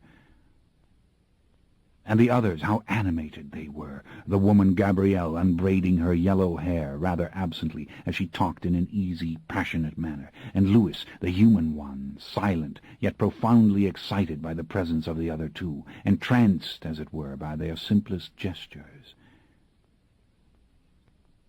At any other time, how moved Cayman would have been by such happiness. He would have wanted to touch their hands, look into their eyes, tell them who he was and what he had seen. He would have wanted just to be with them. But she was near, and the night was not finished. The sky paled, and the faintest warmth of the morning crept across the fields. Things stirred in the growing light. The trees shifted, their leaves uncurling ever so slowly. Cayman stood beneath the apple tree, watching the color of the shadows change, listening to the morning. She was here, without question. She concealed herself, willfully and powerfully, but Cayman she could not deceive. He watched. He waited, listening to the laughter and talk of the small coven. At the doorway of the house, Lestat embraced his mother as she took leave of him. Out into the grey morning she came, with a sprightly step, in her dusty, neglected khaki clothes, her thick blonde hair brushed back, the picture of a carefree wanderer. And the black-haired one, the pretty one, Louis, was beside her.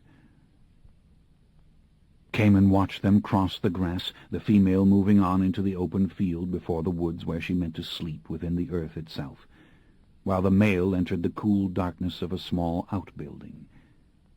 Something so refined about that one, even as he slipped beneath the floorboards, something about the way that he lay down as if in the grave, the way he composed his limbs, falling at once into utter darkness. And the woman, with stunning violence, she made her deep and secret hiding-place, the leaves settling as if she had never been there. The earth held her outstretched arms, her bent head. Into the dreams of the twins she plunged, into images of jungle and river she would never remember. So far, so good. Cayman did not want them to die, to burn up.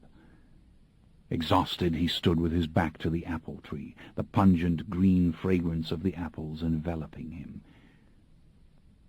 Why was she here? And where was she hiding?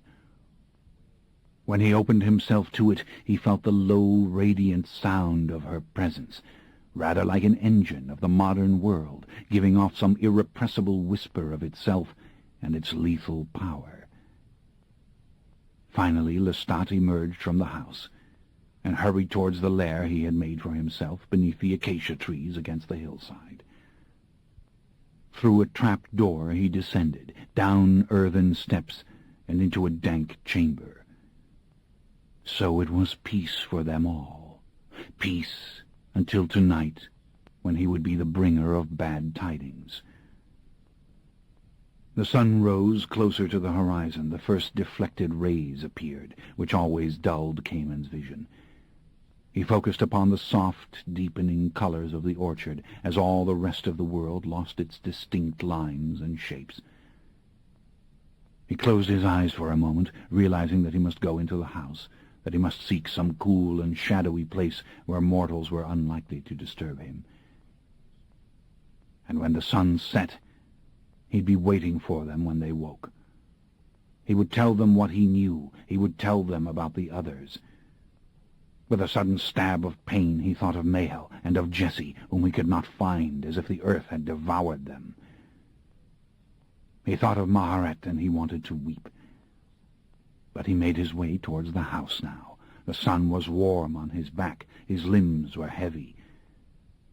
Tomorrow night, whatever else came to pass, he wouldn't be alone. He would be with Lestat and his cohorts, and if they turned him away, he would seek out Armand. He would go north to Marius. He heard the sound first, a loud, crackling roar. He turned, shielding his eyes from the rising sun. A great spray of earth shot up from the floor of the forest.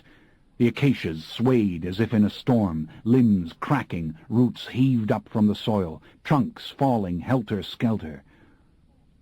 In a dark streak of wind-blown garments, the queen rose with ferocious speed, the limp body of Lestat dangling from her arms as she made for the western sky, away from the sunrise. Cayman gave a loud cry before he could stop himself, and his cry rang out over the stillness of the valley. So she had taken her lover. Oh, poor lover! Oh, poor, beautiful, blonde-haired prince! But there was no time to think, or to act, or to know his own heart. He turned to the shelter of the house. The sun had struck the clouds, and the horizon had become an inferno. Daniel stirred in the dark. The sleep seemed to lift like a blanket that had been about to crush him. He saw the gleam of Armand's eye. He heard Armand's whisper, "She's taken him." Jessie moaned aloud. Weightless she drifted in the pearly gloom. She saw the two rising figures as if in a dance, the mother and the son, like saints ascending on the painted ceiling of a church. Her lips formed the words, "The mother."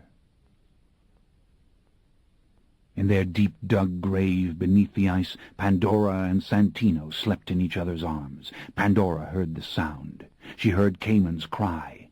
She saw Lestat with his eyes closed and his head thrown back, rising in Akasha's embrace. She saw Akasha's black eyes fixed upon his sleeping face. Pandora's heart stopped in terror. Marius closed his eyes. He could keep them open no longer. Above, the wolves howled. The wind tore at the steel roof of the compound. Through the blizzard the feeble rays of the sun came, as if igniting the swirling snow, and he could feel the dulling heat move down through layer upon layer of ice to numb him. He saw the sleeping figure of Lestat in her arms. He saw her rising into the sky. "Beware of her, Lestat," he whispered with his last conscious breath. "Danger." On the cool, carpeted floor, Cayman stretched out and buried his face in his arm. And a dream came at once, a soft, silky dream of a summer night in a lovely place, where the sky was big over the city lights, and they were all together, these immortals whose names he knew and held to his heart now.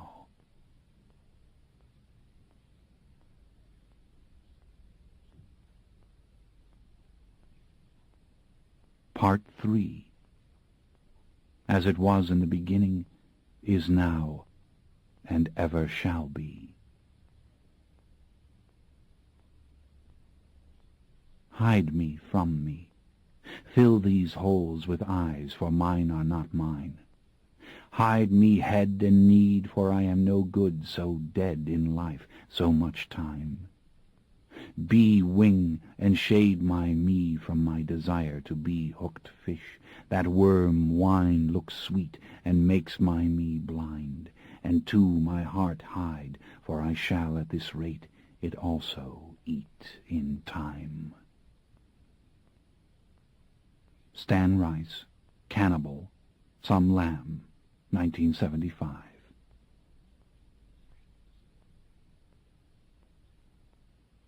Chapter 1. Lestat, in the arms of the goddess. I can't say when I awoke, when I first came to my senses. I remember knowing that she and I had been together for a long time, that I'd been feasting on her blood with an animal abandon, that Enkil was destroyed and she alone held the primeval power, and that she was causing me to see things and understand things that made me cry like a child. 200 years ago, when I'd drunk from her in the shrine, the blood had been silent, eerily and magnificently silent.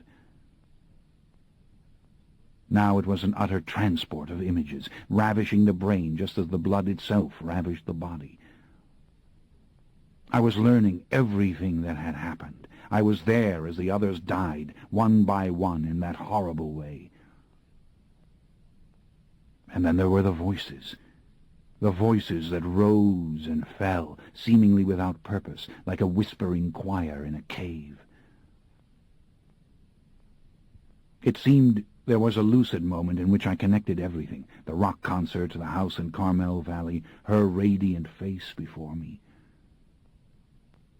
and the knowledge that I was here now with her in this dark, snowy place. I'd waked her, or rather I had given her the reason to rise, as she had said it, the reason to turn and stare back at the throne on which she'd sat and take those first faltering steps away from it. Do you know what it meant to lift my hand and see it move in the light? Do you know what it meant to hear the sudden sound of my own voice echoing in that marble chamber? Surely we had danced together in the dark snow-covered wood, or was it only that we had embraced over and over again? Terrible things had happened. Over the whole world, terrible things, the execution of those who should never have been born, evil's spawn. The massacre at the concert had been only the finish. Yet I was in her arms, in this chilling darkness, in the familiar scent of winter, and her blood was mine again, and it was enslaving me. When she drew away, I felt agony. I had to clear my thoughts, had to know whether or not Marius was alive, whether or not Louis and Gabrielle and Armand had been spared. I had to find myself again somehow. But the voices, the rising tide of voices, mortals near and far, distance made no difference, intensity was the measure. It was 1,000,000 times my old hearing, when I could pause on a city street and hear the tenants of some dark building, each in his own chamber, talking, thinking, praying, for as long and as closely as I liked. Sudden silence when she spoke. Gabrielle and Louis are safe. I've told you this. Do you think I would hurt those you love? Look into my eyes now, and listen only to what I say. I have spared many more than are required, and this I did for you as well as for myself, that I may see myself reflected in immortal eyes, and hear the voices of my children speaking to me. But I chose the ones you love, the ones you would see again. I could not take that comfort from you. But now you are with me, and you must see and know what is being revealed to you. You must have courage to match mine. I couldn't endure it. The vision she was giving me. That horrid little baby Jenks in those last moments. Had it been a desperate dream, the moment of her death? A string of images flickering within her dying brain? I couldn't bear it. And Laurent, my old companion, Laurent, drying up in the flames on the pavement, and on the other side of the world, Felix, whom I had also known at the Theatre of the Vampires, driven burning through the alleyways of Naples and finally into the sea. And the others, so many others, the world over. I wept for them. I wept for all of it. Suffering without meaning. A life like that, I said of baby Jenks crying. That's why I showed you all of it, she answered. That's why it is finished. The children of darkness are no more. And we shall have only angels now. But the others? I asked. What has happened to Armand? And the voices were starting again, the low humming that could mount to a deafening roar.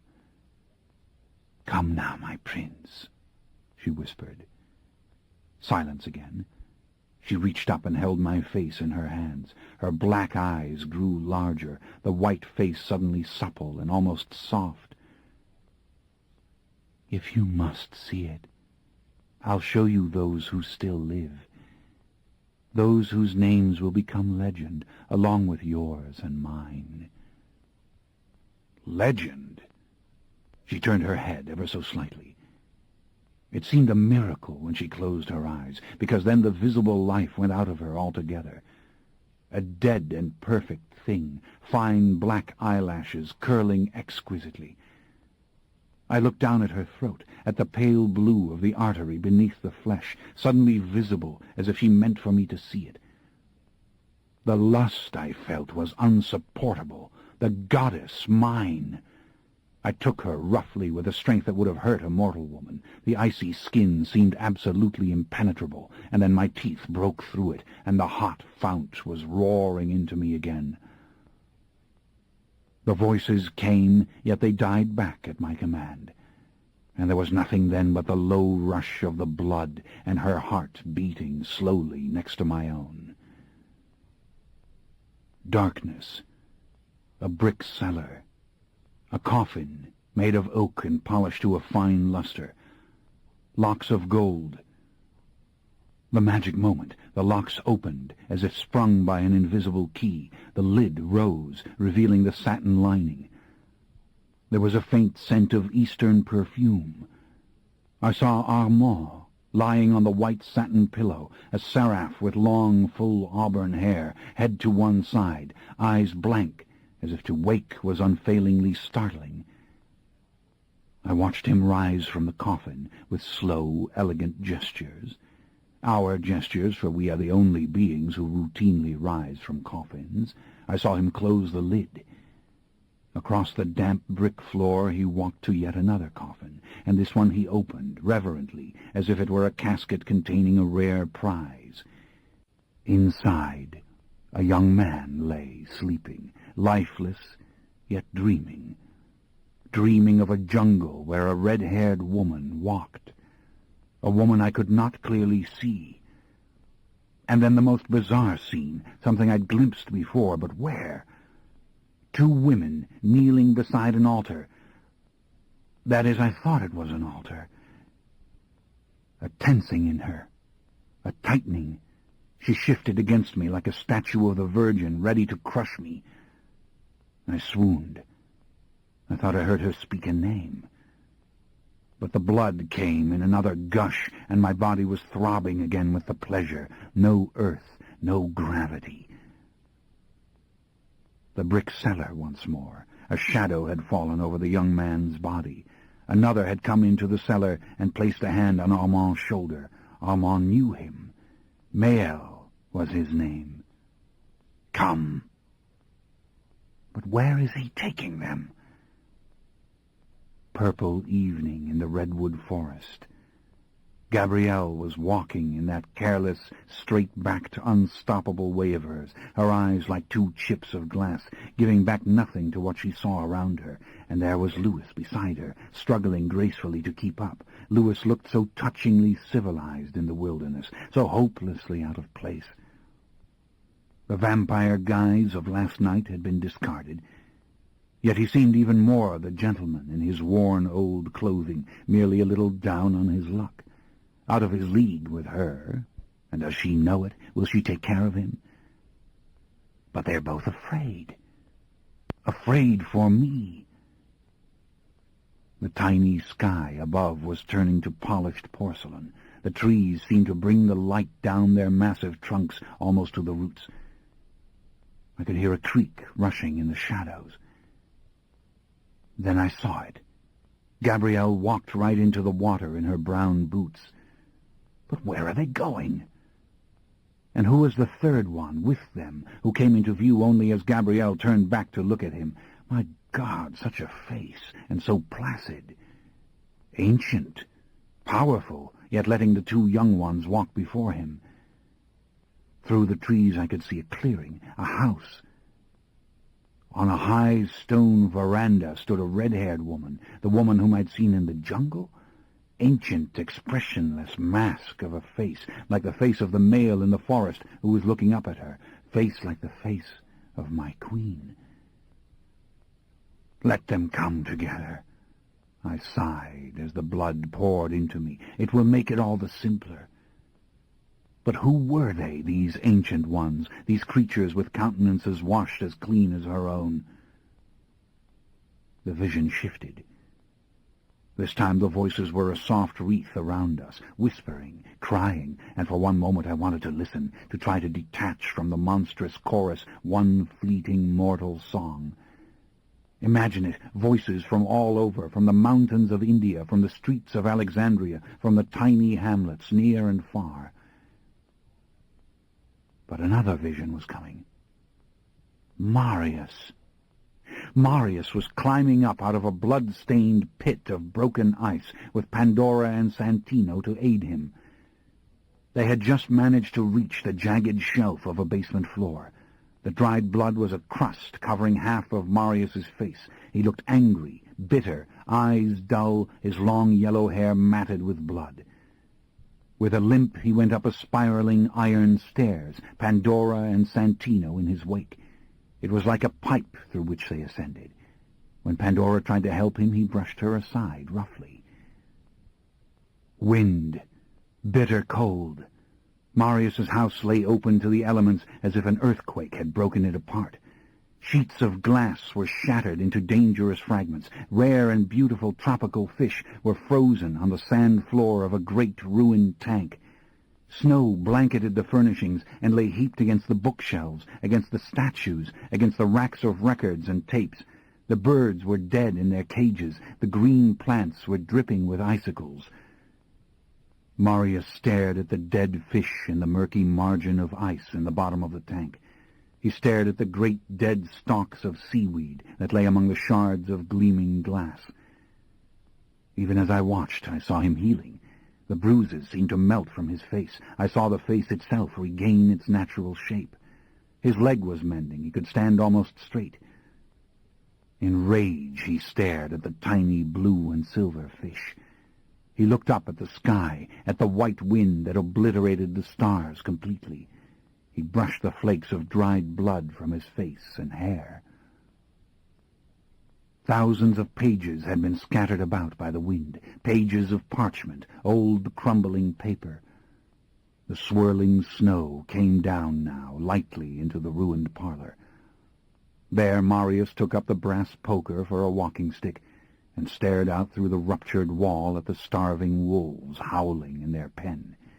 No food for them since he, their master, had been buried. Ah, the sound of the wolves howling. I heard Santino speak to Marius, try to tell him that they must go. They were expected, that a woman waited for them in the redwood forest, a woman as old as the mother, and the meeting could not begin until they had come. A chord of alarm went through me. What was this meeting? Marius understood, but he didn't answer. He was listening to the wolves. To the wolves. The snow and the wolves. I dreamed of wolves. I felt myself drift away, back into my own mind, into my own dreams and memories. I saw a pack of fleet wolves racing over the newly fallen snow. I saw myself as a young man fighting them. A pack of wolves that had come in deep winter to prey upon my father's village 200 years ago. I saw myself, the mortal man, so close to death that I could smell it. But I had cut down the wolves one by one. Ah, such coarse, youthful vigor, the pure luxury of thoughtless, irresistible life, or so it seemed. At the time it had been misery, hadn't it? The frozen valley, my horse and dogs slain. But now all I could do was remember, and to see the snow covering the mountains, my father's land. I opened my eyes. She had let me go and forced me back a pace. For the first time I understood where we really were, not in some abstract night, but in a real place, and a place that had once for all purposes been mine. "Yes," she whispered. "Look around you." I knew it by the air, by the smell of winter, and as my vision cleared again, I saw the broken battlements high above, and the tower. "This is my father's house," I whispered. "This is the castle in which I was born." Stillness. The snow shining white over the old floor. This had been the great hall where we now stood. God! To see it in ruins, to know that it had been desolate for so long. Soft as earth the old stones seemed, and here had been the table, the great long table fashioned in the time of the Crusades, and there had been the gaping hearth, and there the front door. The snow was not falling now. I looked up and I saw the stars. The tower had its round shape still, soaring hundreds of feet above the broken roof, though all the rest was as a fractured shell. My father's house. Lightly she stepped away from me, across the shimmering whiteness of the floor, turning slowly in a circle, her head back as if she were dancing.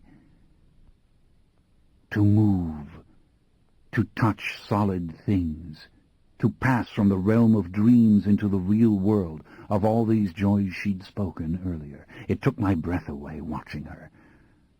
Her garments were timeless, a black silk cloak, a gown of silken folds that swirled gently about her narrow form. Since the dawn of history, women have worn such garments, and they wear them now into the ballrooms of the world. I wanted to hold her again, but she forbade it with a soft, sudden gesture. What had she said? "Can you imagine it?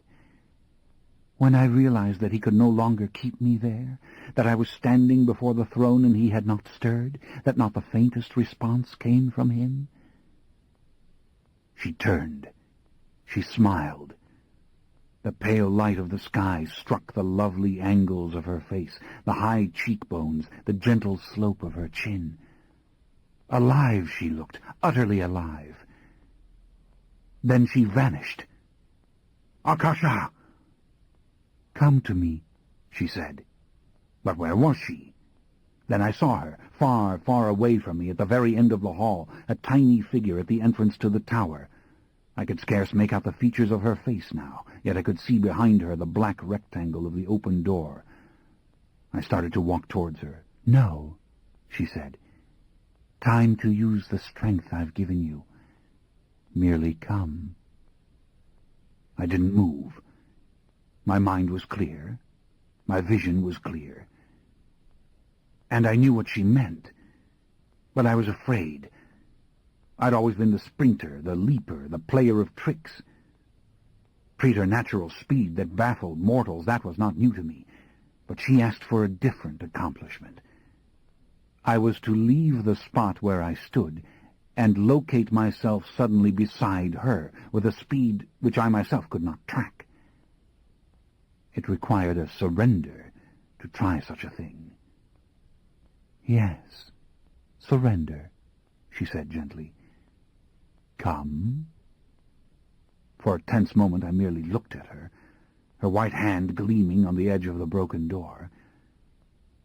Then I made the decision to be standing at her side.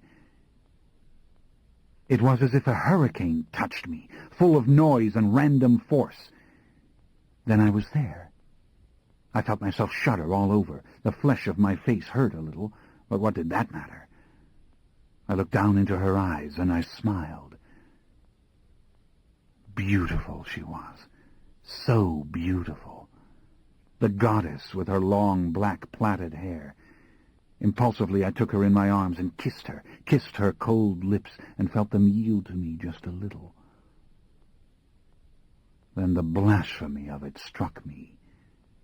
It was like the time I'd kissed her in the shrine. I wanted to say something in apology, but I was staring at her throat again, hungry for the blood.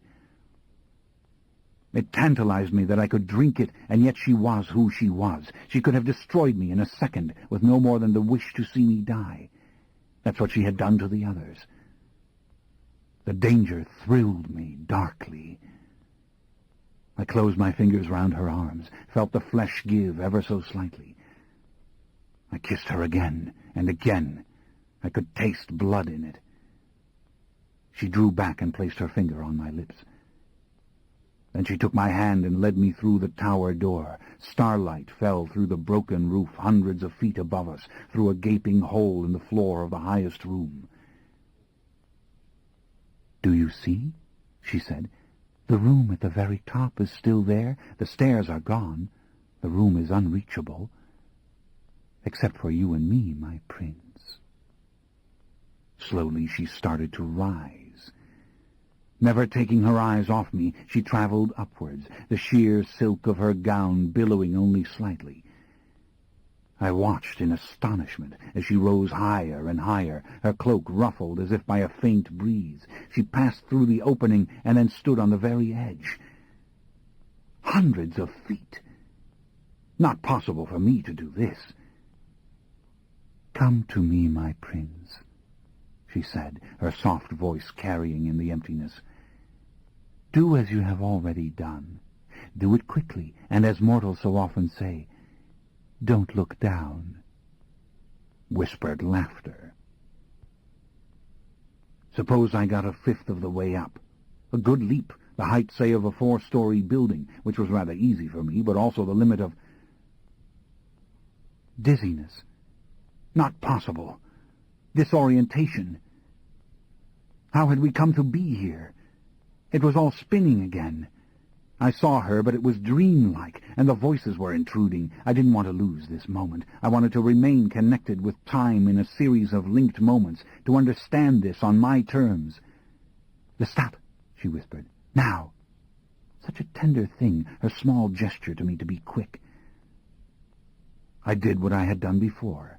I looked at her and decided I should instantly be at her side. The hurricane again, the air bruising me.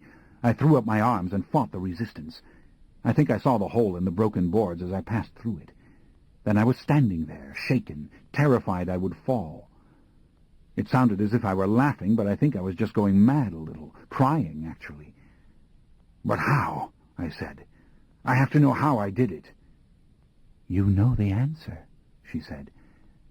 "The intangible thing which animates you has much more strength now than it did before. It moved you as it has always moved you. Whether you take a step or take flight, it is simply a matter of degree." "I want to try it again," I said. She laughed very softly but spontaneously. "Look about this room," she said. "Do you remember it?" I nodded. "When I was a young man, I came here all the time," I said. I moved away from her. I saw piles of ruined furniture, the heavy benches and stools that had once filled our castle, medieval work so crude and strong it was damn near indestructible, like the trees that fall in the forest and remain for centuries, the bridges over streams, their trunks covered with moss. So these things had not rotted away. Even old caskets remained, and armor. Oh, yes, the old armor, ghosts of past glory, and in the dust I saw a faint bit of color. Tapestries, but they were utterly destroyed. In the Revolution these things must have been brought here for safekeeping, and then the stairs had fallen away. I went to one of the tiny, narrow windows, and I looked out on the land. Far below, nestled in the mountainside, were the electric lights of a little city, sparse, yet there. A car made its way down the narrow road. Ah, the modern world, so close yet far away. The castle was the ghost of itself. "Why did you bring me here?" I asked her. "It's so painful to see this, as painful as everything else." "Look there, at the suits of armor," she said, "at what lies at their feet. You remember the weapons you took with you the day you went out to kill the wolves?" "Yes, I remember them." "Look at them again. I will give you new weapons, infinitely more powerful weapons, with which you will kill for me now." "Kill?" I glanced down at the cache of arms. Rusted, ruined it seemed, save for the old broadsword, the fine one, which had been my father's and given to him by his father, who had got it from his father, and so forth and so on, back to the time of St. Louis. The Lord's broadsword, which I, the seventh son, had used on that long-ago morning, when I'd gone out like a medieval prince to kill the wolves. "But whom will I kill?" I asked. She drew closer. How utterly sweet her face was, how brimming with innocence. Her brows came together. There was that tiny vertical fold of flesh in her forehead, just for an instant, then all went smooth again. "I would have you obey me without question," she said gently, "and then understanding would follow. But this is not your way." "No," I confessed. "I've never been able to obey anyone, not for very long." "So fearless," she said, smiling. She opened her right hand gracefully, and quite suddenly she was holding the sword. It seemed I'd felt the thing moving towards her, a tiny change of atmosphere, no more. I stared at it, at the jeweled scabbard and the great bronze hilt that was, of course, a cross. The belt still hung from it, the belt I'd bought for it during some long-ago summer of toughened leather and plaited steel. It was a monster of a weapon, as much for battering as for slashing or piercing. I remembered the weight of it, the way it had made my arm ache when I had slashed again and again at the attacking wolves. Knights in battle had often held such weapons with two hands. But then what did I know of such battles? I'd been no knight.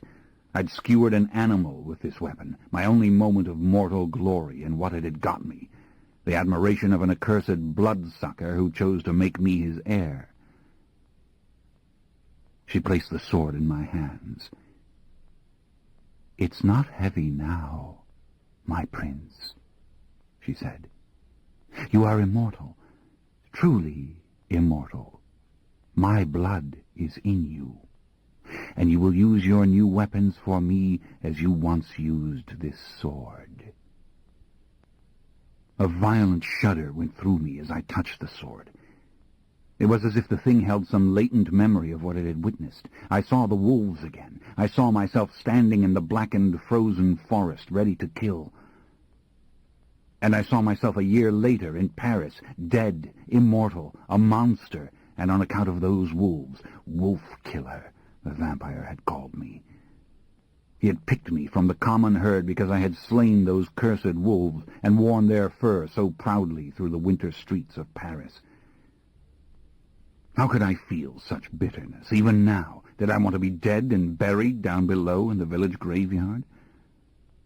I looked out of the window again at the snow-covered hillside. Wasn't the same thing happening now? Loved for what I'd been in those early, thoughtless, mortal years? Again I asked, but whom or what will I kill? No answer. I thought of baby Jenks again, that pitiful little thing, and all the blood-drinkers who were now dead. And I had wanted a war with them, a little war, and they were all dead. All who had responded to the battle call, dead. I saw the Coven House in Istanbul, burning. I saw an old one she had caught and burned so slowly, one who had fought her and cursed her. I was crying again. "Yes, I took your audience from you," she said. "I burnt away the arena in which you sought to shine. I stole the battle. But don't you see? I offer you finer things than you have ever reached for. I offer you the world, my prince." "How so?" "Stop the tears you shed for baby Jenks and for yourself. Think on the mortals you should weep for. Envision those who have suffered through the long, dreary centuries, the victims of famine and deprivation and ceaseless violence, victims of endless injustice and endless battling. How then can you weep for a race of monsters who, without guidance or purpose, played the devil's gambit on every mortal they chanced to meet?" "I know, I understand. Do you? Or do you merely retreat from such things to play your symbolic games, symbol of evil in your rock music? That is nothing, my prince. Nothing at all." "Why didn't you kill me along with the rest of them?" I asked belligerently, miserably. I grasped the hilt of the sword in my right hand. I fancied I could see the dried blood of the wolf still on it. I pulled the blade free of the leather scabbard. Yes, the blood of the wolf. "I'm no better than they are, am I?" I said. "Why spare any of us?" Fear stopped me suddenly. Terrible fear for Gabrielle and Louis and Armand, for Marius, even for Pandora and Mael. Fear for myself. There isn't a thing made that doesn't fight for life, even when there is no real justification. I wanted to live, I always had. "I would have you love me," she whispered tenderly. Such a voice. In a way it was like Armand's voice, a voice that could caress you when it spoke to you, draw you into itself. "And so, I take time with you," she continued. She put her hands on my arms and looked up into my eyes. "I want you to understand. You are my instrument, and so the others shall be if they are wise. Don't you see? There has been a design to all of it. Your coming, my waking. For now the hopes of the millennia can be realized at last. Look on the little town below, and on this ruined castle. This could be Bethlehem, my prince, my savior. And together we shall realize all the world's most enduring dreams." "But how could that possibly be?" I asked. Did she know how afraid I was, that her words moved me from simple fear into terror? Surely she did. "Ah, you are so strong, princeling," she said. "But you were destined for me, surely. Nothing defeats you. You fear, and you don't fear. For a century I watched you suffer, watched you grow weak and finally go down in the earth to sleep, and then I saw you rise, the very image of my own resurrection." She bowed her head now, as if she were listening to sounds from far away. The voices rising. I heard them too, perhaps because she did. I heard the ringing din, and then annoyed I pushed them away. "So strong," she said. "They cannot drag you down into them, the voices, but do not ignore this power. It's as important as any other you possess. They are praying to you, just as they have always prayed to me." I understood her meaning. But I didn't want to hear their prayers. What could I do for them? What had prayers to do with the thing that I was? For centuries they were my only comfort, she continued. By the hour, by the week, by the year, I listened. It seemed in early times that the voices I heard had woven a shroud to make of me a dead and buried thing. Then I learned to listen more carefully. I learned to select one voice from the many, as if picking a thread from the whole. To that voice alone I would listen, and through it I knew the triumph and ruin of a single soul. I watched her in silence. Then, as the years passed, I acquired a greater power. To leave my body invisibly and go to the single mortal whose voice I listened to see then through that mortal's eyes. I would walk in the body of this one or that one. I would walk in sunshine and in darkness. I would suffer. I would hunger. I would know pain. Sometimes I walked in the bodies of immortals as I walked in the body of baby Jenks. Often I walked with Marius. Selfish, vain Marius. Marius who confuses greed with respect, who is ever dazzled by the decadent creations of a way of life as selfish as he is. Oh, don't suffer so. I loved him. I love him now. He cared for me. My keeper. Her voice was bitter, but only for that instant. But more often I walked with one among the poor and the sorrowful. It was the rawness of true life I craved. She stopped. Her eyes clouded, her brows came together, and the tears rose in her eyes. I knew the power of which she spoke, but only slightly. I wanted so to comfort her, but when I reached out to embrace her, she motioned for me to be still. I would forget who I was, where I was, she continued. I would be that creature, the one whose voice I had chosen, sometimes for years. Then the horror would return. The realization that I was a motionless, purposeless thing, condemned to sit forever in a golden shrine.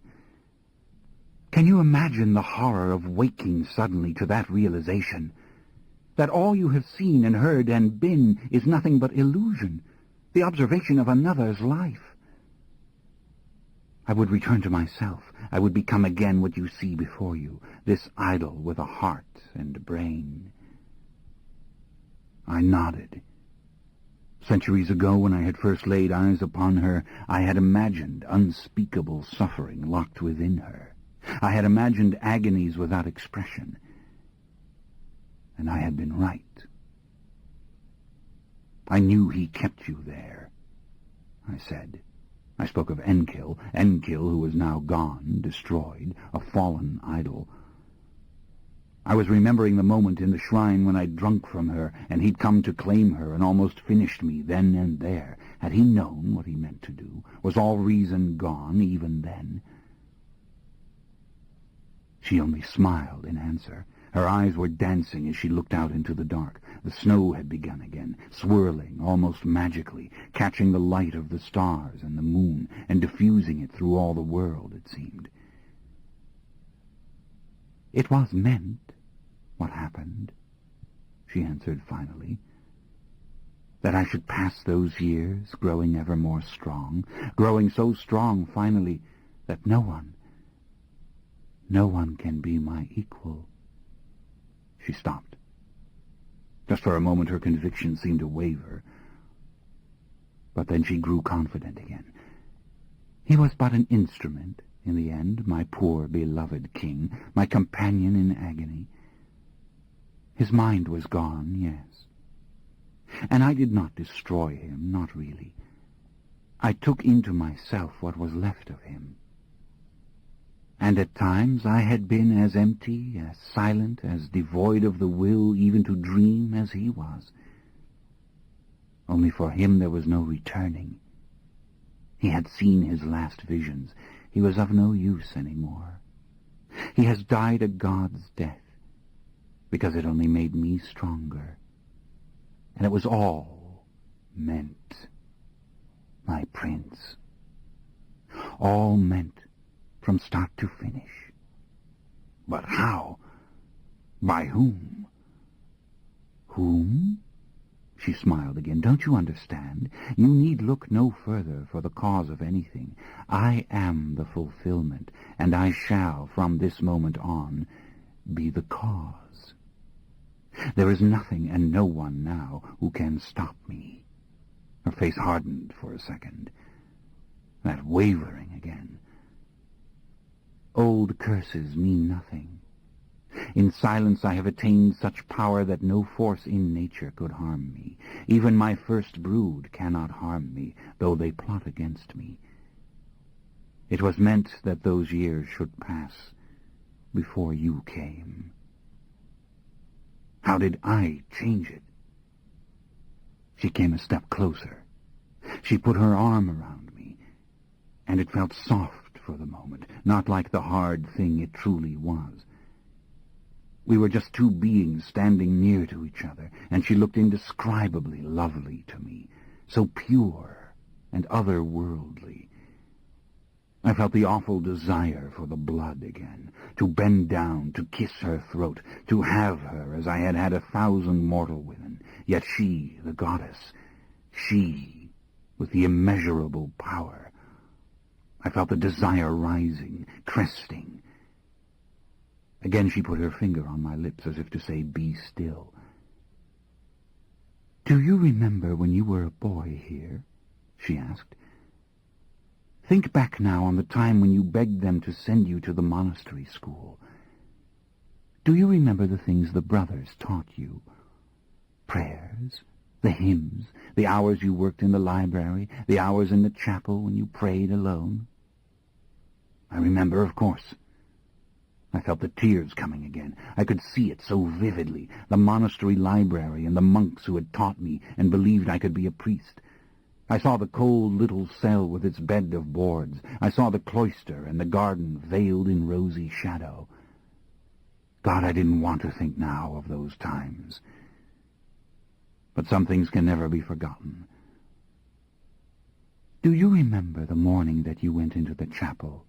she continued, "and you knelt on the bare marble floor with your arms out in the form of the cross, and you told God you would do anything if only he would make you good."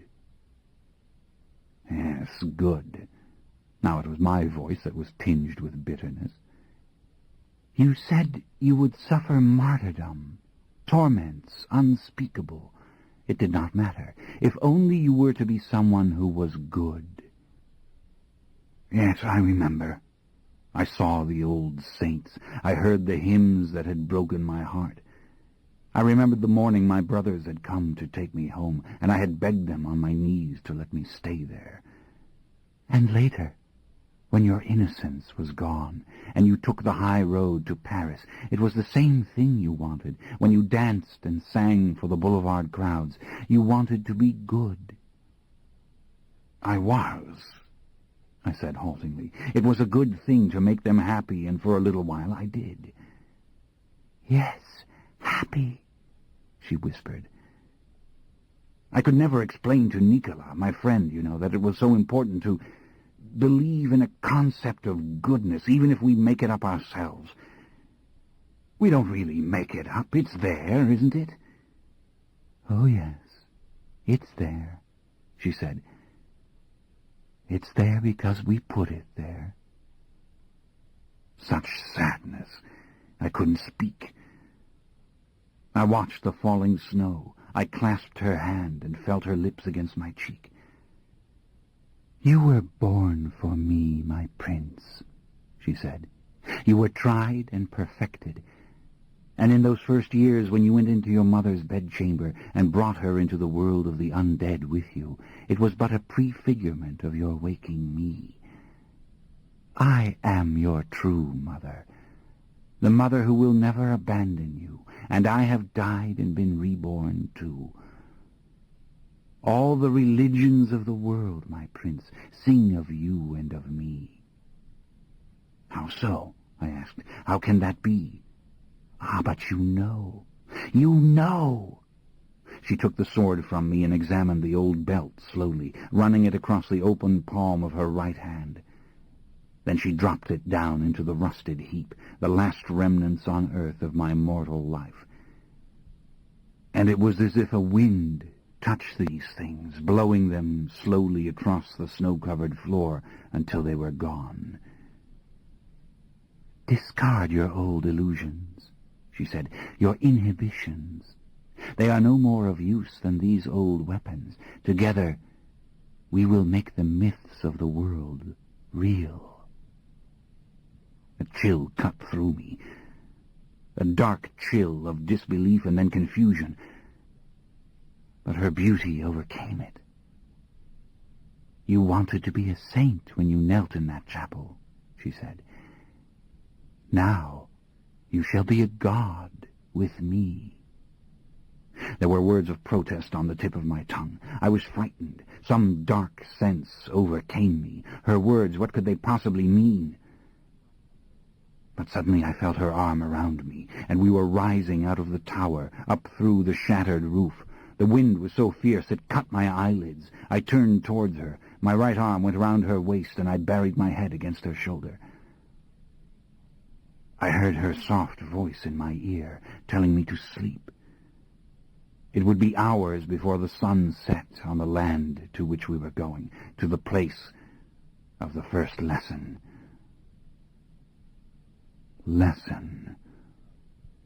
Suddenly I was weeping again, clinging to her, weeping because I was lost and she was all there was to cling to, and I was in terror now of what she would ask of me.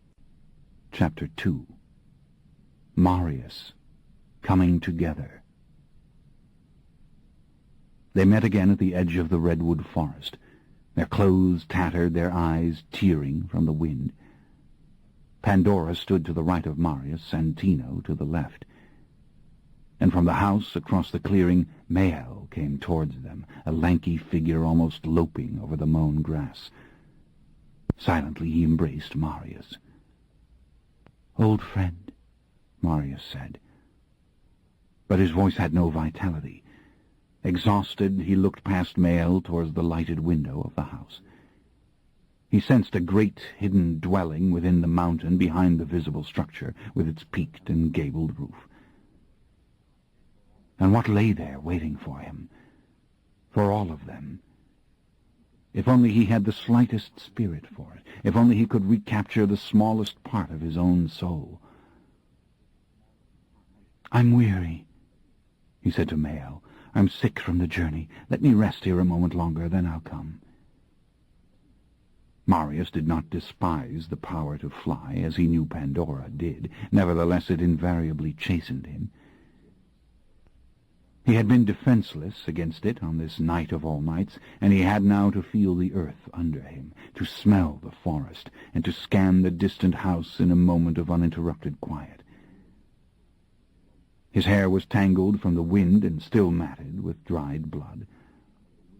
The simple grey wool jacket and pants he had taken from the ruins of his house barely gave him warmth. He brought the heavy black cloak close around him, not because the night here required it, but because he was still chilled and sore from the wind. Mael appeared not to like his hesitation, but to accept it. Suspiciously he gazed at Pandora, whom he had never trusted, and then with open hostility he stared at Santino, who was busy brushing off his black garments and combing his fine, neatly trimmed black hair. For 1 second their eyes met, Santino bristling with viciousness. Then Mael turned away. Marius stood still, listening, thinking. He could feel the last bit of healing in his body. It rather amazed him that he was once again whole. Even as mortals learn year by year that they are older and weaker, so immortals must learn that they are stronger than ever they imagined they would be. It maddened him at the moment. Scarcely an hour had passed since he was helped from the icy pit by Santino and Pandora, and now it was as if he had never been there, crushed and helpless for 10 days and nights, visited again and again by the nightmares of the twins. Yet nothing could ever be as it had been. The twins. The red-haired woman was inside the house, waiting. Santino had told him this. Mael knew it too. But who was she? And why did he not want to know the answers? Why was this the blackest hour he had ever known? His body was fully healed, no doubt about it, but what was going to heal his soul? Armand? In this strange wooden house at the base of the mountain? Armand again, after all this time? Santino had told him about Armand also, and that the others, Louis and Gabrielle, had also been spared. Mael was studying him. "He's waiting for you," he said. "You're Amadeo." It was respectful, not cynical or impatient. And out of the great bank of memories that Marius carried forever with him, there came a long neglected moment, startling in its purity. Mael coming to the Palazzo in Venice, in the contented years of the 15th century, when Marius and Armand had known such happiness, and Mael seeing the mortal boy at work with the other apprentices on a mural which Marius had only lately left to their less competent hands. Strange how vivid the smell of the egg tempera, the smell of the candles, and that familiar smell, not unpleasant now in remembering, which permeated all Venice, the smell of the rottenness of things, of the dark and putrid waters of the canals. "And so you would make that one?" Mael had asked with simple directness. "When it's time," Marius had said dismissively, "when it's time." Less than a year later he had made his little blunder. "Come into my arms, young one. I can live without you no more." Marius stared at the distant house. "My world trembles and I think of him, my Amadeo, my Armand." The emotions he felt were suddenly as bitter-sweet as music, the blended orchestral melodies of recent centuries, the tragic strains of Brahms or Shostakovich which he had come to love. But this was no time for cherishing this reunion, no time to feel the keen warmth of it, to be glad of it, and to say all the things to Armand that he so wanted to say. Bitterness was something shallow compared to his present state of mind. "Should have destroyed them, the mother and the father. Should have destroyed us all." "Thank the gods," Mael said, "that you did not." "And why?" Marius demanded. "Tell me why." Pandora shuddered. He felt her arm come round his waist. And why did that make him so angry? He turned sharply to her. He wanted to strike her, push her away. But what he saw stopped him. She wasn't even looking at him, and her expression was so distant, so soul-weary, that he felt his own exhaustion all the more heavily. He wanted to weep. The well-being of Pandora had always been crucial to his own survival. He did not need to be near her, better that he was not near her, but he had to know that she was somewhere and continuing, and that they might meet again. What he saw now in her, had seen earlier, filled him with foreboding. If he felt bitterness, then Pandora felt despair. "Come," Santino said. "They're waiting." It was said with courtly politeness. "I know," Marius answered. "Ah, what a trio we are," Pandora whispered suddenly. She was spent, fragile, hungering for sleep and dreams, yet protectively she tightened her grip on Marius's waist. "I can walk unaided, thank you," he said with uncharacteristic meanness, and to this one, the one he most loved. "Walk then," she answered, and just for a second he saw her old warmth, even a spark of her old humor. She gave him a little shove and then started out alone towards the house. Acid. His thoughts were acid as he followed. He could not be of use to these immortals.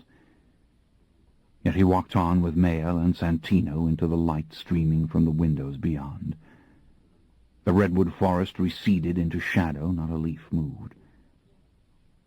But the air was good here, warm here, full of fresh scents, and without the sting of the north. Armand. It made him want to weep. Then he saw the woman appear in the doorway, a sylph with her long, curly red hair catching the hallway light. He did not stop, but surely he felt a little intelligent fear. Old as Akasha she was, certainly. Her pale eyebrows were all but faded into the radiance of her countenance. Her mouth had no color anymore, and her eyes were not really her eyes. No, they had been taken from a mortal victim, and they were already failing her. She could not see very well as she looked at him. Ah, the blinded twin from the dreams she was. And she felt pain now in the delicate nerves connected to the stolen eyes. Pandora stopped at the edge of the steps. Marius went past her and up onto the porch. He stood before the red-haired woman, marveling at her height. She was as tall as he was, and at the fine symmetry of her mask-like face. She wore a flowing gown of black wool with a high neck and full dagged sleeves.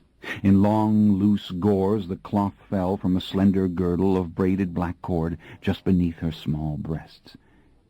A lovely garment, really. It made her face seem all the more radiant and detached from everything around it, a mask with the light behind it, glowing in a frame of red hair. But there was a great deal more to marvel at than these simple attributes, which she might have possessed in one form or another 6,000 years ago. The woman's vigor astonished him. It gave her an air of infinite flexibility and overwhelming menace. Was she the true immortal? The one who had never slept, never gone silent, never been released by madness? One who had walked with a rational mind and measured steps through all the millennia since she had been born? She let him know, for what it was worth, that this was exactly what she was. He could see her immeasurable strength, as if it were incandescent light. Yet he could sense an immediate informality, the immediate receptivity of a clever mind. How to read her expression, however, how to know what she really felt. A deep, soft femininity emanated from her, no less mysterious than anything else about her, a tender vulnerability that he associated exclusively with women, though now and then he found it in a very young man. In the dreams her face had evinced this tenderness. Now it was something invisible, but no less real. At another time it would have charmed him. Now he only took note of it, as he noted her gilded fingernails, so beautifully tapered, and the jeweled rings she wore. "All those years you knew of me," he said politely, speaking in the old Latin.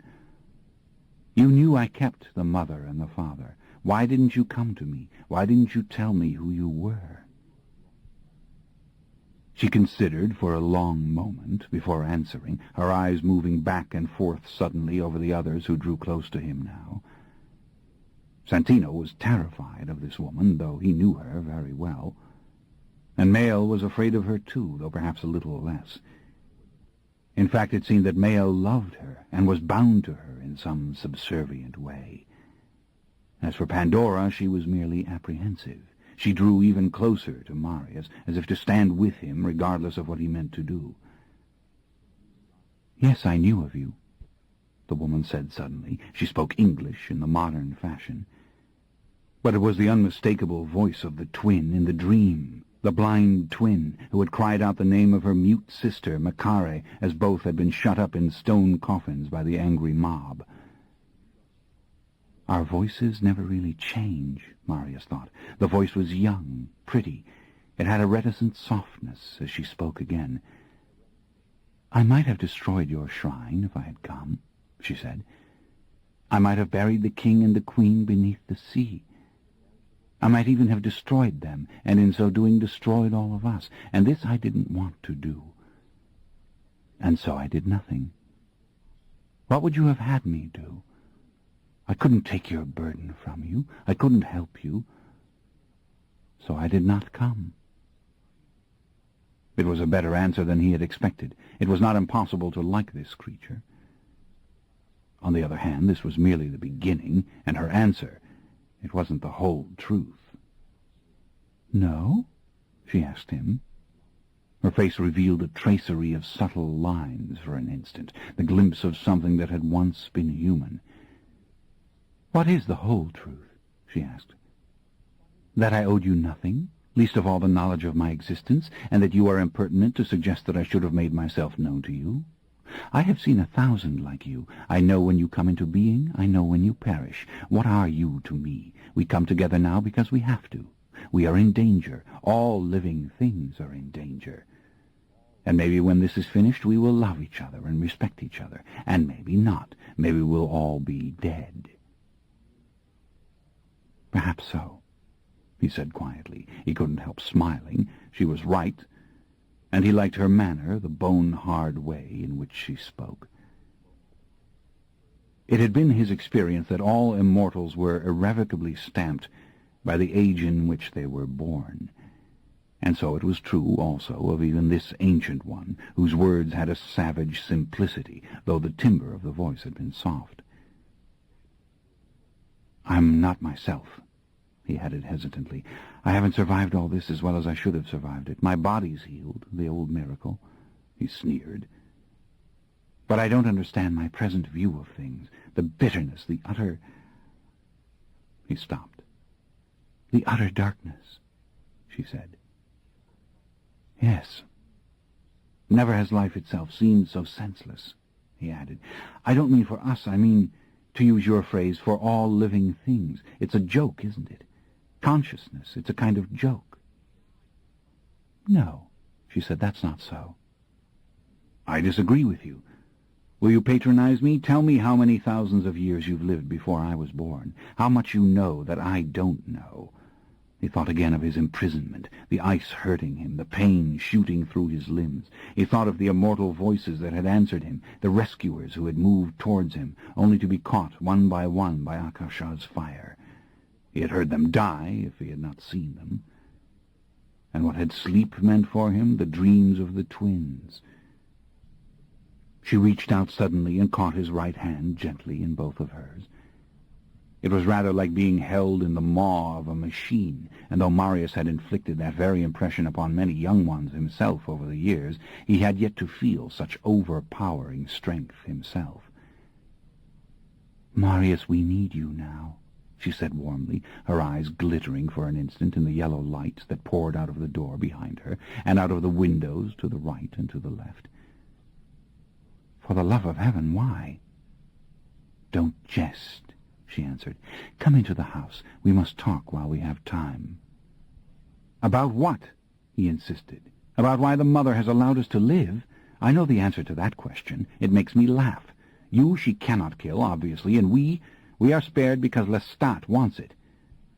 You realize this, don't you? 2,000 years I cared for her, protected her, worshipped her, and she has spared me now on account of her love for a 200-year-old fledgling named Lestat."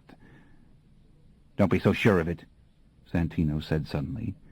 "No," the woman said, "it's not her only reason, but there are many things we must consider." "I know you're right," he said, "but I haven't the spirit for it. My illusions are gone, you see, and I didn't even know they were illusions. I thought I had attained such wisdom. It was my principal source of pride. I was with the eternal things. Then when I saw her standing there in the shrine, I knew that all my deepest hopes and dreams had come true. She was alive inside that body, alive while I played the acolyte, the slave, the eternal guardian of the tomb. But why try to explain it?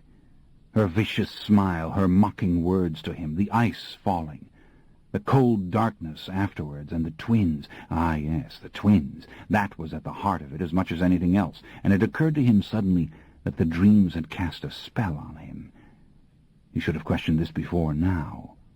He looked at her, and the dreams seemed to surround her suddenly, to take her out of the moment, back to those stark times. He saw sunlight. He saw the dead body of the mother. He saw the twins poised above the body. So many questions. "But what have these dreams to do with this catastrophe?" he demanded suddenly. He had been so defenseless against those endless dreams. The woman looked at him for a long moment before answering. "This I will tell you, insofar as I know. But you must calm yourself. It's as if you've got your youth back, and what a curse it must be." He laughed. "I was never young. But what do you mean by this?" "You rant and rave, and I can't console you." "And you would if you could." "Yes." He laughed softly. But very gracefully she opened her arms to him. The gesture shocked him, not because it was extraordinary, but because he had seen her so often go to embrace her sister in this manner in the dreams. "My name is Maharet," she said. "Call me by my name and put away your distrust. Come into my house." She leant forward, her hands touching the sides of his face as she kissed him on the cheek. Her red hair touched his skin, and the sensation confused him. The perfume rising from her clothes confused him. The faint oriental scent that made him think of incense, which always made him think of the shrine. "Maharet," he said angrily, "if I am needed, why didn't you come for me when I lay in that pit of ice? Could she have stopped you?" "Marius, I have come," she said, "and you are here now with us." She released him and let her hands fall, gracefully clasped before her skirts. "Do you think I had nothing to do during these nights when all our kind were being destroyed? To the left and right of me, the world over, she slew those I had loved or known. I could not be here and there to protect these victims. Cries reached my ears from every corner of the earth. And I had my own quest, my own sorrow—" Abruptly she stopped. A faint, carnal blush came over her. In a warm flash the normal, expressive lines of her face returned. She was in pain, both physical and mental, and her eyes were clouding with thin blood tears. Such a strange thing, the fragility of the eyes and the indestructible body. And the suffering emanating from her. He could not bear it. It was like the dreams themselves. He saw a great riff of images, vivid yet wholly different. And quite suddenly he realized, "You aren't the one who sent the dreams to us," he whispered. "You are not the source." She didn't answer. "Ye gods, where is your sister? What does all this mean?" There was a subtle recoiling, as if he'd struck her heart. She tried to veil her mind from him, but he felt the unquenchable pain. In silence she stared at him, taking in all of his face and figure slowly and obviously, as if to let him know that he had unforgivably transgressed. He could feel the fear coming from Mael and Santino, who dared to say nothing. Pandora drew even closer to him and gave him a little warning signal as she clasped his hand. Why had he spoken so brutally, so impatiently? My quest, my own sorrow. But damn it all! He watched her close her eyes and press her fingers tenderly to her eyelids, as if she would make the ache in her eyes go away, but she could not. "Maharet," he said with a soft, honest sigh, "we're in a war, and we stand about on the battlefield speaking harsh words to each other. I am the worst offender. I only want to understand." She looked up at him, her head still bowed, her hand hovering before her face. And the look was fierce, almost malicious. Yet he found himself staring senselessly at the delicate curve of her fingers, at the gilded nails and the ruby and emerald rings, which flashed suddenly as if sparked with electric light. The most errant and awful thought came to him, that if he didn't stop being so damned stupid, he might never see Armand. She might drive him out of here, or worse. And he wanted so, before it was over, to see Armand. "You come in now, Marius," she said suddenly, her voice polite, forgiving. "You come with me and be reunited with your old child, and then we'll gather with the others who have the same questions. We will begin." "Yes, my old child," he murmured. He felt the longing for Armand again, like music, like Bartok's violin phrases played in a remote and safe place where there was all the time in the world to hear. Yet he hated her. He hated all of them. He hated himself. The other twin. Where was the other twin?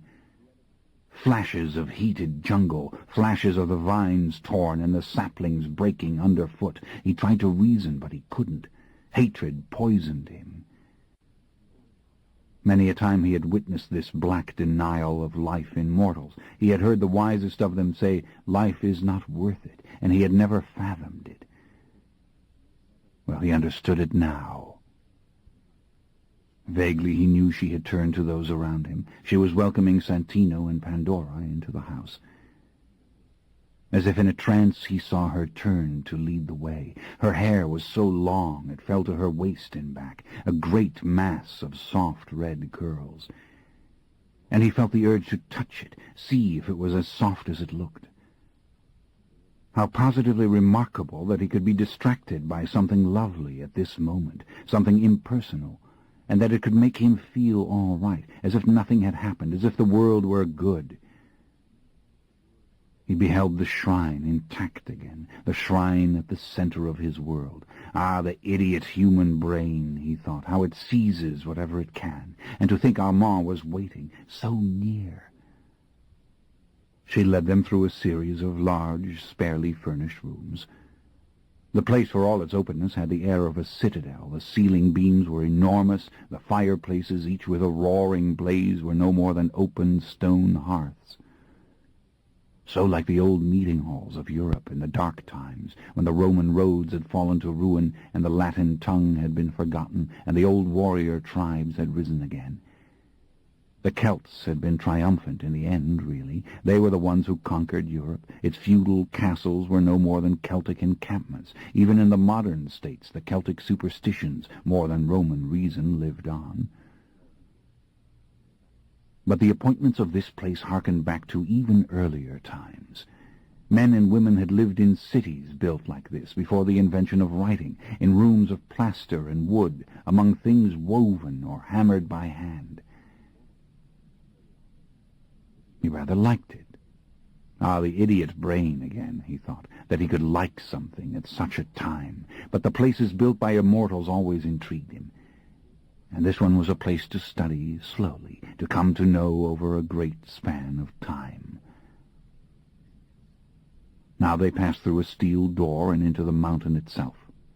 The smell of the raw earth enclosed him, yet they walked in new metal corridors with walls of tin. He could hear the generators, the computers, all the sweet humming electrical sounds that had made him feel so safe in his own house. Up an iron stairs they went. It doubled back upon itself again and again as Maharet led them higher and higher. Now roughened walls revealed the innards of the mountain, its deep veins of colored clay and rock. Tiny ferns grew here, but where did the light come from? A skylight high above. Little portal to heaven. He glanced up thankfully at the bare glimmer of blue light. Finally they emerged on a broad landing and entered a small, darkened room. A door lay open to a much larger chamber where the others waited. But all Marius could see for the moment was the bright shock of distant firelight, and it made him turn his eyes away. Someone was waiting here in this little room for him, someone whose presence he had been unable, except by the most ordinary means, to detect. A figure who stood behind him now. And as Maharet went on into the large room, taking Pandora and Santino and Mael with her, he understood what was about to happen. To brace himself, he took a slow breath and closed his eyes. How trivial all his bitterness seemed. He thought of this one whose existence had been for centuries unbroken suffering, whose youth, with all its needs, had been rendered truly eternal, this one whom he had failed to save or to perfect. How many times over the years had he dreamed of such a reunion, and he had never had the courage for it. And now, on this battlefield, in this time of ruin and upheaval, they were at last to meet. "My love," he whispered. He felt himself chastened suddenly, as he had been earlier, when he had flown up and up over the snowy wastes past the realm of the indifferent clouds. Never had he spoken words more heartfelt. "My beautiful Amadeo." he said. And reaching out, he felt the touch of Armand's hand. Supple still, this unnatural flesh, supple as if it were human, and cool and so soft. He couldn't help himself now. He was weeping. He opened his eyes to see the boyish figure standing before him. Oh, such an expression, so accepting, so yielding. Then he opened his arms. Centuries ago, in a palazzo in Venice, he had tried to capture in imperishable pigment the quality of this love. What had been its lesson? That in all the world no two souls contain the same secret, the same gift of devotion or abandon, that in a common child, a wounded child, he had found a blending of sadness and simple grace that would forever break his heart. This one had understood him. This one had loved him as no other ever had. Through his tears he saw no recrimination for the grand experiment that had gone wrong. He saw the face that he had painted, now darkened slightly with the thing we naively call wisdom, and he saw the same love he had counted upon so totally in those lost nights. If only there were time to seek the quiet of the forest, some warm, secluded place among the soaring redwoods, and there talk together by the hour through long, unhurried nights. But the others waited, and so these moments were all the more precious and all the more sad.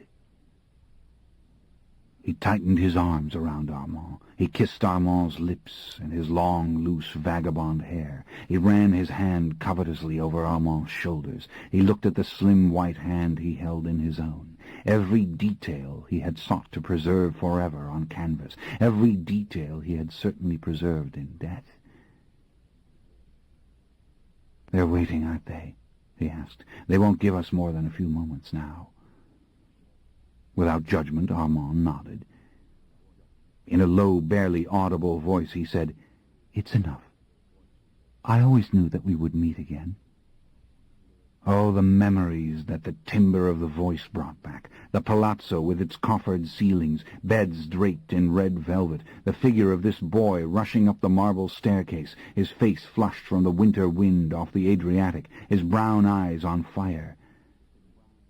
"Even in moments of the greatest jeopardy," the voice continued, "I knew we would meet before I would be free to die." "Free to die?"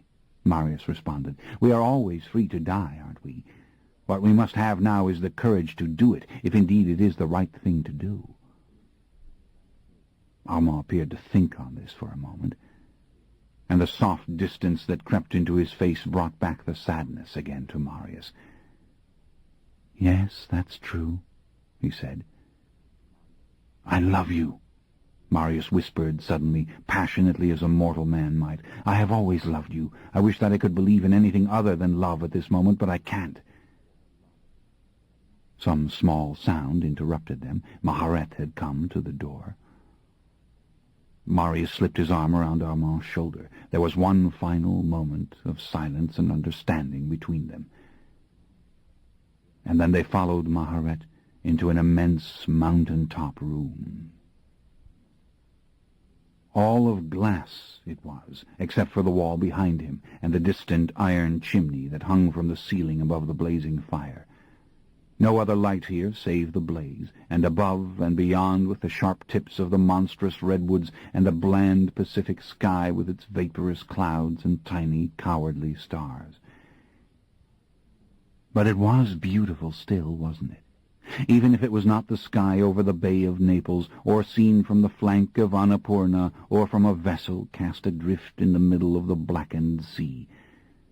The mere sweep of it was beautiful, and to think that only moments ago he had been high up there, drifting in the darkness, seen only by his fellow travelers and by the stars themselves. The joy came back to him again as it had when he looked at Maharet's red hair. No sorrow as when he thought of Armand beside him, just joy, impersonal and transcendent, a reason to remain alive. It occurred to him suddenly that he wasn't very good at bitterness or regret, that he didn't have the stamina for them, and if he was to recapture his dignity, he had better shape up fast. A little laugh greeted him. friendly, unobtrusive, a little drunken, maybe, the laugh of a fledgling who lacked common sense.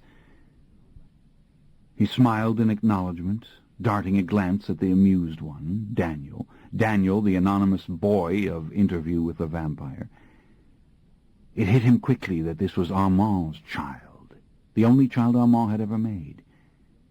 A good start on the Devil's Road this creature had, this exuberant and intoxicated being, strengthened with all that Armand had to give. Quickly he surveyed the others who were gathered around the oval table. To his right, and some distance away, there was Gabrielle, with her blonde hair in a braid down her back and her eyes full of undisguised anguish. And beside her Louis, unguarded and passive as always, staring at Marius mutely as if in scientific inquiry or worship, or both. Then came his beloved Pandora, her rippling brown hair free over her shoulders and still speckled with the tiny sparkling droplets of melted frost. Santino sat to her right, finally, looking composed once more, all the dirt gone from his finely cut black velvet clothes. On his left sat Cayman, another ancient one, who gave his name silently and freely, a horrifying being, actually, with a face even smoother than that of Maharet. Marius found he couldn't take his eyes off this one. Never had the faces of the mother and the father so startled him, though they too had had these black eyes and jet-black hair. It was the smile, wasn't it? The open, affable expression fixed there in spite of all the efforts of time to wash it away. The creature looked like a mystic or a saint, yet he was a savage killer. Recent feasts of human blood had softened his skin just a little and given a faint blush to his cheeks. Mael, shaggy and unkempt as always, had taken the chair to Cayman's left. And after him came another old one, Eric, past 3,000 years by Marius's reckoning, gaunt and deceptively fragile in appearance, perhaps 30 when he died. His soft brown eyes regarded Marius thoughtfully. His handmade clothes were like exquisite replicas of the store-bought goods men of business wore today. But what was this other being? The one who sat to the right of Maharet, who stood directly opposite Marius at the far end. Now this one truly gave him a shock. The other twin was his first rash conjecture as he stared at her green eyes and her coppery red hair. But this being had been alive yesterday, surely, and he could find no explanation for her strength, her frigid whiteness, the piercing manner in which she stared at him, and the overwhelming telepathic power that emanated from her, a cascade of dark and finely delineated images which she seemed unable to control. She was seeing with uncanny accuracy the painting he had done centuries ago of his Amadeo, surrounded by black-winged angels as he knelt in prayer. A chill passed over Marius. "In the crypt of the Talamasca," he whispered, "my painting?" He laughed, rudely, venomously. "And so it's there." The creature was frightened. She hadn't meant to reveal her thoughts. Protective of the Talamasca and hopelessly confused, she shrank back into herself. Her body seemed to grow smaller, and yet to redouble its power. A monster with green eyes and delicate bones, born yesterday, yes, exactly as he had figured it. There was living tissue in her. And suddenly he understood all about her. This one, named Jessie, had been made by Maharet. This one was an actual human descendant of the woman, and now she had become the fledgling of her ancient mother. The scope of it astonished him and frightened him slightly. The blood racing through the young one's veins had a potency that was unimaginable to Marius. She was absolutely without thirst, yet she wasn't even really dead. But he must stop this merciless and rummaging appraisal. They were, after all, waiting for him. Yet he could not help but wonder where in God's name were his own mortal descendants, spawn of the nephews and nieces he had so loved when he was alive. For a few hundred years, true, he had followed their progress, but finally he could no longer recognize them. He could no longer recognize Rome itself. and he had let it all go into darkness, as Rome had passed into darkness. Yet surely there were those walking the earth today who had that old family blood in their veins. He continued to stare at the red-haired young one. How she resembled her great mother, tall yet frail of bone, beautiful yet severe. Some great secret here, something to do with the lineage, the family.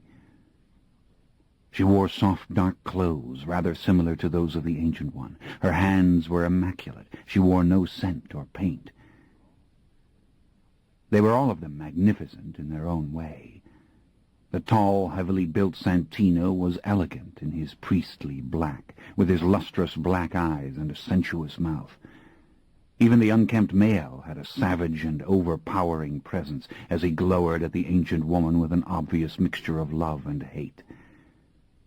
Armand's angelic face was beyond description, and the boy Daniel a vision, with his ashen hair and gleaming violet eyes.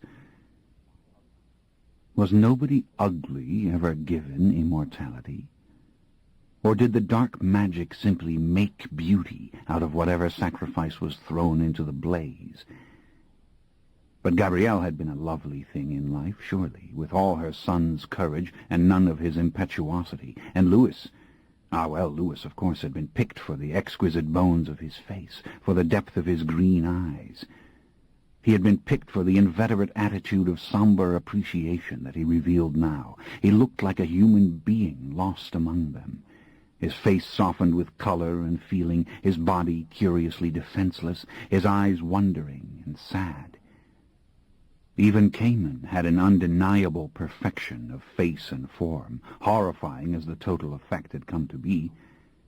As for Pandora, he saw her alive and mortal when he looked at her. He saw the eager, innocent woman who had come to him so many eons ago in the ink-black nighttime streets of Antioch, begging to be made immortal, not the remote and melancholy being who sat so still now in her simple biblical robes, staring through the glass wall opposite her at the fading galaxy beyond the thickening clouds. Even Eric, bleached by the centuries and faintly radiant, retained, as Maharet did, an air of great human feeling, made all the more appealing by a beguiling androgynous grace. The fact was, Marius had never laid eyes on such an assemblage. A gathering of immortals of all ages, from the newborn to the most ancient, and each endowed with immeasurable powers and weaknesses, even to the delirious young man whom Armand had skillfully created with all the unspent virtue of his virgin blood. Marius doubted that such a coven had ever come together before. And how did he fit into the picture? He who had been the eldest of his own carefully controlled universe in which the ancients had been silent gods. The winds had cleansed him of the dried blood that had clung to his face and shoulder-length hair. His long black cloak was damp from the snows from which he'd come. And as he approached the table, as he waited belligerently for Maharet to tell him he might be seated, he fancied he looked as much the monster as the others did, his blue eyes surely cold with the animosity that was burning him from within. "Please," she said to him graciously. She gestured to the empty wooden chair before him, a place of honor, obviously, at the foot of the table. That is, if one conceded that she stood at the head.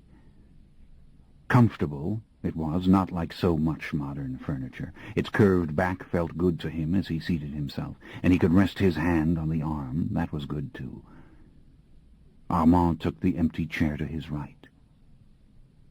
Maharet seated herself without a sound. She rested her hands with fingers folded on the polished wood before her. She bowed her head, as if collecting her thoughts to begin. "Are we all that is left?" Marius asked, "other than the queen and the brat prince and—" He paused. A ripple of silent confusion passed through the others. The mute twin.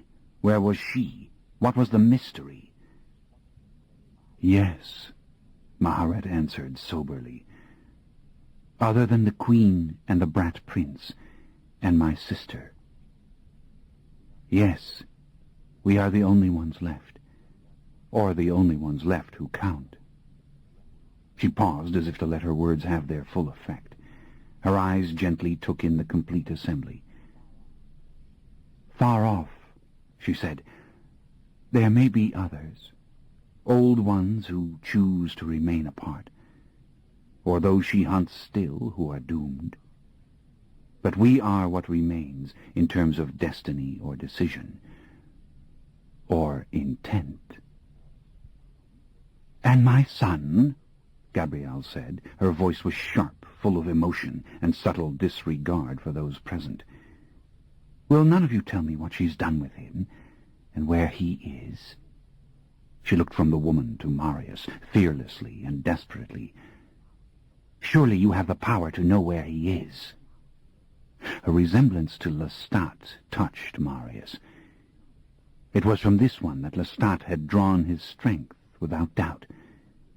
But there was a coldness in her that Lestat would never understand. "He's with her, as I've already told you," Cayman said, his voice deep and unhurried. "But beyond that she doesn't let us know." Gabrielle did not believe it, obviously. There was a pulling away in her, a desire to leave here, to go off alone.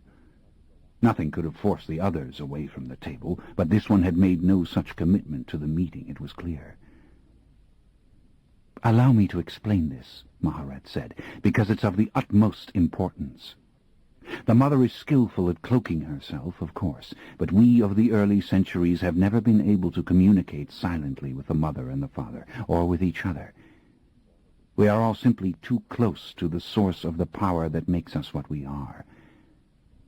We are deaf and blind to each other's minds, just as master and fledgling are among you. Only as time passed and more blood-drinkers were created did they acquire the power to communicate silently with each other, as we have done with mortals all along." "Then Akasha couldn't find you," Marius said. "You or Cayman, if you weren't with us." "That's so. She must see us through your minds or not at all, and so we must see her through the minds of others. Except, of course, for a certain sound we hear now and then on the approach of the powerful, a sound that has to do with a great exertion of energy and with breath and blood." "Yes, that sound," Daniel murmured softly. "That awful, relentless sound."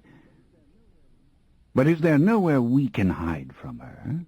Eric asked. "Those of us she can see and hear." It was a young man's voice, of course, and with a heavy, undefinable accent, each word rather beautifully intoned.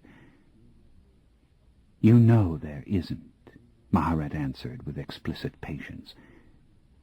"But we waste time talking of hiding. You are here either because she cannot kill you or she chooses not to, and so be it. We must go on." "Or she hasn't finished," Eric said disgustedly. "She hasn't made up her infernal mind on the matter of who shall die and who shall live." "I think you are safe here," Cayman said. "She had her chance with everyone present, did she not?" But that was just it, Marius realized. It was not at all clear that the mother had had her chance with Eric who traveled apparently in the company of Maharet.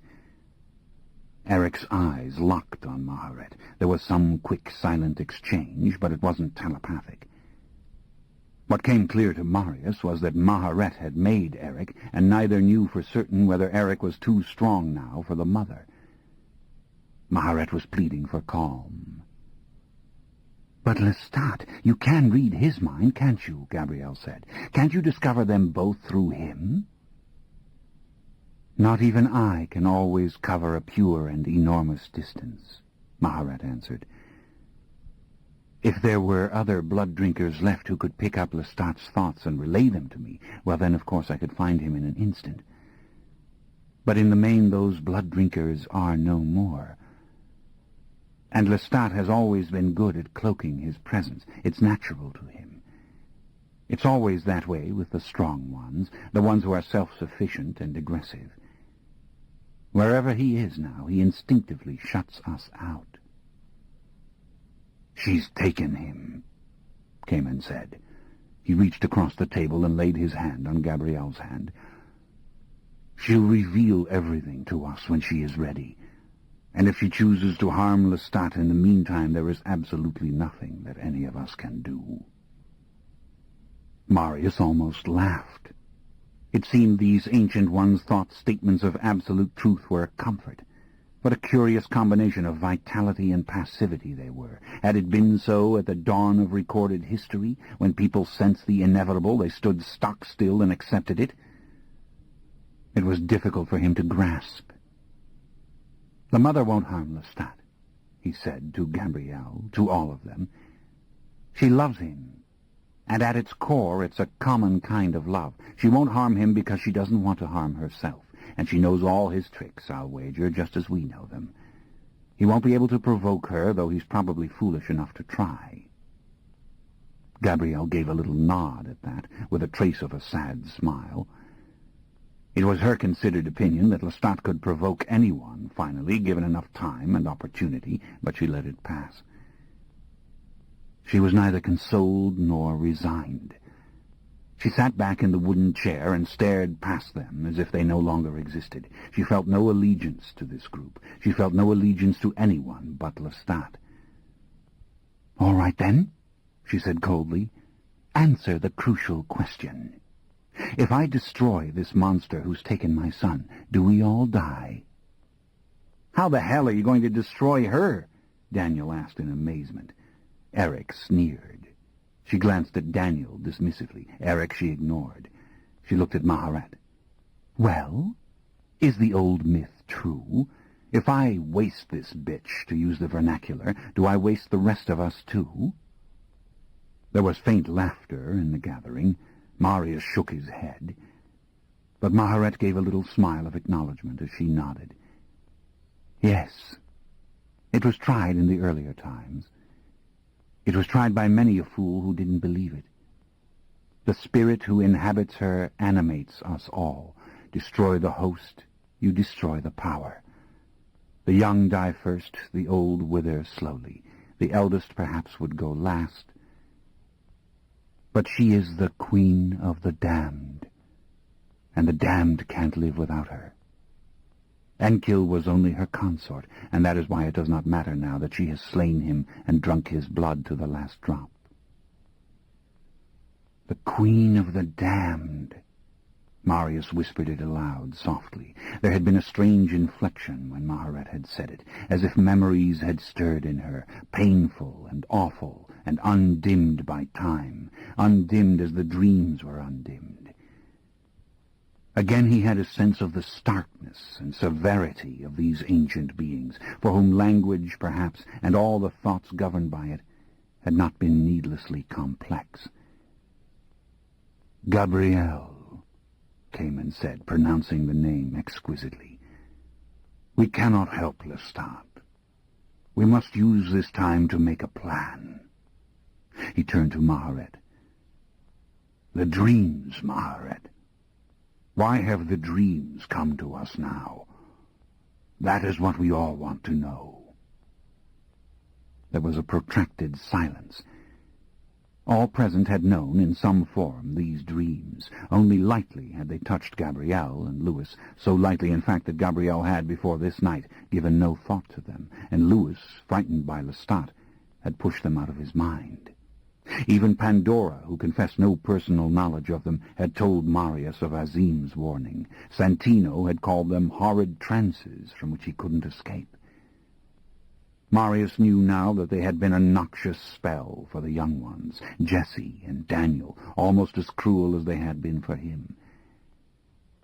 Yet Maharet did not respond. The pain in her eyes had intensified. Marius felt it like a soundless vibration. He felt the spasms in the tiny nerves. He bent forward slightly, folding his hands before him on the table. "Maharet," he said, "your sister is sending the dreams. Isn't this so?" No answer. "Where is Mikare?" He pushed. Silence again. He felt the pain in her, and he was sorry, very sorry once more for the bluntness of his speech, but if he was to be of use here, he must push things to a conclusion. He thought of Akasha and the shrine again, though why he didn't know. He thought of the smile on her face. He thought of Lestat, protectively, desperately. But Lestat was just a symbol now, a symbol of himself, of them all.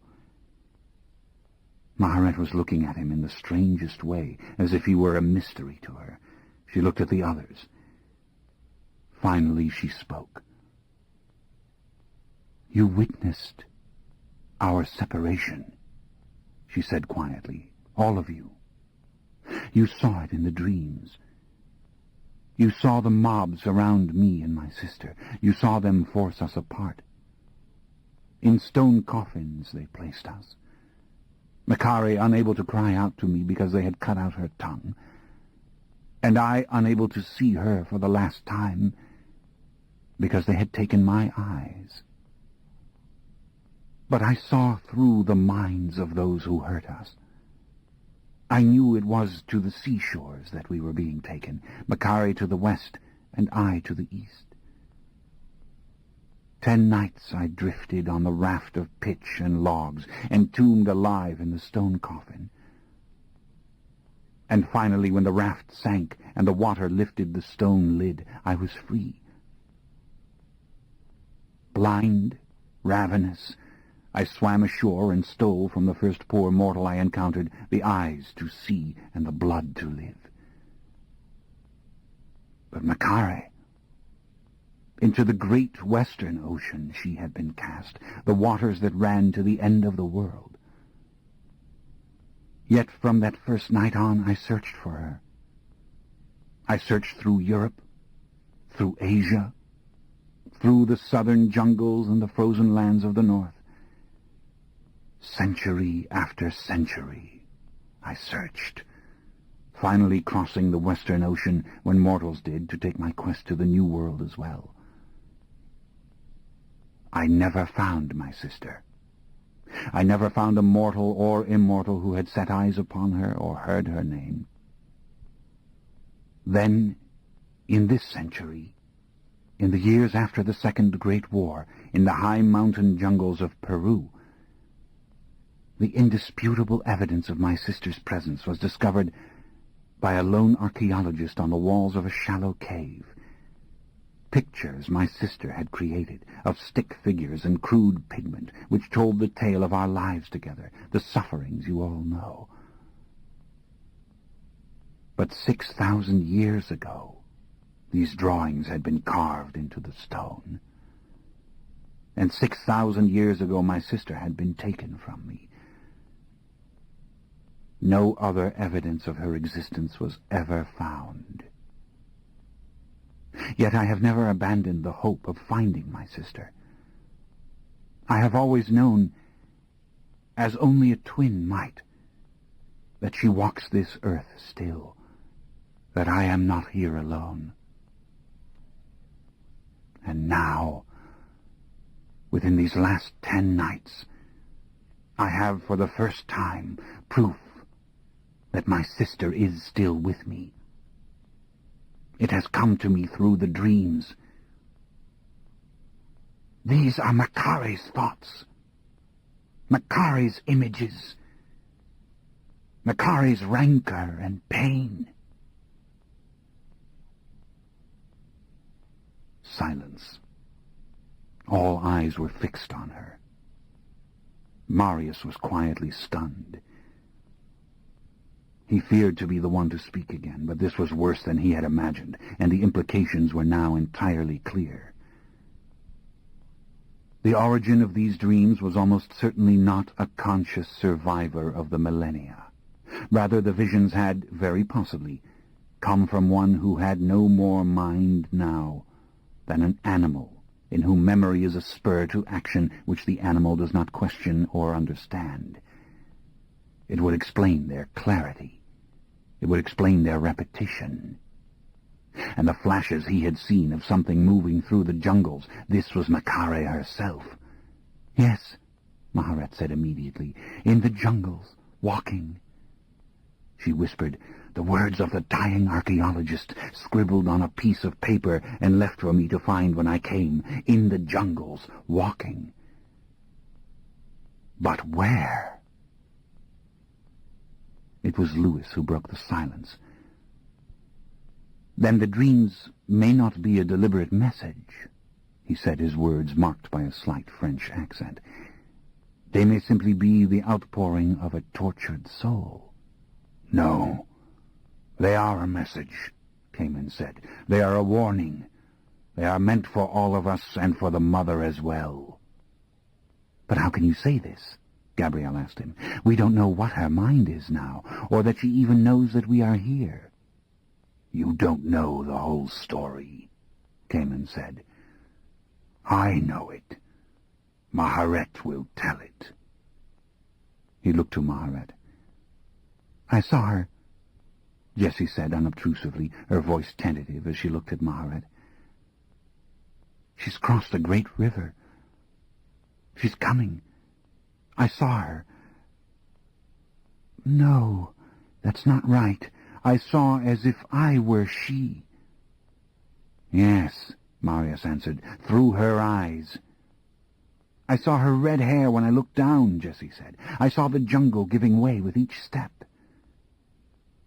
The dreams must be a communication, Mael said with sudden impatience. For why else would the message be so strong? Our private thoughts don't carry such power. She raises her voice. She wants someone or something to know what she is thinking. Or she is obsessed and acting upon that obsession, Marius answered, and moving towards a certain goal. He paused. To be united with you, her sister. What else could she possibly want? No, Cayman said, that is not her goal. Again he looked at Maharet. She has a promise to keep to the mother, and that is what the dreams mean. Maharet studied him for a moment in silence. It seemed this was almost beyond her endurance, this discussion of her sister. Yet she fortified herself silently for the ordeal that lay ahead. We were there in the beginning, Cayman said. We were the first children of the mother, and in these dreams lies the story of how it began. Then you must tell us. All of it, Marius said as gently as he could. Yes, Maharet sighed. And I will. She looked at each of them in turn, and then back to Jessie.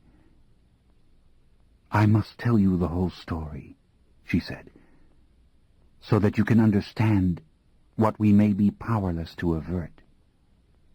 You see, this is not merely the story of the beginning. It may be the story of the end as well. She sighed suddenly, as if the prospect were too much for her.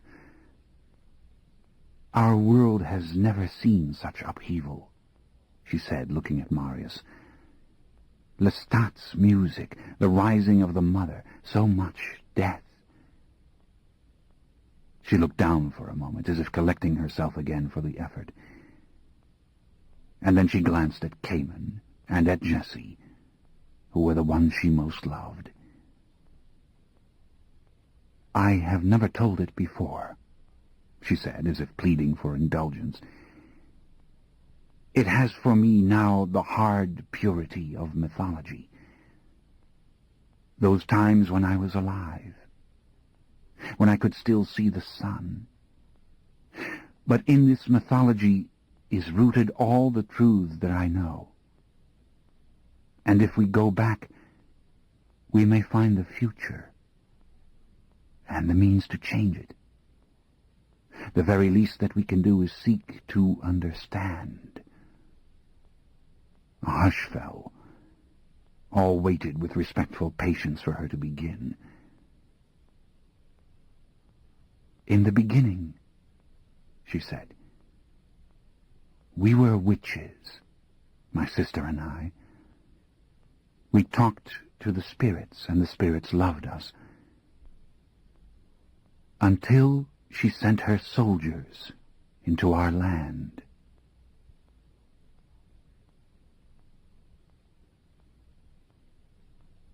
Chapter 3. Lestat, the Queen of Heaven. She let me go, Instantly I began to plummet. The wind was a roar in my ears, but the worst part was that I couldn't see. I heard her say, "Rise." There was a moment of exquisite helplessness. I was plunging towards the earth, and nothing was going to stop it. Then I looked up, my eyes stinging, the clouds closing over me, and I remembered the tower and the feeling of rising. I made the decision, go up. And my descent stopped at once. It was as if a current of air had caught me. I went up hundreds of feet in one instant, and then the clouds were below me, a white light that I could scarcely see. I decided to drift. Why did I have to go anywhere for the moment? Maybe I could open my eyes fully and see through the wind if I wasn't afraid of the pain. She was laughing somewhere, in my head or over it, I didn't know which. "Come on, Prince. Come higher." I spun around and shot upwards again, until I saw her coming towards me, her garments swirling about her, her heavy plaits lifted more gently by the wind. She caught me and kissed me. I tried to steady myself, holding on to her to look down and really see something through the breaks in the clouds. Mountains, snow-covered and dazzling in the moonlight, with great bluish flanks that disappeared into deep valleys of fathomless snow. "Lift me now," she whispered in my ear. "Carry me to the northwest." "I don't know the direction." "Yes, you do. The body knows it. Your mind knows it. Don't ask them which way it is. Tell them that is the way you wish to go. You know the principles. When you lifted your rifle, you looked at the wolf running. You didn't calculate the distance or the speed of the bullet. You fired. The wolf went down." I rose again with that same incredible buoyancy, and then I realized she had become a great weight in my arm. Her eyes were fixed on me. She was making me carry her. I smiled. I think I laughed aloud. I lifted her and kissed her again and continued the ascent without interruption. To the northwest. That is, to the right, and to the right again and higher. My mind did know it. It knew the terrain over which we'd come. I made a little artful turn and then another. I was spinning, clutching her close to me, rather loving the weight of her body, the press of her breasts against me, and her lips again, closing delicately on mine. She drew close to my ear. "Do you hear it?" she asked. I listened. The wind seemed annihilating. Yet there came a dull chorus from the earth, human voices chanting, some in time with each other, others at random, voices praying aloud in an Asian tongue. Far, far away I could hear them, and then near at hand. Important to distinguish the two sounds. First, there was a long procession of worshippers ascending through the mountain passes and over the cliffs, chanting to keep themselves alive as they trudged on in spite of weariness and cold. And within a building, a loud, ecstatic chorus, chanting fiercely over the clang of cymbals and drums. I gathered her head close to mine and looked down, but the clouds had become a solid bed of whiteness. Yet I could see through the minds of the worshippers the brilliant vision of a courtyard and a temple of marble arches and vast painted rooms. The procession wound towards the temple. "I want to see it," I said.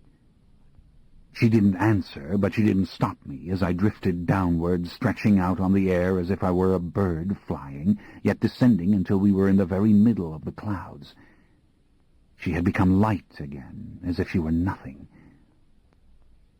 And as we left the sea of whiteness, I saw the temple gleaming below, a tiny clay model of itself, it seemed, the terrain buckling here and there beneath its meandering walls. The stench of burning bodies rose from its blazing pyres. And towards this cluster of roofs and towers, men and women wound their way along perilous paths from as far as I could see. "Tell me who is inside, my prince," she said. "Tell me who is the god of this temple." See it. Draw close to it. The old trick. But all at once I began to fall. I let out a terrible cry. She caught me. "More care, my prince," she said, steadying me. I thought my heart was going to burst. You cannot move out of your body to look into the temple and fly at the same time. Look through the eyes of the mortals the way you did it before. I was still shaking, clutching hold of her. I'll drop you again if you don't calm yourself, she said gently. Tell your heart to do as you would have it do. I gave a great sigh. My body ached suddenly from the constant force of the wind, and my eyes, they were stinging so badly again I couldn't see anything. But I tried to subdue these little pains, or rather to ignore them as if they didn't exist. I took hold of her firmly and started down, telling myself to go slowly. And then again I tried to find the minds of the mortals and see what they saw. Gilded walls, cusped arches, every surface glittering with decoration, incense rising, mingling with the scent of fresh blood. In blurred snatches I saw him, the god of the temple. "A vampire," I whispered. "A blood-sucking devil. He draws them to himself and slaughters them at his leisure. The place reeks of death." "And so there shall be more death," she whispered, kissing my face again tenderly. "Now, very fast, so fast mortal eyes can't see you. Bring us down to the courtyard beside the funeral pyre." I could have sworn it was done before I'd decided it. I'd done no more than consider the idea, and there I was, fallen against a rough plaster wall, with hard stones under my feet, trembling, my head reeling, my innards grinding in pain. My body wanted to keep going down, right through solid rock. Sinking back against the wall, I heard the chanting before I could see anything. I smelt the fire, the bodies burning. Then I saw the flames. "That was very clumsy, my prince," she said softly. "We almost struck the wall." "I don't exactly know how it happened." "Ah, but that's the key," she said, "the word exact. The spirit in you obeys swiftly and completely. Consider a little more. You don't cease to hear and see as you descend. It merely happens faster than you realize. Do you know the pure mechanics of snapping your fingers? No, you do not. Yet you can do it. A mortal child can do it." I nodded. The principle was clear, all right, as it had been with the target and the gun. "Merely a matter of degrees," I said. "And of surrender. Fearless surrender." I nodded. The truth was I wanted to fall on a soft bed and sleep. I blinked my eyes at the roaring fire, the sight of the bodies going black in the flames. One of them wasn't dead. An arm was raised, fingers curled. Now he was dead. Poor devil. All right. Her cold hand touched my cheek. It touched my lips, and then she smoothed back the tangled hair of my head. "You've never had a teacher, have you?" she asked. "Magnus orphaned you the night he made you. Your father and brothers were fools. As for your mother, she hated her children." "I've always been my own teacher," I said soberly. "And I must confess I've always been my favorite pupil as well." Laughter. "Maybe it was a little conspiracy," I said, "of pupil and teacher, but as you said, there was never anyone else." She was smiling at me. The fire was playing in her eyes. Her face was luminous, frighteningly beautiful. "Surrender," she said, "and I'll teach you things you never dreamed of. You've never known battle, real battle. You've never felt the purity of a righteous cause." I didn't answer. I felt dizzy, not merely from the long journey through the air, but from the gentle caress of her words and the fathomless blackness of her eyes. It seemed a great part of her beauty was the sweetness of her expression, the serenity of it. The way that her eyes held steady even when the glistening white flesh of her face moved suddenly with a smile or a subtle frown. I knew if I let myself I'd be terrified of what was happening. She must have known it, too. She took me in her arms again. "Drink, Prince," she whispered.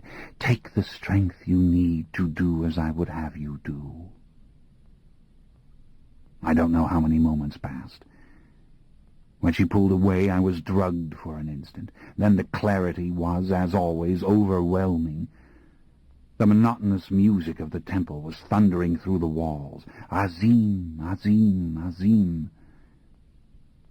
As she drew me along after her, it seemed my body didn't exist anymore, except as a vision I kept in place. I felt of my own face, the bones beneath my skin, to touch something solid that was myself. But this skin, this sensation, it was utterly new. What was left of me? The wooden doors opened as if by magic before us. We passed silently into a long corridor of slender white marble pillars and scalloped arches, but this was but the outer border of an immense central room. And the room was filled with frenzied, screaming worshippers who did not even see us or sense our presence as they continued to dance, to chant, to leap into the air in the hopes of glimpsing their one and only God. "Keep at my side, Lestat," she said, the voice cutting through the din as if I'd been touched by a velvet glove. The crowd parted, violently, bodies thrust to right and left. Screaming replaced the chant immediately.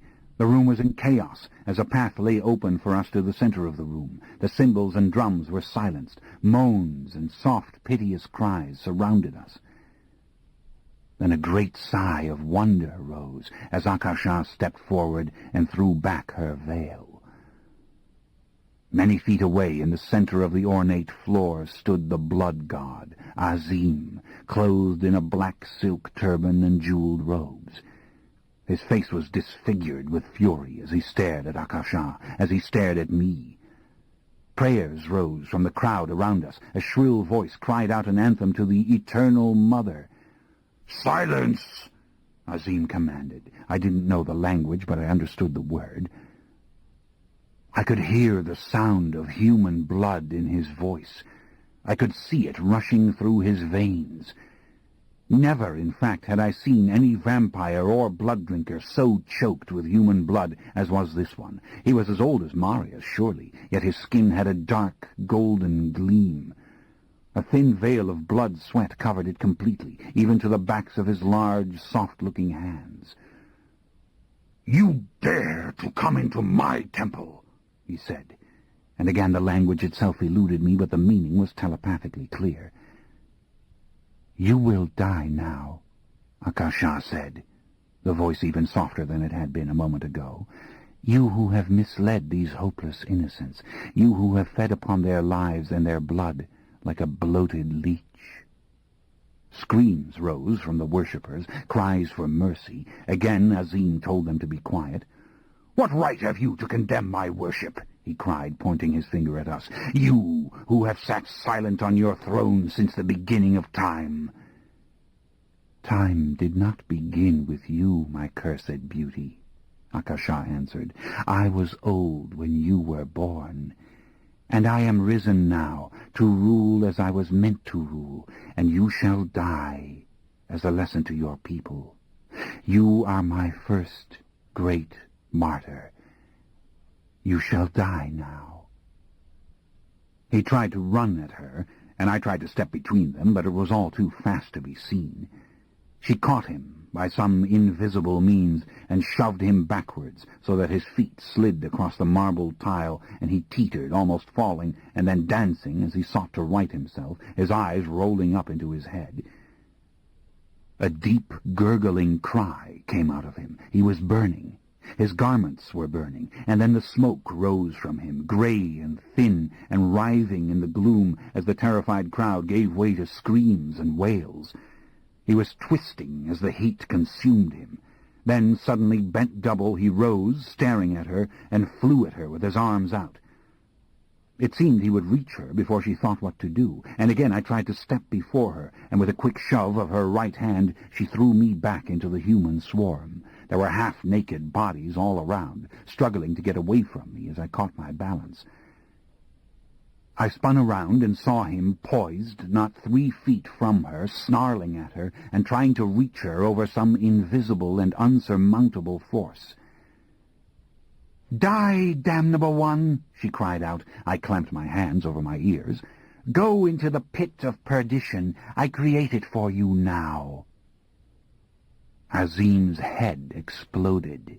Smoke and flame poured out of his ruptured skull. His eyes turned black. With a flash, his entire frame ignited, yet he went down in a human posture, his fist raised against her, his legs curling as if he meant to try to stand again. Then his form disappeared utterly in a great orange blaze. Panic descended upon the crowd, just as it had upon the rock fans outside the concert hall when the fires had broken out and Gabrielle and Louis and I had made our escape. Yet it seemed the hysteria here reached a more dangerous pitch. Bodies crashed against the slender marble pillars. Men and women were crushed instantly as others rushed over them to the doors. Akasha turned full circle, her garments caught in a brief dance of black and white silk around her, and everywhere human beings were caught, as if by invisible hands, and flung to the floor. Their bodies went into convulsions. The women, looking down at the stricken victims, wailed and tore their hair. It took me a moment to realize what was happening, that she was killing the men. It wasn't fire, it was some invisible attack upon the vital organs. Blood poured from their ears and their eyes as they expired. Enraged, several of the women ran at her, only to meet the same fate. The men who attacked her were vanquished instantly. Then I heard her voice inside my head. "Kill them, Lestat. Slaughter the males to the last one." I was paralyzed. I stood beside her, lest one of them get close to her. But they didn't have a chance. This was beyond nightmare, beyond the stupid horrors to which I'd been a party all of my accursed life. Suddenly she was standing in front of me, grasping my arms. Her soft, icy voice had become an engulfing sound in my brain. "My prince, my love, you will do this for me. Slaughter the males so that the legend of their punishment will surpass the legend of the temple. They are the henchmen of the blood god. The women are helpless. Punish the males in my name." "Oh, God, help me. Please don't ask this of me," I whispered. "They are pitiful humans." The crowd seemed to have lost its spirit. Those who had run into the rear yard were trapped. The dead in the morning lay everywhere around us, while from the ignorant multitude at the front gates there rose the most piteous pleas. "Let them go, Akasha, please," I said to her. Had I ever in my life begged for anything as I did now? What had these poor beings to do with us? She drew closer to me. I couldn't see anything now but her black eyes. "My love, this is divine war, not the loathsome feeding upon human life which you have done night after night without scheme or reason save to survive. You kill now in my name and for my cause, and I give you the greatest freedom ever given man. I tell you that to slay your mortal brother is right. Now use the new power I've given you. Choose your victims one by one. Use your invisible strength or the strength of your hands." My head was spinning. Had I this power to make men drop in their tracks? I looked around me in the smoky chamber where the incense still poured from the censers, and bodies tumbled over one another, men and women embracing each other in terror, others crawling into corners as if there they would be safe. "There is no life for them now, save in the lesson," she said. "Do as I command." It seemed I saw a vision, for surely this wasn't from my heart or mind. I saw a thin, emaciated form rise before me. I gritted my teeth as I glared at it, concentrating my malice as if it were a laser, and then I saw the victim rise off his feet and tumble backwards as the blood came out of his mouth. Lifeless, withered, he fell to the floor. It had been like a spasm, and then as effortless as shouting, as throwing one's voice out, unseen yet powerful, over a great space. Yes, kill them. Strike for the tender organs, rupture them, make the blood flow. You know that you have always wanted to do it. To kill as if it were nothing, to destroy without scruple or regret. It was true. So true. But it was also forbidden. Forbidden as nothing else on earth is forbidden. My love, it is as common as hunger, as common as time. And now you have my power and command. You and I shall put an end to it through what we will do now. A young man rushed at me, crazed, hands out to catch my throat. Kill him. He cursed me as I drove him backwards with the invisible power, feeling the spasm deep in my throat and my belly, and then a sudden tightening in the temples. I felt it touching him. I felt it pouring out of me. I felt it as surely as if I had penetrated his skull with my fingers and was squeezing his brain. Seeing it would have been crude. There was no need to see it. All I needed to see was the blood spurting from his mouth and his ears and down his naked chest. Oh, was she ever right? How I had wanted to do it. How I had dreamed of it in my earliest mortal years. The sheer bliss of killing them under all their names which were the same, enemy. Those who deserved killing, those who were born for killing, killing with full force, my body turning to solid muscle, my teeth clenched, my hatred and my invisible strength made one.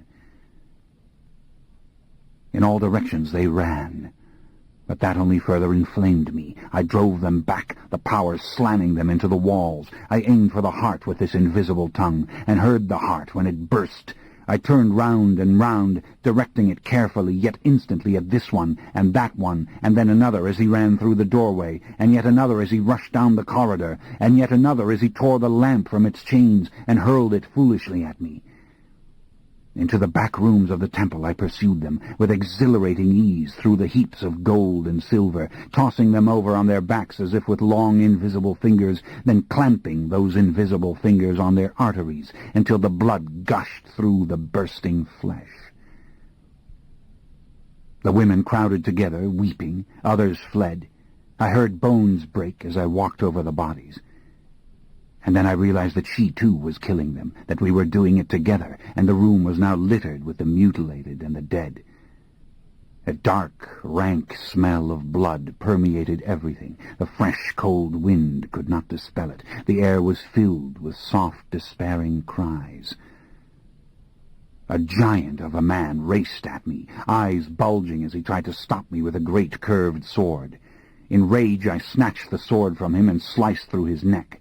Right through the bone the blade went, breaking as it did so, and head and broken blade fell at my feet. I kicked aside the body. I went in the courtyard and stared at those who shrank from me in terror. I had no more reason, no more conscience. It was a mindless game to chase them, corner them, thrust aside the women behind whom they hid, or who struggled so pitifully to hide them, and aim the power at the right place, to pump the power at that vulnerable spot until they lay still. The front gates! She was calling me. The men in the courtyard were dead. The women were tearing their hair, sobbing. I walked through the ruined temple, through the mourners and the dead they mourned. The crowd at the gates was on its knees in the snow, ignorant of what had gone on inside, voices raised in desperate entreaty. Admit me to the chamber, admit me to the vision and the hunger of the Lord. At the sight of Akasha, their cries rose in volume. They reached out to touch her garments as the locks broke and the gates swung open. The wind howled down the mountain pass. The bell in the tower above gave a faint, hollow sound. Again I shoved them down, rupturing brains and hearts and arteries. I saw their thin arms flung out in the snow. The wind itself stank of blood. Akasha's voice cut through the horrid screams, telling the women to draw back and away, and they would be safe. Finally, I was killing so fast I couldn't even see it anymore. The males must die. I was rushing towards completion, that every single male thing that moved or stirred or moaned should be dead. Like an angel, I moved on, down the winding path, with an invisible sword. And finally, all the way down the cliff, they dropped to their knees and waited for death. In a ghastly passivity, they accepted it. Suddenly I felt her holding me, though she was nowhere near me. I heard her voice in my head. "Well done, my prince." I couldn't stop. This invisible thing was one of my limbs now. I couldn't withdraw it and bring it back into myself. It was as if I was poised to take a breath, and if I did not take that breath I should die. But she held me motionless, and a great calm was coming over me, as if a drug had been fed into my veins. Finally I grew still, and the power concentrated itself within me, and became part of me and nothing more. Slowly I turned around. I looked at the clear, snowy peaks, the perfectly black sky, and at the long line of dark bodies that lay on the path from the temple gates. The women were clinging to one another, sobbing in disbelief, or giving off low and terrible moans. I smelled death as I have never smelled it. I looked down at the bits of flesh and gore that had splashed my garments. But my hands were so white and clean. Dear God, I didn't do it. Not me. I didn't. And my hands, they are clean. Oh, but I had. And what am I that I could do it? That I loved it beyond all reason. Loved it as men have always loved it in the absolute moral freedom of war. It seemed a silence had fallen. If the women still cried, I didn't hear them. I didn't hear the wind either. I was moving, though why I didn't know. I had dropped down to my knees, and I reached out for the last man I had slain, who was flung like broken sticks in the snow, and I put my hand into the blood on his mouth, and then I smeared this blood all over both my hands and pressed them to my face. Never had I killed in 200 years that I hadn't tasted the blood and taken it, along with the life, into myself. And that was a monstrous thing. But more had died here in these few ghastly moments than all those I'd ever sent to their untimely graves, and it had been done with the ease of thought and breath. Oh, this can never be atoned for. This can never, never be justified. I stood staring at the snow, through my bloody fingers, weeping, and yet hating that as well. Then gradually I realized that some change had taken place with the women. Something was happening around me, and I could feel it, as if the cold air had been warmed and the wind had risen and left the steep slope undisturbed. Then the change seemed to enter into me, subduing my anguish and even slowing the beat of my heart. The crying had ceased. Indeed, the women were moving by twos and threes down the path as if in a trance, stepping over the dead. It seemed that sweet music was playing, and that the earth had suddenly yielded spring flowers of every color and description, and that the air was full of perfume. Yet these things weren't happening, were they? In a haze of muted colors, the women passed me, in rags and silks and dark cloaks. I shook myself all over. I had to think clearly. This was no time for disorientation. This power and these dead bodies were no dream, and I could not, absolutely could not, yield to this overwhelming sense of well-being and peace. "Akasha," I whispered. Then, lifting my eyes, not because I wanted to, but because I had to, I saw her, standing on a far promontory, and the women, young and old, were moving towards her, some so weak from the cold and from hunger that others had to carry them over the frozen ground. A hush had fallen over all things. Without words she began to speak to those assembled before her. It seemed she addressed them in their own language, or in something quite beyond specific language. I couldn't tell. In a daze I saw her stretch out her arms to them. Her black hair spilled down on her white shoulders, and the folds of her long, simple gown barely moved in the soundless wind. It struck me that never in all my life had I beheld anything quite as beautiful as she was. And it was not merely the sum of her physical attributes. It was the pure serenity, the essence that I perceived with my innermost soul. A lovely euphoria came over me as she spoke. "Do not be afraid," she told them. "The bloody reign of your God is over, and now you may return to the truth." Soft anthems rose from the worshippers. Some dipped their foreheads to the ground before her, and it appeared that this pleased her, or at least that she would allow it. "You must return now to your villages," she said. "You must tell those who knew of the blood god that he is dead. The Queen of Heaven has destroyed him. The Queen will destroy all those males who still believe in him. The Queen of Heaven will bring a new reign of peace on earth. There will be death for the males who have oppressed you, but you must wait for my sign." As she paused, the anthems rose again. The Queen of Heaven, the Goddess, the Good Mother, the old litany, sung in 1,000 tongues the world over, was finding a new form. I shuddered. I made myself shudder. I had to penetrate that spell. It was a trick of the power, just as the killing had been a trick of the power, something definable and measurable, yet I remained drugged by the sight of her and by the anthems, by the soft embrace of this feeling. All is well. All is as it should be. We are all safe. Somewhere, from the sunlit recesses of my mortal memory, a day came back, a day like many before it, when in the month of May in our village we had crowned a statue of the Virgin amid banks of sweet-smelling flowers, when we had sung exquisite hymns. Ah, the loveliness of that moment, when a crown of white lilies had been lifted to the Virgin's veiled head. I'd gone home that night singing those hymns. In an old prayer book I'd found a picture of the Virgin, and it had filled me with enchantment and wondrous religious fervor, such as I felt now.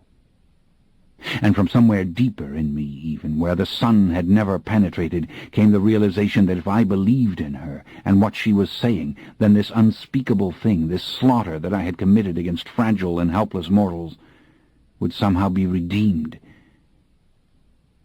"You kill now in my name and for my cause, and I give you the greatest freedom ever given man. I tell you that to slay your brother is right." "Go on," she said aloud. "Leave this temple forever. Leave the dead to the snow and the winds. Tell the people a new era is coming, when those males who glorify death and killing shall reap their reward, and the era of peace shall be yours. I will come again to you. I will show you the way. Await my coming, and I will tell you then what you must do. For now believe in me and what you have seen here, and tell others that they too may believe. Let the men come and see what awaits them. Wait for signs from me." In a body they moved to obey her command. They ran down the mountain path towards those distant worshippers who had fled the massacre. Their cries rose thin and ecstatic in the snowy void. The wind gusted through the valley. High on the hill the temple bell gave another dull peal. The wind tore at the scant garments of the dead. The snow had begun to fall softly and then thickly, covering brown legs and arms and faces with open eyes. The sense of well-being had dissipated, and all the raw aspects of the moment were clear and inescapable again. These women, this visitation, bodies in the snow, undeniable displays of power, disruptive and overwhelming. Then a soft little sound broke the silence.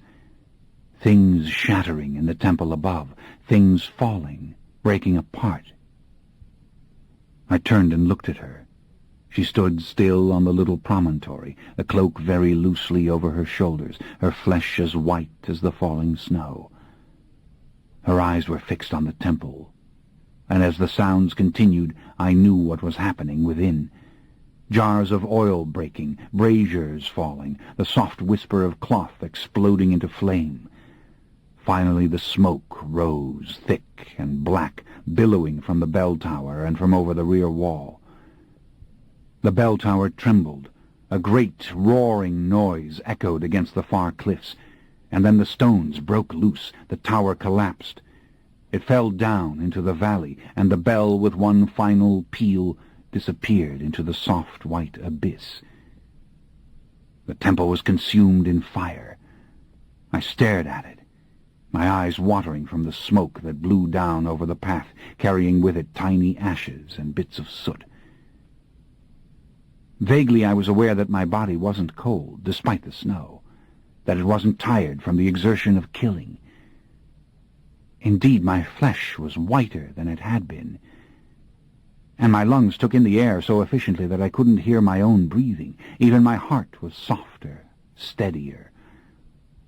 Only my soul was bruised and sore. For the first time ever in my life, either mortal or immortal, I was afraid that I might die. I was afraid that she might destroy me, and with reason, because I simply could not do again what I'd just done. I could not be a part of this design. And I prayed I couldn't be made to do it, that I would have the strength to refuse. I felt her hands on my shoulders. "Turn and look at me, Lestat." I did as she asked, and there it was again, the most seductive beauty I'd ever beheld. "And I am yours, my love. You are my only true companion, my finest instrument. You know this, do you not?" Again a deliberate shudder. "Where in God's name are you, Lestat? Are you going to shrink from speaking your heart?" "Akasha, help me," I whispered. "Tell me, why did you want me to do this killing? What did you mean when you told them that the males would be punished, that there would be a reign of peace on earth?" How stupid my words sounded. Looking into her eyes, I could believe she was the goddess. It was as if she drew my conviction out of me, as if it were merely blood. I was quaking suddenly with fear. Quaking. I knew what the word meant for the first time. I tried to say more, but I merely stammered. Finally I blurted it out. "In the name of what morality will all this be done?" "In the name of my morality," she answered, the faint little smile as beautiful as before. "I am the reason, the justification, the right by which it is done." Her voice was cold with anger, but her blank, sweet expression had not changed. "Now, listen to me, beautiful one," she said. "I love you. You've awakened me from my long sleep into my great purpose. It gives me joy merely to look at you, to see the light in your blue eyes, and to hear the sound of your voice. It would wound me beyond your understanding of pain to see you die. But as the stars are my witness, you will aid me in my mission, or you will be no more than the instrument for the commencement, as Judas was to Christ. And I shall destroy you as Christ destroyed Judas once your usefulness is past." Rage overcame me. I couldn't help myself. The shift from fear to anger was so fast I was boiling inside. "But how do you dare to do these things?" I asked. "To send these ignorant souls abroad with mad lies?" She stared at me in silence. It seemed she would strike out at me. Her face became that of a statue again, and I thought, well, the moment is now. I will die the way I saw Azim die. I can't save Gabrielle or Louis. I can't save Armand. I won't fight because it's useless. I won't move when it happens. I'll go deep into myself, perhaps, if I must run from the pain. I'll find some last illusion, like baby Jenks did, and cling to it until I am no longer Lestat. She didn't move. The fires on the hill were burning down. The snow was coming more thickly, and she had become like a ghost standing there in the silent snowfall, white as the snow was white. "You really aren't afraid of anything, are you?" she said. "I'm afraid of you," I said. "Oh, no, I do not think so." I nodded. "I am. And I'll tell you what else I am. Vermin on the face of the earth. Nothing more than that. A loathsome killer of human beings. But I know that's what I am. I do not pretend to be what I am not. You have told these ignorant people that you are the Queen of Heaven. How do you mean to redeem those words? And what will they accomplish among stupid and innocent minds?" "Such arrogance," she said softly. "Such incredible arrogance. And yet I love you. I love your courage, even your rashness, which has always been your saving grace. I even love your stupidity. Don't you understand? There is no promise now that I cannot keep. I shall make the myths over. I am the Queen of Heaven, and heaven shall reign on earth finally. I am anything that I say I am." "Oh, Lord God," I whispered, "do not speak those hollow words, those words that have never meant anything to anyone. You stand in the presence of the only goddess you will ever know. You are the only god these people will ever know. Well, you must think like a god now, my beauty. You must reach for something beyond your selfish little ambitions. Don't you realize what's taken place?" I shook my head. "I don't know anything. I'm going mad." She laughed. She threw back her head and laughed. "We are what they dream of, Lestat. We cannot disappoint them. If we did, the truth implicit in the earth beneath our feet would be betrayed." She turned away from me. She went back up again to the small outcropping of snow-covered rock where she had stood before. She was looking down into the valley, at the path that cut along the sheer cliff beneath her, at the pilgrims turning back now as the fleeing women gave them the word. I heard cries echo off the stone face of the mountain. I heard the men dying down there as she, unseen, struck them with that power, that great, seductive and easy power, and the women stammering madly of miracles and visions. And then the wind rose, swallowing everything, it seemed. The great, indifferent wind. I saw her shimmering face for an instant. She came towards me. I thought, this is death again. This is death coming, the woods and the wolves coming, and no place to hide. And then my eyes closed.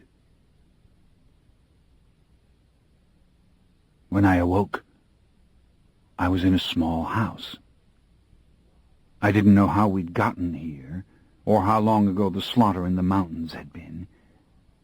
I'd been drowning in the voices, and now and then a dream had come to me, a terrible yet familiar dream. I had seen two red-headed women in this dream. They knelt beside an altar where a body lay waiting for them to perform some ritual, some crucial ritual. And I'd been struggling desperately to understand the dream's content, for it seemed that everything depended upon it. I must not forget it again. But now all that faded, the voices, the unwelcome images. The moment pressed in. The place where I lay was dark and dirty and full of foul smells. In little dwellings all around us mortals lived in misery, babies crying in hunger amid the smell of cooking fires and rancid grease. There was war in this place, true war, not the debacle of the mountainside, but old-fashioned 20th century war. From the minds of the afflicted I caught it in viscid glimpses, an endless existence of butchery and menace. Buses burned, people trapped inside, beating upon the locked windows, trucks exploding, women and children running from machine-gun fire.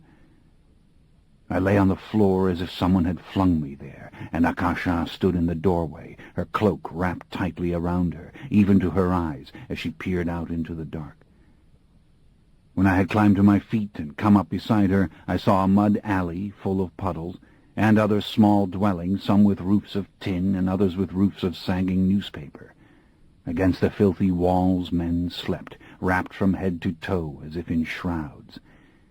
But they were not dead, and the rats they sought to avoid knew it, and the rats nibbled at the wrappings, and the men twitched and jerked in their sleep.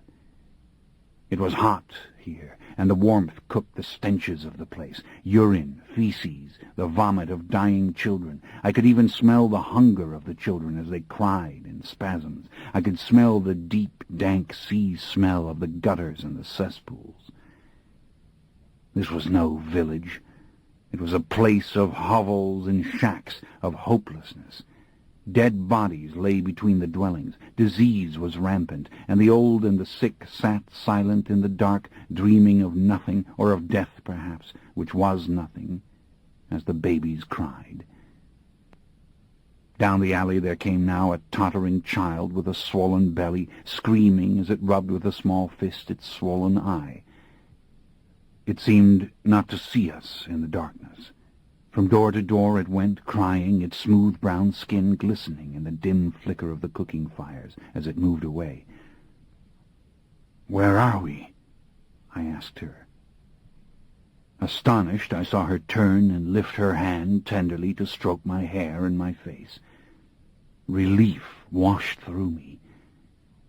But the raw suffering of this place was too great for that relief to matter. So she had not destroyed me. She had brought me to hell. What was the purpose? All around me I felt the misery, the despair. What could alter the suffering of these abject people?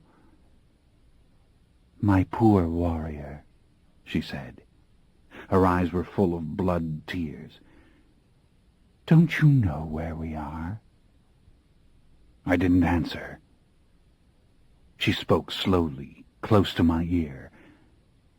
"Shall I recite the poetry of names?" she asked.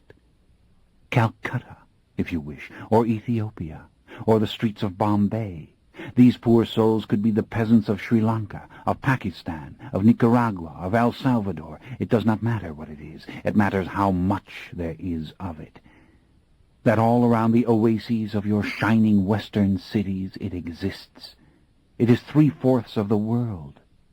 Open your ears, my darling. Listen to their prayers. Listen to the silence of those who've learned to pray for nothing.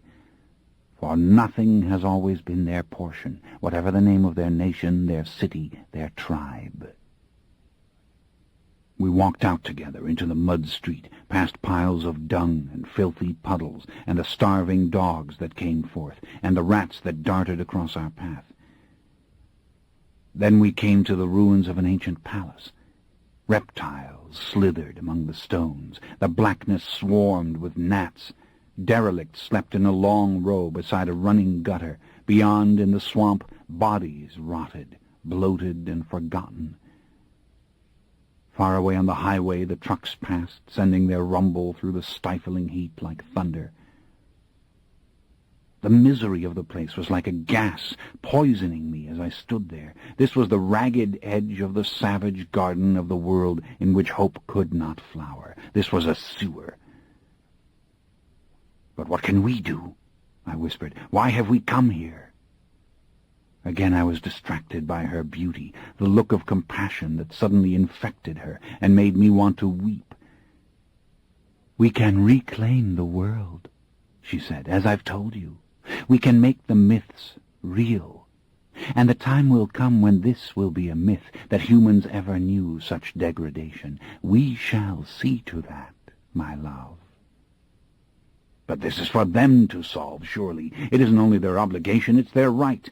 How can we aid in such a thing? How can our interference not lead to catastrophe?" "We shall see that it does not," she said calmly. Ah, but you don't begin to comprehend. You don't realize the strength we now possess. Nothing can stop us. But you must watch now.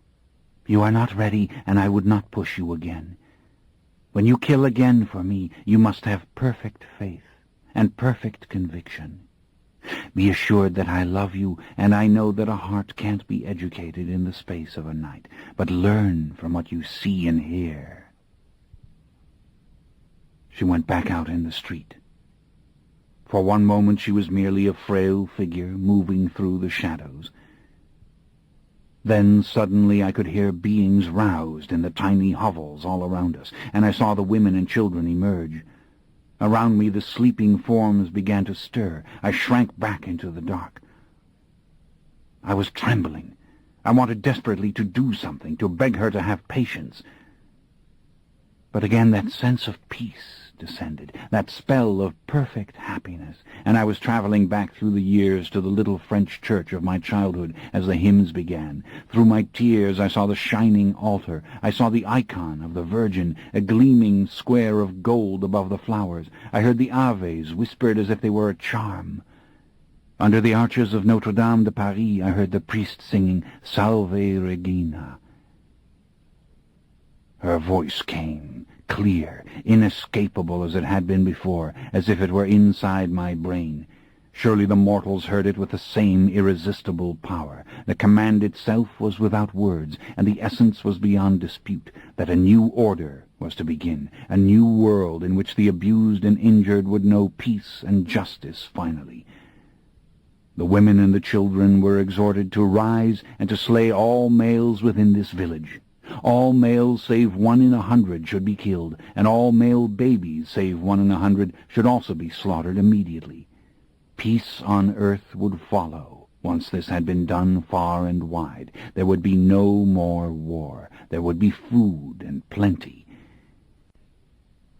I was unable to move, or to voice my terror. In panic I heard the frenzied cries of the women. Around me the sleeping derelicts rose from their wrappings, only to be driven back against the walls, dying as I had seen the men die in Azim's temple. The street rang with cries. In clouded flashes I saw people running. I saw the men rushing out of the houses, only to drop in the mud.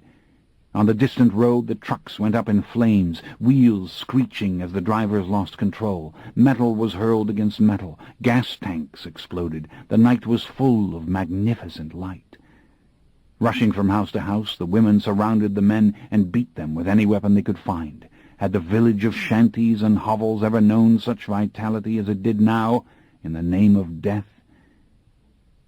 And she, the Queen of Heaven, had risen and was hovering above the tin rooftops, a stark, delicate figure burning against the clouds as if made of white flame.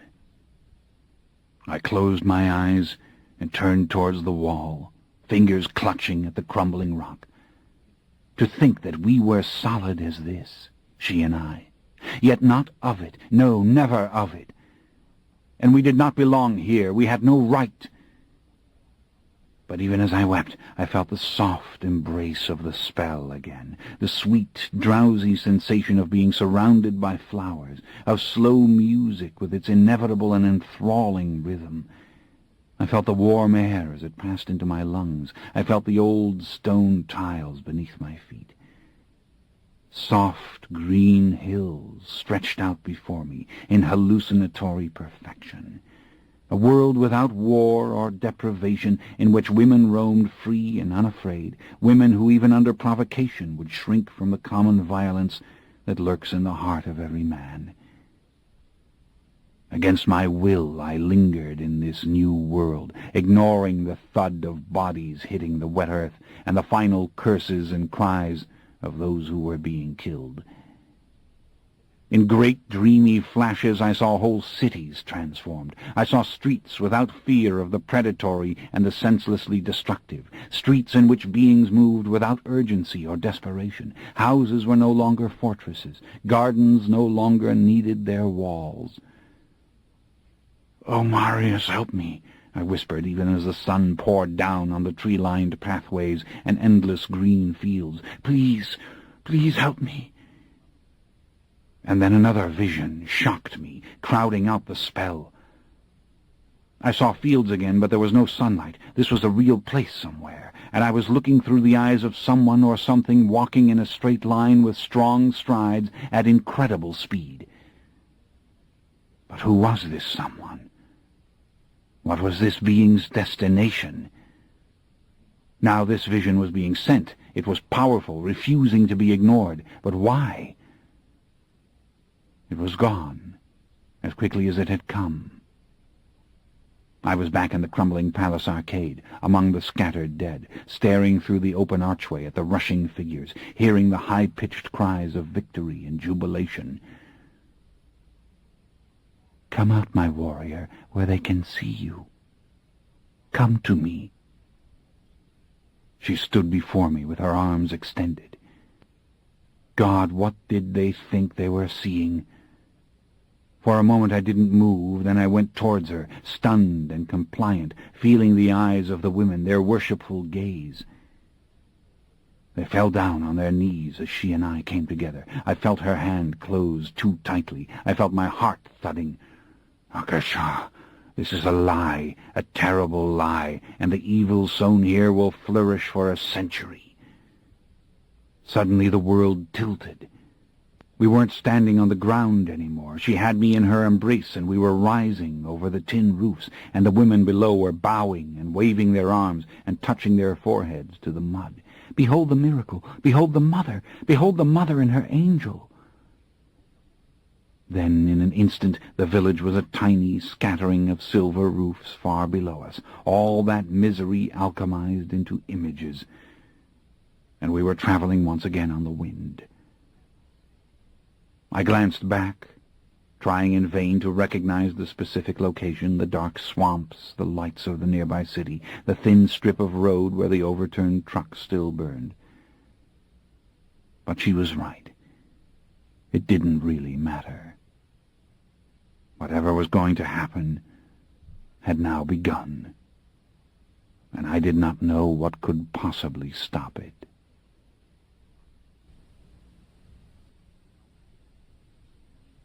Chapter 4. The Story of the Twins, Part 1. All eyes were fixed on Maharet as she paused. Then she began again, her words seemingly spontaneous, though they came slowly and were carefully pronounced. She seemed not sad, but eager to re-examine what she meant to describe. Now, when I say that my sister and I were witches, I mean this. We inherited from our mother, as she had from her mother, the power to communicate with the spirits, to get them to do our bidding in small and significant ways. We could feel the presence of the spirits, which are in the main invisible to human eyes, and the spirits were drawn to us. And those with such powers as we had were greatly revered among our people, and sought after for advice and miracles and glimpses into the future, and occasionally for putting the spirits of the dead to rest. What I am saying is that we were perceived as good, and we had our place in the scheme of things. There have always been witches as far as I know, and there are witches now, though most no longer understand what their powers are or how to use them. Then there are those known as clairvoyants, or mediums, or channelers, or even psychic detectives. It is all the same thing. These are people who, for reasons we may never understand, attract spirits. Spirits find them downright irresistible, and to get the notice of these people, the spirits will do all kinds of tricks. As for the spirits themselves, I know that you're curious about their nature and properties, that you did not, all of you, believe the story in Lestat's book about how the mother and the father were made. I'm not sure that Marius himself believed it when he was told the old story, or when he passed it on to Lestat. Marius nodded. Already he had numerous questions, but Maharet gestured for patience. "Bear with me," she said. "I will tell you all we knew of the spirits then, which is the same as what I know of them now. Understand, of course, that others may use a different name for these entities. Others may define them more in the poetry of science than I will do. The spirits spoke to us only telepathically. As I have said, they were invisible. But their presence could be felt. They had distinct personalities, and our family of witches had, over many generations, given them various names. We divided them, as sorcerers have always done, into the good and the evil, but there is no evidence that they themselves have a sense of right and wrong. The evil spirits were those who were openly hostile to human beings, and who liked to play malicious tricks, such as the throwing of stones, the making of wind, and other such pesty things. Those who possess humans are often evil spirits. Those who haunt houses and are called poltergeists fall into this category too. The good spirits could love, and wanted, by and large, to be loved as well. Seldom did they think up mischief on their own. They would answer questions about the future, they would tell us what was happening in other remote places, and for very powerful witches, such as my sister and me, for those whom the good spirits really loved, they would do their greatest and most taxing trick. They would make the rain. But you can see from what I'm saying that labels such as good and evil were self-serving. The good spirits were useful, the bad spirits were dangerous and nerve-wracking. To pay attention to the bad spirits, to invite them to hang about, was to court disaster, because ultimately they could not be controlled. There was also abundant evidence that what we called bad spirits envied us, that we were fleshly and also spiritual, that we had the pleasures and powers of the physical while possessing spiritual minds. Very likely this mixture of flesh and spirit in human beings makes all spirits curious. It is the source of our attraction for them. But it rankles the bad spirits. The bad spirits would know sensuous pleasure, it seems, yet they cannot. The good guys did not evince such dissatisfaction. Now, as to where these spirits came from, they used to tell us that they had always been here. They would brag that they had watched human beings change from animals into what they were. We didn't know what they meant by such remarks. We thought they were being playful or just lying. But now the study of human evolution makes it obvious that the spirits had witnessed this development. As for questions about their nature, how they were made, or by whom, well, these they never answered. I don't think they understood what we were asking. They seemed insulted by the questions, or even slightly afraid, or even thought the questions were humorous. I suspect that someday the scientific nature of spirits will be known. I suspect that they are matter and energy in sophisticated balance, as is everything else in our universe, and that they are no more magical than electricity, or radio waves, or quarks, or atoms, or voices over the telephone, the things that seemed supernatural only 200 years ago. In fact, the poetry of modern science has helped me to understand them, in retrospect, better than any other philosophical tool. Yet I cling to my old language, rather instinctively. It was Makari's contention that she could now and then see them, and that they had tiny cores of physical matter and great bodies of whirling energy which she compared to storms of lightning and wind. She said there were creatures in the sea which were equally exotic in their organization, and insects who resembled the spirits too. It was always at night that she saw their physical bodies, and they were never visible for more than a second, and usually only when the spirits were in a rage. Their size was enormous, she said, but then they said this too. They told us we could not imagine how big they were, but then they loved to brag. One must constantly sort from their statements the part which makes sense. That they exert great force upon the physical world is beyond doubt.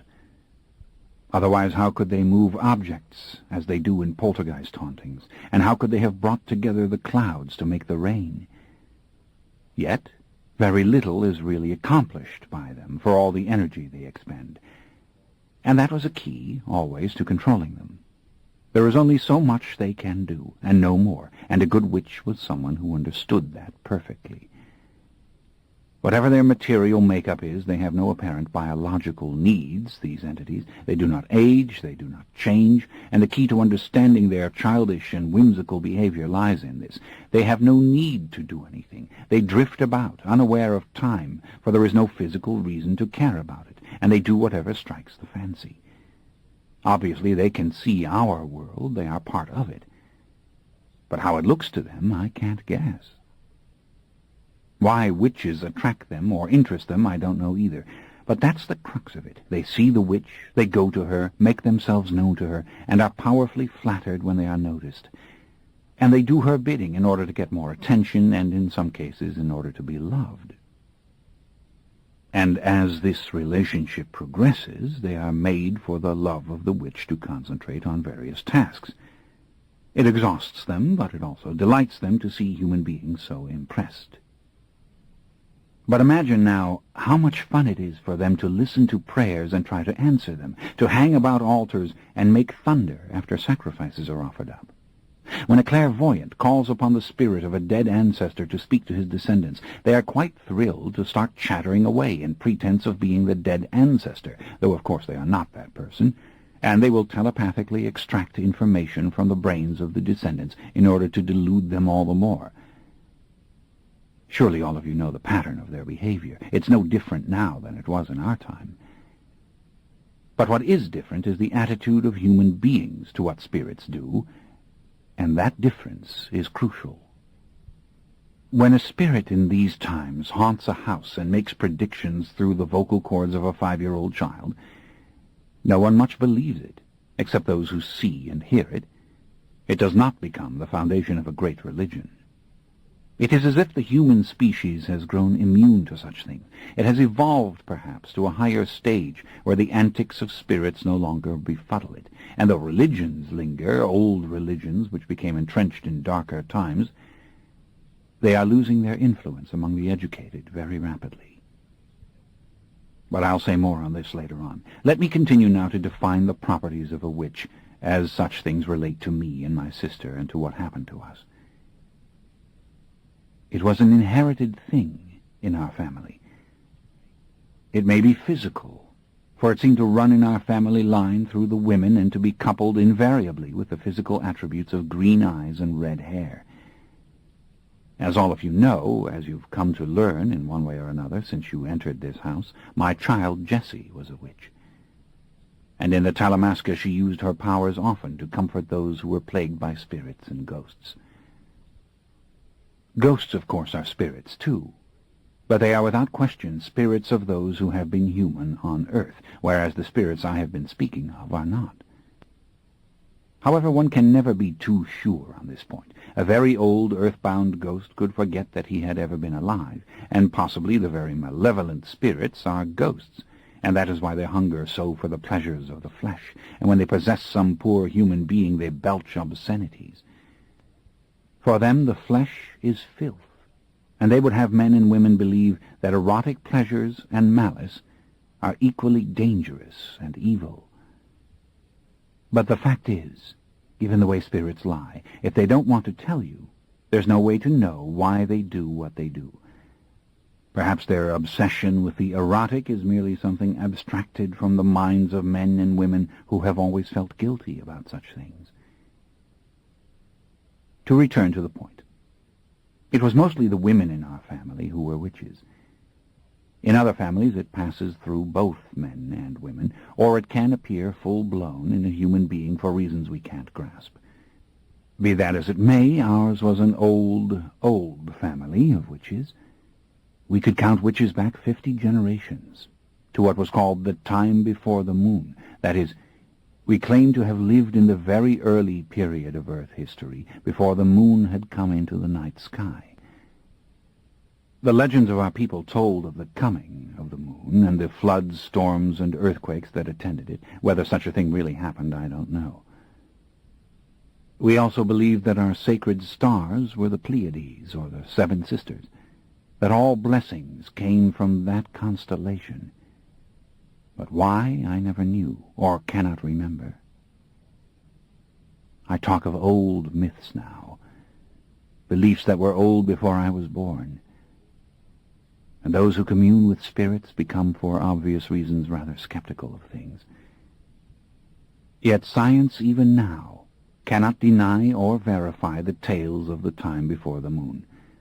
The coming of the moon, its subsequent gravitational pull, has been used theoretically to explain the shifting of the polar caps and the late ice ages. Maybe there was truth in the old stories, truths that will someday be clarified for us all. Whatever the case, ours was an old line. Our mother had been a powerful witch, to whom the spirits told numerous secrets, reading men's minds as they do. And she had a great effect upon the restless spirits of the dead. In Makari and me, it seemed her power had been doubled, as is often true with twins. That is, each of us was twice as powerful as our mother. As for the power we had together, it was incalculable. We talked to the spirits when we were in the cradle. We were surrounded by them when we played. As twins, we developed our own secret language, which not even our mother understood, but the spirits knew it. The spirits would understand anything we said to them. They could even speak our secret language back to us. Understand, I don't tell you all this out of pride. That would be absurd. I tell you so that you will grasp what we were to each other, and to our own people, before the soldiers of Akasha and Enkil came into our land. I want you to understand why this evil, this making of the blood drinkers, eventually happened. We were a great family. We had lived in the caves of Mount Carmel for as long as anybody knew, and our people had always built their encampments on the valley floor at the foot of the mountain. They lived by herding goats and sheep, and now and then they hunted, and they grew a few crops for the making of the hallucinogenic drugs we took to make trances. This was part of our religion, and also for the making of beer. They cut down the wild wheat, which grew then in profusion. Small, round, mud-brick houses with thatched roofs made up our village, but there were others which had grown into small cities, and some in which all the houses were entered from the roofs. Our people made a highly distinctive pottery, which they took to the markets of Jericho for trade. From there they brought back lapis lazuli, ivory, incense, and mirrors of obsidian, and other such fine things. Of course, we knew of many other cities, vast and beautiful as Jericho, cities which are now buried completely under the earth, and which may never be found. But by and large we were simple people. We knew what writing was, that is, the concept of it, but it did not occur to us to use such a thing, as words had a great power, and we would not have dared to write our names, or curses, or truths that we knew. If a person had your name, he could call on the spirits to curse you. He could go out of his body in a trance and travel to where you were. Who could know what power you would put into his hands if he could write your name on stone or papyrus? Even for those who weren't afraid, it was distasteful, at the very least. And in the large cities, writing was largely used for financial records, which we, of course, could keep in our heads. In fact, all knowledge among our people was committed to memory. The priests who sacrificed to the bull god of our people, in whom we did not believe, by the way, committed his traditions and beliefs to memory and taught them to the young priests by rote and by verse. Family histories were told from memory, of course. We did, however, paint pictures that covered the walls of the bull shrines in the village. And my family, living in the caves on Mount Carmel, as we had always, covered our secret grottos with paintings which no one saw but us. Therein we kept a kind of record. But this was done with caution. I never painted or drew the image of myself, for example, until after catastrophe had struck, and I and my sister were the things which we all are. But to return to our people. We were peaceful. Shepherds, sometime craftsmen, sometime traders, no more, no less. When the armies of Jericho went to war, sometimes our young men joined them, but that was what they wanted to do. They wanted to be young men of adventure and to be soldiers, and no glory of that sort. Others went to the cities to see the great markets, the majesty of the courts, or the splendor of the temples. And some went to ports of the Mediterranean to see the great merchant ships. But for the most part, life went on in our villages as it had for many centuries without change. And Jericho protected us, almost indifferently, because it was the magnet which drew an enemy's force unto itself. Never, never did we hunt men to eat their flesh. This was not our custom, and I cannot tell you what an abomination such cannibalism would have been to us, the eating of enemy flesh.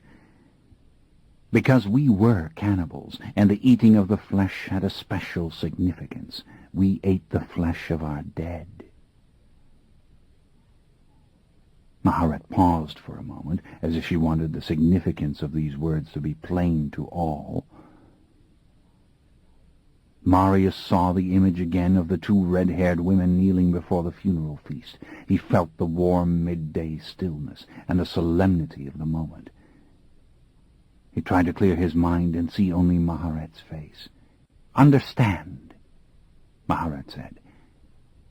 "We believed that the spirit left the body at death, but we also believe that the residue of all living things contains some tiny amount of power after life itself is gone. For example, a man's personal belongings retain some bit of his vitality, and the body and bones surely.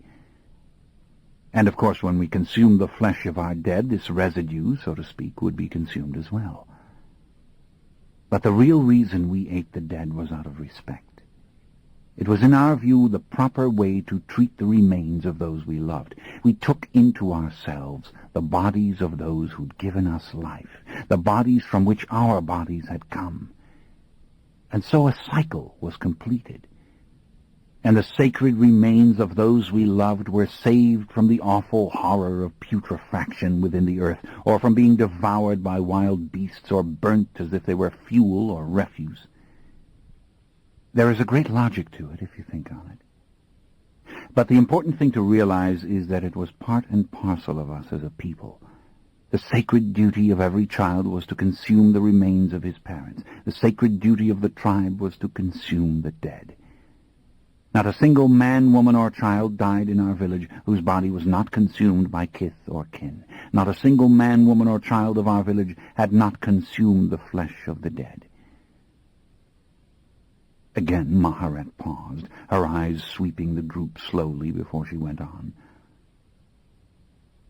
"Now, it was not a time of great wars," she said. "Jericho had been at peace for as long as anyone could remember, and Nineveh had been at peace as well.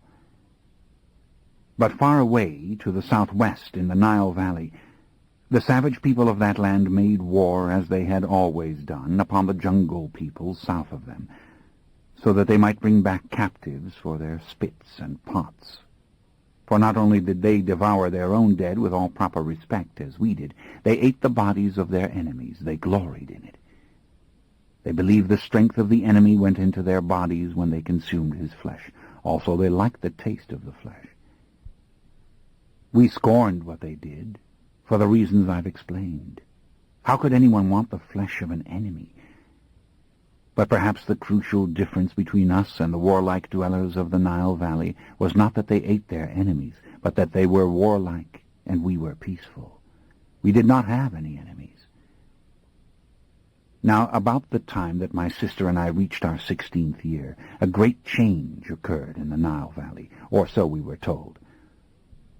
The aging queen of that realm died without a daughter to carry on the royal blood.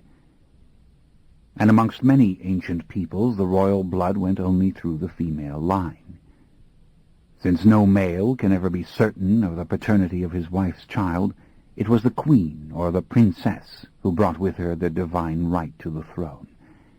This is why Egyptian pharaohs of a later age often married their sisters. It was to secure their royal right. And so it would have been with this young King Enkil if he had had a sister, but he did not.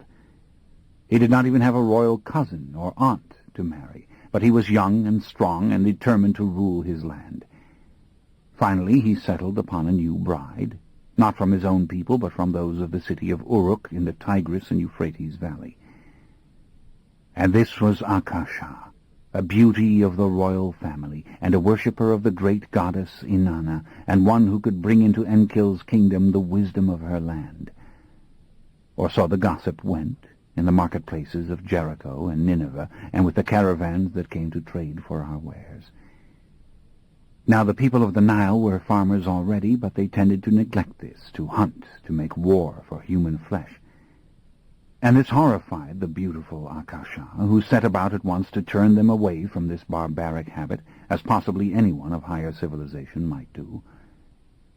She probably also brought with her writing, as the people of Uruk had it. They were great keepers of records.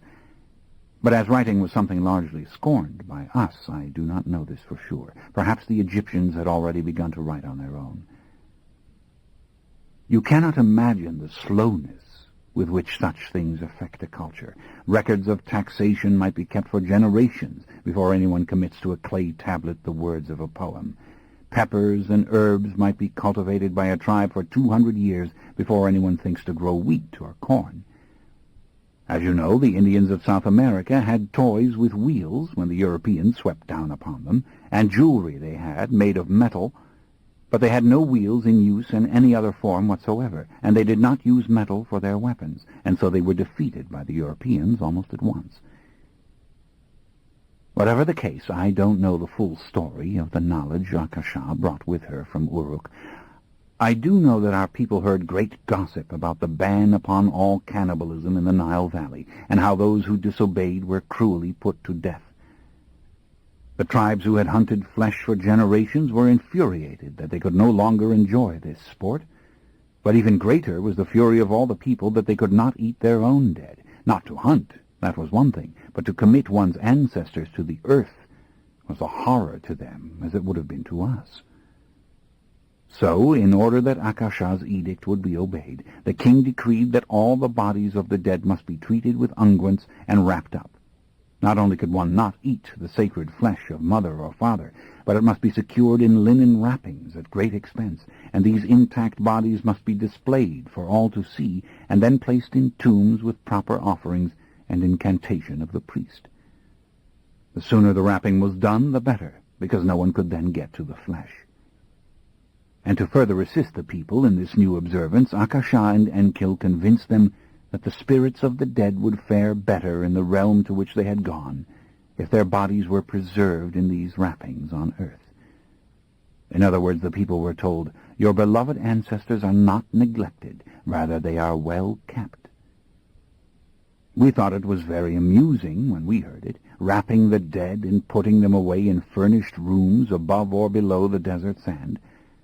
We thought it amusing that the spirits of the dead should be helped by the perfect maintenance of their bodies on earth. For as anyone knows who has ever communicated with the dead, it is better that they forget their bodies. It is only when they relinquish their earthly image that they can rise to the higher plane. And now in Egypt, in the tombs of the very rich and very religious, there lay these things, these mummies in which the flesh rotted away.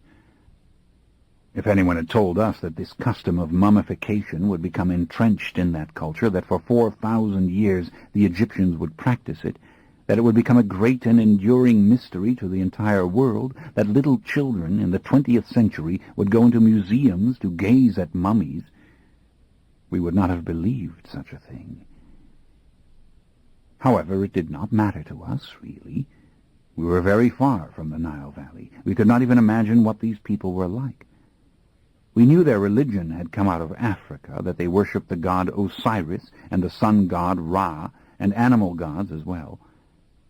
But we really didn't understand these people. We didn't understand their land of inundation and desert. When we held in our hands fine objects which they had made, we knew some faint shimmer of their personalities, but it was alien. We felt sorry for them, that they could not eat their dead. When we asked the spirits about them, the spirits seemed mightily amused by the Egyptians. They said the Egyptians had nice voices and nice words, and that it was pleasurable to visit their temples and altars. They liked the Egyptian tongue. Then they seemed to lose interest in the question, and to drift off, as was often the case.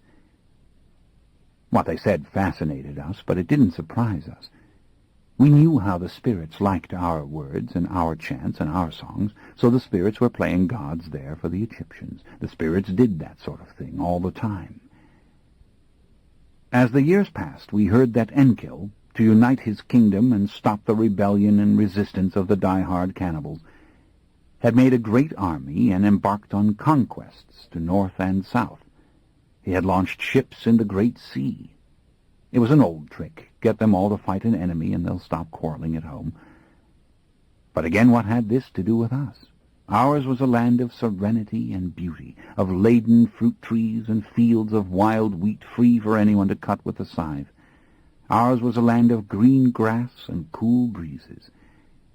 But there wasn't anything that anyone would want to take from us, or so we believed.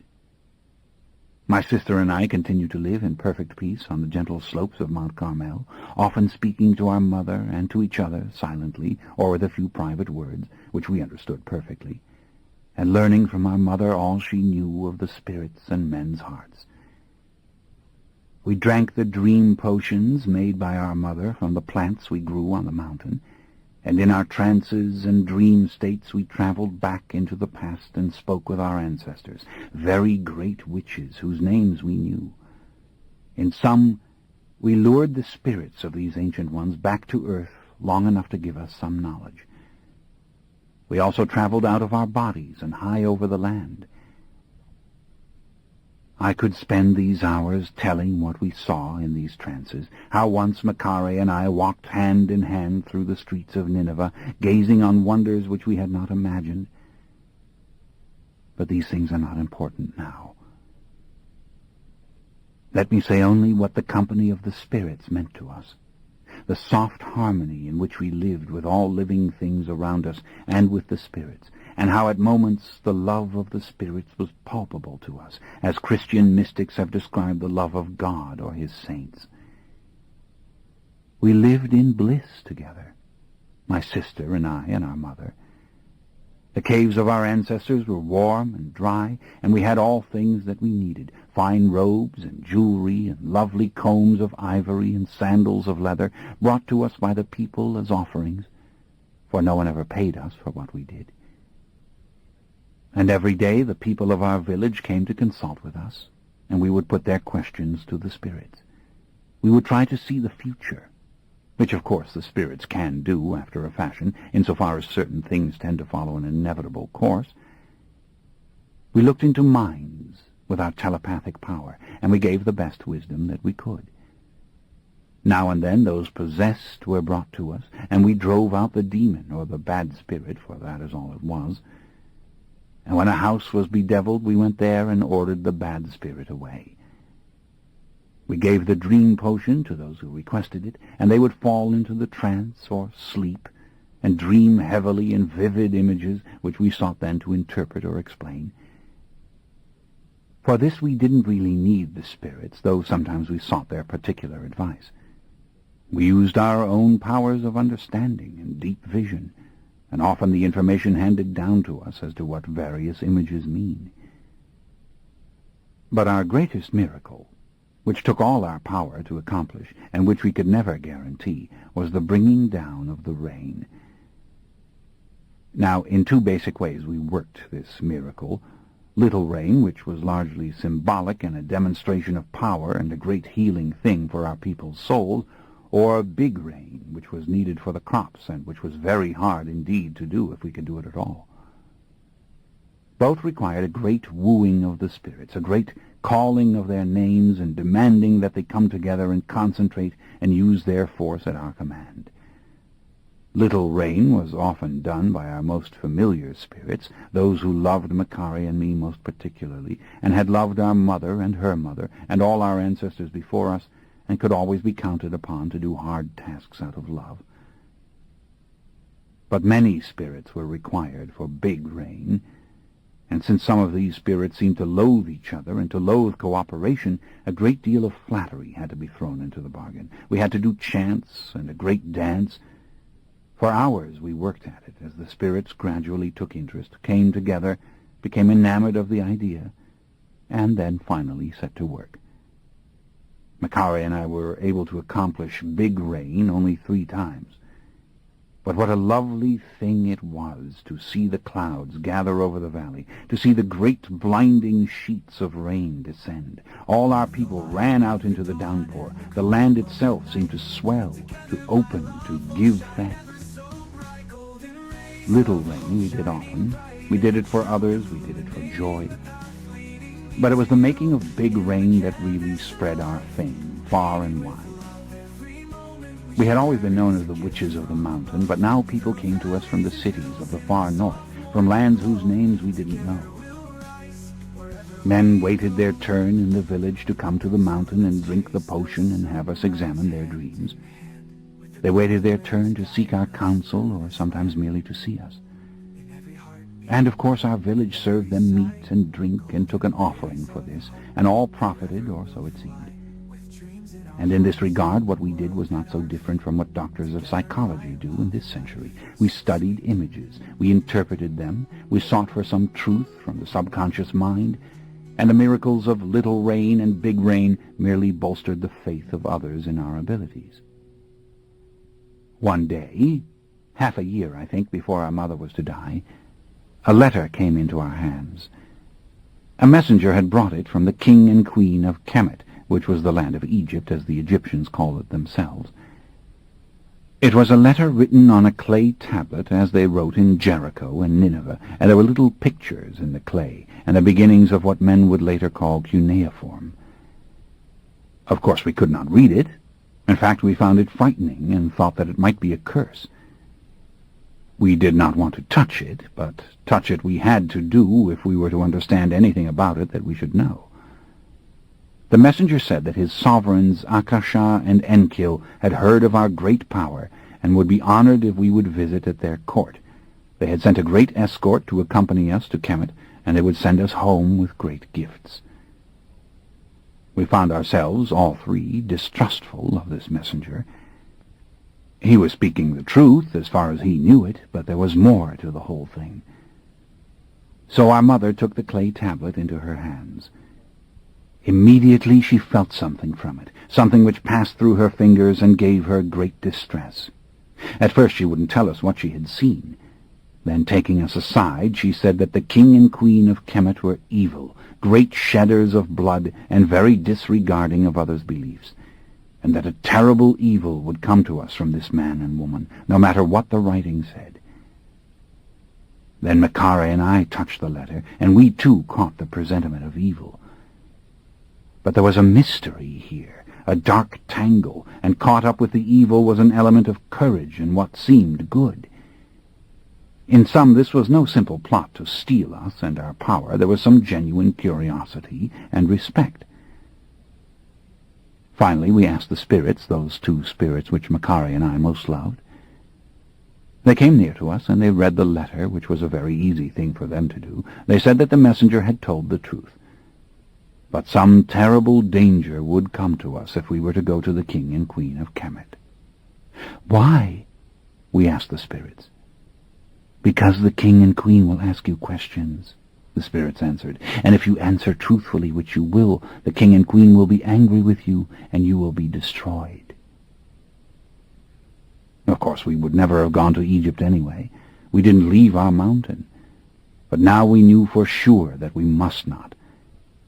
We told the messenger with all respect that we could not leave the place where we had been born, that no witch of our family had ever left here, and we begged him to tell this to the king and queen. And so the messenger left, and life returned to its normal routine. Except that several nights later, an evil spirit came to us, one which we called Amel. Enormous, powerful, and full of rancor, this thing danced about the clearing before our cave, trying to get Makare and me to take notice of him, and telling us that we might soon need his help. We were long used to the blandishments of evil spirits. It made them furious that we would not talk to them, as other witches and wizards might. But we knew these entities to be untrustworthy and uncontrollable, and we had never been tempted to use them, and thought that we never would.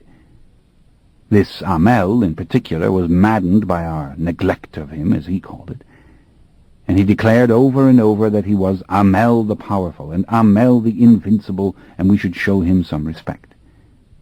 For we might have great need of him in the future. We might need him more than we could imagine, for trouble was coming our way. At this point our mother came out of the cave and demanded of this spirit what was this trouble that he saw. This shocked us, because we had always been forbidden by her to speak to evil spirits, and when she had spoken to them it was always to curse them or drive them away, or to confuse them with riddles and trick questions so that they got angry, felt stupid, and gave up. Amel the terrible, the evil, the overwhelming, whatever he called himself, and his boasting was endless, declared only that great trouble was coming, and we should pay him the proper respect if we were wise.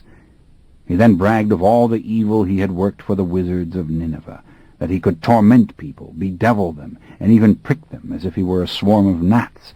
He could draw blood from humans, he declared, and he liked the taste of it, and he would draw blood for us. My mother laughed at him.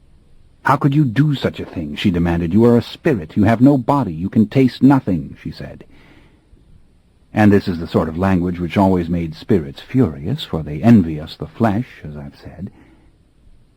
Well, this spirit, to demonstrate his power, came down upon our mother like a gale, and immediately her good spirits fought him, and there was a terrible commotion over the clearing. But when it had died away, and Amel had been driven back by our guardian spirits, we saw that there were tiny pricks upon our mother's hand. Amel, the evil one, had drawn blood from her exactly as he had said he would, as if a swarm of gnats had tormented her with little bites. My mother looked at these tiny pin-prick wounds. The good spirits went mad to see her treated with such disrespect. But she told them to be still. Silently she pondered this thing, how it could be possible, and how this spirit might taste the blood that he had drawn. And it was then that Makari explained her vision, that these spirits had infinitesimal material cores at the very center of their great invisible bodies, and it was possibly through this core that the spirit tasted the blood. Imagine, Makari said, the wick of a lamp, but a tiny thing within a flame. The wick might absorb blood, and so it was with the spirit, who appeared to be all flame, but had that tiny wick in it. Our mother was scornful, but she did not like this thing. She said ironically that the world was full of wonders enough without evil spirits with a taste for blood. "Begone, Amel," she said, and laid curses on him, that he was trivial, unimportant, did not matter, was not to be recognized, and might as well blow away. In other words, the things she always said to get rid of pesky spirits, the things which priests say even now in slightly different form when they seek to exorcise children who are possessed. But what worried our mother more than Amel's antics was his warning, that evil was coming our way. It deepened the distress she had felt when she took hold of the Egyptian tablet, yet she did not ask the good spirits for comfort or advice. Maybe she knew better than to ask them, but this I can never know. Whatever was the case, our mother knew something was going to happen, and clearly she felt powerless to prevent it. Perhaps she understood that sometimes when we seek to prevent disaster, we play into its hands. Whatever was the truth of it, she grew sick in the days that followed, then weak, and then unable to speak. For months she lingered, paralyzed, half asleep. We sat by her night and day and sang to her. We brought flowers to her, and we tried to read her thoughts. The spirits were in a terrible state of agitation, as they loved her. And they made the wind blow on the mountain. They tore the leaves from the trees. All the village was in sorrow. Then one morning the thoughts of our mother took shape again, but they were fragments. We saw sunny fields and flowers and images of things she'd known in childhood, and then only brilliant colors and little more. We knew our mother was dying, and the spirits knew it. We did our best to calm them, but some of them had gone into a rage. When she died, her ghost would rise and pass through the realm of the spirits, and they would lose her forever, and go mad for a while in their grief. But finally it happened, as it was perfectly natural and inevitable, and we came out of the cave to tell the villagers our mother had gone to higher realms. All the trees of the mountain were caught in the wind made by the spirits. The air was full of green leaves. My sister and I wept. And for the first time in my life I thought I heard the spirits. I thought I heard their cries and lamentations over the wind. At once the villagers came to do what must be done. First our mother was laid out on a stone slab, as was the custom, so that all could come and pay their respects. She was dressed in the white gown she so loved in life, of Egyptian linen, and all her fine jewelry from Nineveh, and the rings and necklaces of bone which contained tiny bits of our ancestors, and which would soon come to us. And after 10 hours had passed, and hundreds had come to visit, both from our village and all the surrounding villages, we then prepared the body for the funeral feast. For any other dead person of our village, the priests would have done this honor. But we were witches, and our mother was a witch, and we alone could touch her. And in privacy and by the light of oil lamps, my sister and I removed the gown from our mother, and covered her body completely with fresh flowers and leaves. We sawed open her skull and lifted the top carefully so that it remained intact at the forehead, and we removed her brain and placed it on a plate with her eyes. Then with an equally careful incision we removed the heart and placed it on another plate. Then these plates were covered with heavy domes of clay to protect them. And the villagers came forward and built a brick oven around the body of our mother on the stone slab, with the plates beside her. And they put the fire in the oven beneath the slab between the rocks upon which it rested, and the roasting began. All night it took place. The spirits had quieted because the spirit of our mother was gone. I don't think the body mattered to them. What we did now did not matter, but it certainly mattered to us. Because we were witches and our mother was a witch, we alone would partake of her flesh. It was all ours by custom and right. The villagers would not assist in the feast as they might have done at any other, where only 2 offspring were left with the obligation. No matter how long it took, we would consume our mother's flesh, and the villagers would keep watch with us. But as the night wore on, as the remains of our mother were prepared in the oven, my sister and I deliberated over the heart and the brain. We would divide these organs, of course, and which should take which organ, that was what concerned us, for we had strong beliefs about these organs and what resided in each. Now, to many peoples of that time, it was the heart that mattered. To the Egyptians, for example, the heart was the seat of conscience. This was even so to the people of our village, but we as witches believed that the brain was the residence of the human spirit, that is, the spiritual part of each man or woman that was like unto the spirits of the air. And our belief that the brain was important came from the fact that the eyes were connected to the brain, and the eyes were the organs of sight. And seeing is what we did as witches. We saw into hearts. We saw into the future. We saw into the past. Seer. That was the word for what we were in our language. That is what witch meant. But again, this was largely ceremony of which we spoke. We believed our mother's spirit had gone. Out of respect for her, we consumed these organs so that they should not rot. So it was easy for us to reach agreement. Makare would take the brain and the eyes, and I would take the heart. Makare was the more powerful witch, the one born first and the one who always took the lead in things, the one who spoke out immediately, the one who acted as the older sister as one twin invariably does. It seemed right that she should take the brain and the eyes, and I, who had always been quieter of disposition and slower, should take the organ which was associated with deep feeling and love, the heart. We were pleased with the division, and as the morning sky grew light, we slept for a few hours, our bodies weak from hunger and the fasting that prepared us for the feast. Some time before dawn, the spirits waked us. They were making the wind come again. I went out of the cave. The fire glowed in the oven. The villagers who kept watch were asleep. Angrily, I told the spirits to keep quiet. But one of them, that one which I most loved, said that strangers were gathered on the mountain, many, many strangers who were most impressed with our power and dangerously curious about the feast. These men want something of you and Makare, the spirit told me. These men are not for the good. I told him that strangers always came here, that this was nothing, and that he must be quiet now and let us do what we had to do. But then I went to one of the men of our village and asked that the village be ready in case some trouble was to happen, that the men bring their arms with them when they gathered for the feast to begin. It wasn't such a strange request. Most men carried their weapons with them wherever they went. Those few who had been professional soldiers or could afford swords frequently wore them. Those with knives kept them tucked in their belt.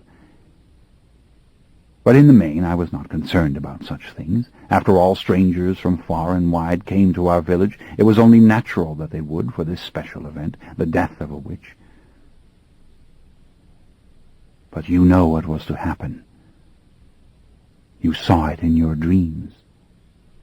You saw the villagers gather around the clearing as the sun rose towards the high point of noon.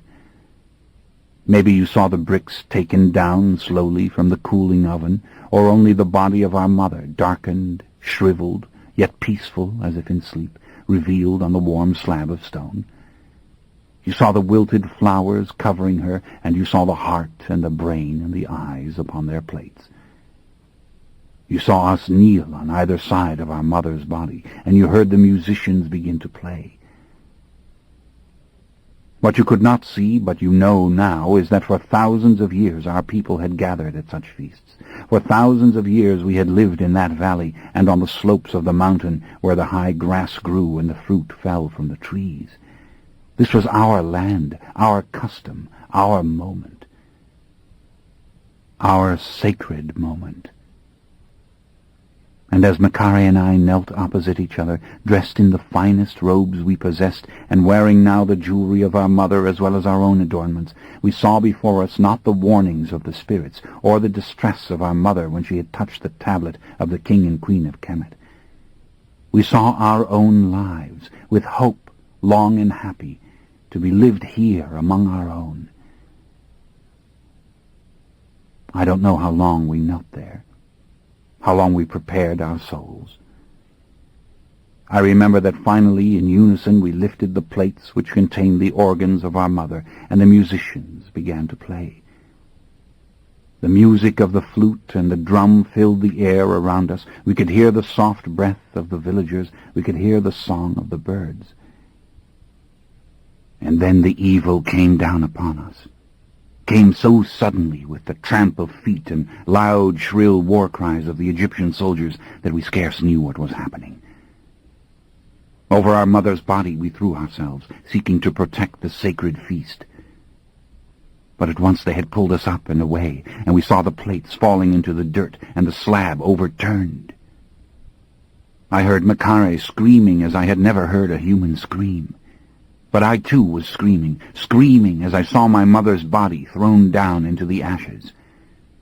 Yet curses filled my ears, men denouncing us as flesh-eaters, cannibals, men denouncing us as savages, and those who must be put to the sword. Only no one harmed us. Screaming, struggling, we were bound and kept helpless, though all of our kith and kin were slaughtered before our eyes. Soldiers tramped on the body of our mother. They tramped on her heart and her brain and her eyes. They tramped back and forth in the ashes, while their cohorts skewered the men and women and children of our village. And then, through the chorus of screams, through the hideous outcry of all those hundreds dying on the side of the mountain, I heard Makare call on our spirits for vengeance, call on them to punish the soldiers for what they had done. But what was wind or rain to such men as these? The trees shook. It seemed the earth itself trembled. Leaves filled the air as they had the night before. Rocks rolled down the mountain. Dust rose in clouds.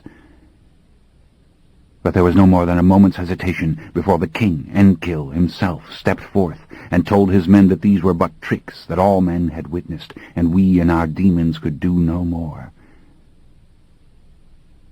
It was all too true, this admonition, and the massacre went on unabated. My sister and I were ready to die. But they did not kill us. It was not their intention to kill us.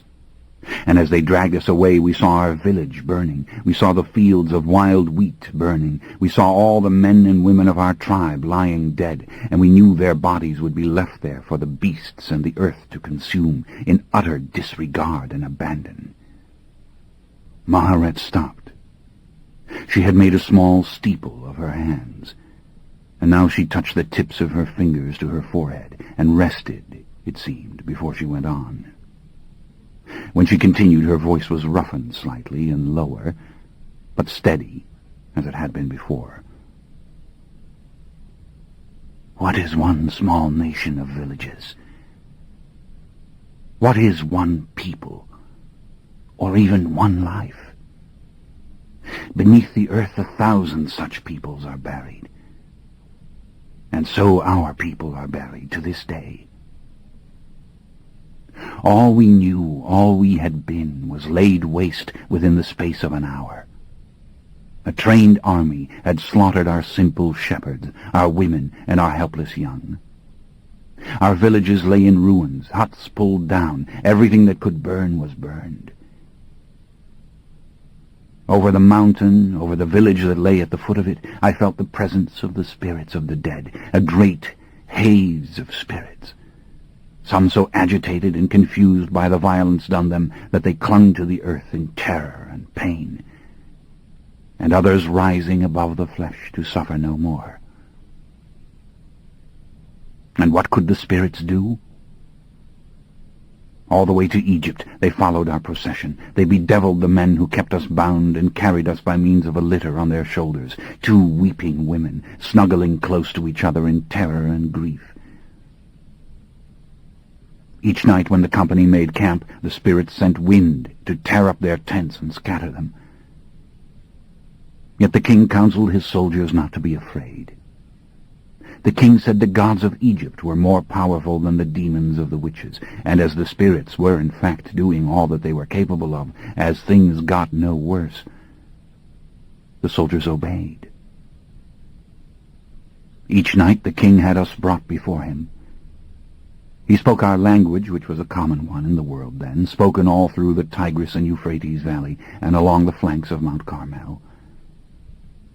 "You are great witches," he would say, his voice gentle and maddeningly sincere. "I have spared your life on this account, though you were flesh-eaters as were your people, and you were caught in the very act by me and my men. I have spared you because I would have the benefit of your wisdom. I would learn from you, and my queen would learn as well. Tell me what I can give you to ease your suffering, and I will do it. You are under my protection now. I am your king." Weeping, refusing to meet his eyes, saying nothing, we stood before him until he tired of all this and sent us back to sleep in the small crowded litter, a tiny rectangle of wood with only small windows, as we had been before. Alone once more, my sister and I spoke to each other silently, or by means of our language, the twin language of gestures and abbreviated words that only we understood. We recalled what the spirits had said to our mother. We remembered that she had taken ill after the letter from the king of Kemet, and she had never recovered. Yet we weren't afraid. We were too stricken with grief to be afraid. It was as if we were already dead. We'd seen our people massacred. We'd seen our mother's body desecrated. We did not know what could be worse. We were together. Maybe separation would be worse. But during this long journey to Egypt, we had one small consolation, which we were not later to forget. Cayman, the king's steward, looked upon us with compassion and did everything that he could, in secret, to ease our pain. Maharet stopped again and looked at Cayman, who sat with his hands folded before him on the table and his eyes down. It seemed he was deep in his recollection of the things which Maharet described. He accepted this tribute, but it didn't seem to console him. Then finally he looked to Maharet in acknowledgement. He seemed dazed and full of questions, but he didn't ask them. His eyes passed over the others, acknowledging their glances as well, acknowledging the steady stare of Armand and of Gabrielle. But again he said nothing. Then Maharet continued.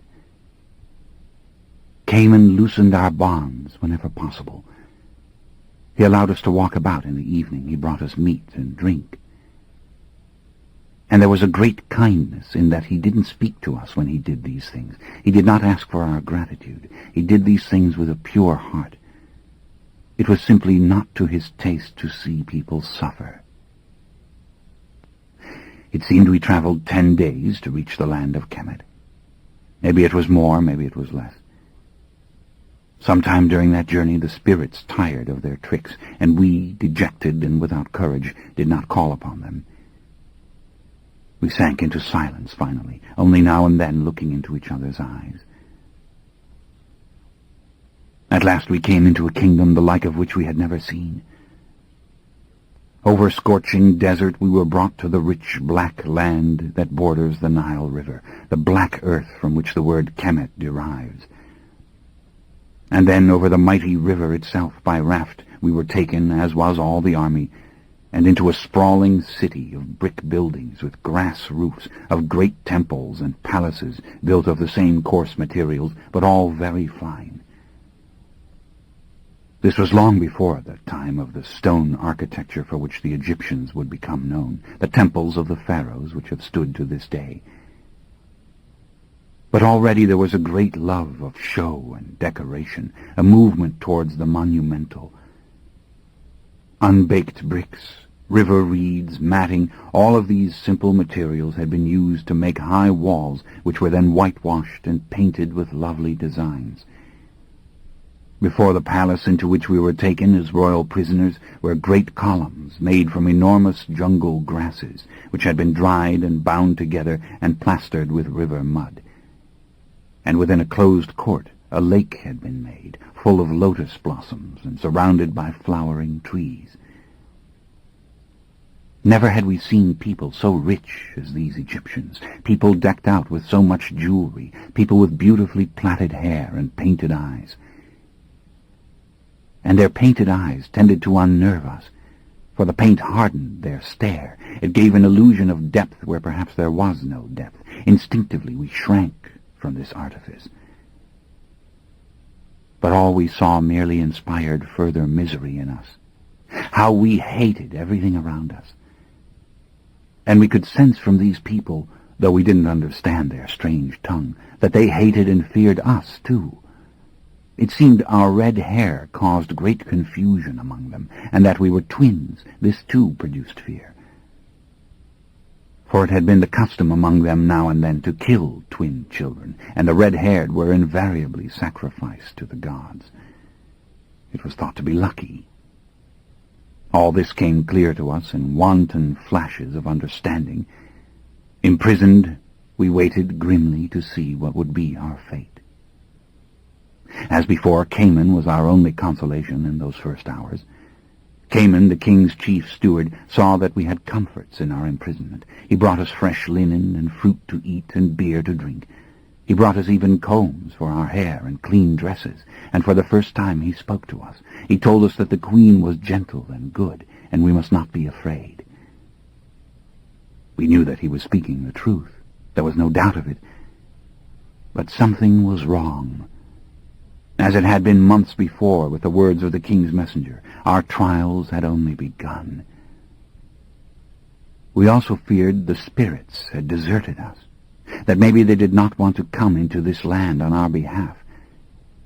But we didn't call upon the spirits, because to call and not to be answered, well, that would have been more than we could bear. Then evening came, and the queen sent for us, and we were brought before the court. The spectacle overwhelmed us, even as we despised it. Akasha and Enkel upon their thrones. The queen was then, as she is now, a woman of straight shoulders and firm limbs, with a face almost too exquisite to evince intelligence, a being of enticing prettiness, with a soft treble voice. As for the king, we saw him now not as a soldier, but as a sovereign. His hair was plaited, and he wore his formal kilt and jewels.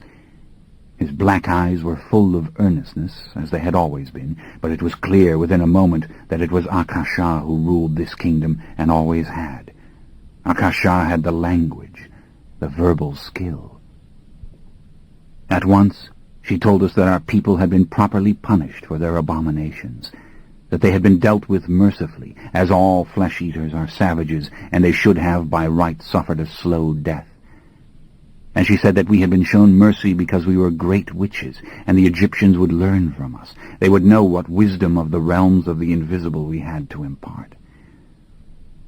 Immediately, as if these words were nothing, she went into her questions. Who were our demons? Why were some good if they were demons? Were they not gods? How could we make the rain fall?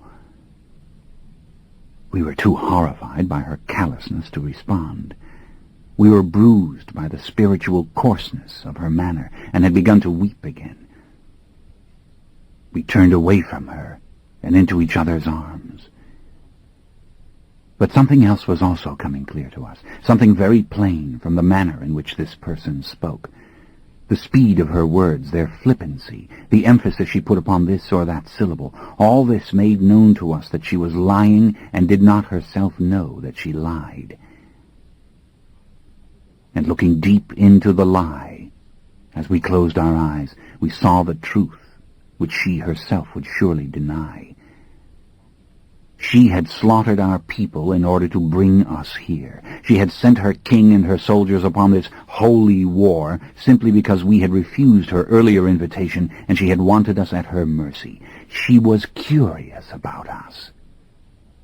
This was what our mother had seen when she held the tablet of the king and queen in her hands. Perhaps the spirits in their own way had foreseen it. We only understood the full monstrousness of it now. The spirits. We had brought this evil upon all. Why, we wondered, hadn't the soldiers merely taken us from our helpless villagers? Why had they brought to ruin all that our people were? But that was the horror. A moral cloak had been thrown over the Queen's purpose, a cloak through which she could not see any more than anyone else. She had convinced herself that our people should die, yes, that their savagery merited it, even though they were not Egyptians and our land was far from her home. And oh, wasn't it rather convenient that then we should be shown mercy and brought here to satisfy her curiosity at last? And we should, of course, be grateful by then and willing to answer her questions. And even deeper beyond her deception, we beheld the mind that made such contradictions possible. This queen had no true morality, no true system of ethics to govern the things which she did. This queen was one of those many humans who sense that perhaps there is nothing and no reason to anything that can ever be known. Yet she cannot bear the thought of it. And so she created, day in and day out, her ethical systems, trying desperately to believe in them, and they were all cloaks for things she did for merely pragmatic reasons. Her war on the cannibals, for instance, had stemmed more from her dislike of such customs than anything else. Her people of Uruk hadn't eaten human flesh, and so she would not have this offensive thing happening around her. There really wasn't a whole lot more to it than that. For always in her there was a dark place full of despair, and a great driving force to make meaning, because there was none. Understand, it was not a shallowness we perceived in this woman. It was a youthful belief that she could make the light shine if she tried, that she could shape the world to comfort herself, and it was also a lack of interest in the pain of others. She knew others felt pain, but, well, she could not really dwell on it. Finally, unable to bear the extent of this obvious duplicity, we turned and studied her, for we must now contend with her. She was not 25 years old, this queen, and her powers were absolute in this land which she had dazzled with her customs from Uruk. And she was almost too pretty to be truly beautiful, for her loveliness overcame any sense of majesty or deep mystery, and her voice contained still a childish ring to it, a ring which evokes tenderness instinctively in others, and gives a faint music to the simplest words. A ring which we found maddening. On and on she went with her questions. How did we work our miracles? How did we look into men's hearts? Whence came our magic? And why did we claim that we talked to beings who were invisible? Could we speak in the same manner to her gods? Could we deepen her knowledge or bring her into closer understanding of what was divine? She was willing to pardon us for our savagery if we were to be grateful, if we were to kneel at her altars and lay before her gods and before her what we knew. She pursued her various points with a single-mindedness that could make a wise person laugh. But it brought up the deepest rage from Makare. She, who had always taken the lead in anything, spoke out now. "Stop your questions, you speak in stupidities," she declared. "You have no gods in this kingdom because there are no gods. The only invisible inhabitants of the world are spirits, and they play with you through your priests and your religion as they play with everyone else. Ra, Osiris, these are merely made-up names with which you flatter and court the spirits, and when it suits their purposes they give you some little sign to send you scurrying to flatter them some more." Both the king and queen stared at Makare in horror, but Makare went on. "The spirits are real, but they are childlike and capricious, and they are dangerous as well. They marvel at us and envy us that we are both spiritual and fleshly, which attracts them and makes them eager to do our will. Witches such as we have always known how to use them, but it takes great skill and great power to do it, and this we have and you do not have. You are fools. And what you have done to take us prisoner is evil. It is dishonest. You live in the lie. But we will not lie to you." And then, half weeping, half choking with rage, Makare accused the queen before the entire court of duplicity, of massacring our peaceable people simply so that we might be brought here. Our people had not hunted for human flesh in 1,000 years, she told this court, and it was a funeral feast that was desecrated at our capture, and all this evil done so that the Queen of Kemet might have witches to talk to, witches of whom to ask questions, witches in her possession whose power she would seek to use for herself. The court was in an uproar. Never had anyone heard such disrespect, such blasphemy, and so forth and so on. But the old lords of Egypt, those who still chafed at the ban on sacred cannibalism, they were horrified by this mention of the desecrated funeral feast. And others, who also feared the retribution of heaven for not devouring the remains of their parents, were struck dumb with fear. But in the main it was confusion, except for the king and queen, who were strangely silent and strangely intrigued. Akasha didn't make any answer to us, and it was clear that something in our explanation had rung true for her in the deeper regions of her mind. There flared for the moment a deadly earnest curiosity. Spirits who pretend to be gods? Spirits who envy the flesh? As for the charge that she had sacrificed our people needlessly, she didn't even consider it. Again, it did not interest her. It was the spiritual question which fascinated her, and in her fascination the spirit was divorced from the flesh. Allow me to draw your attention to what I have just said. It was the spiritual question which fascinated her. You might say the abstract idea. And in her fascination, the abstract idea was everything. I do not think she believed that the spirits could be childlike and capricious, but whatever was there, she meant to know of it, and she meant to know of it through us. As for the destruction of our people, she did not care. Meantime, the high priest of the temple of Ra was demanding our execution. So was the high priest of the temple of Osiris. We were evil, we were witches, and all those with red hair should be burned, as had always been done in the land of Kemet. And at once the assemblage echoed these denunciations. There should be a burning. Within moments it seemed a riot would have broken out in the palace. But the king ordered all to be quiet. We were taken to our cell again and put under heavy guard. Makare, enraged, paced the floor as I begged her not to say any more.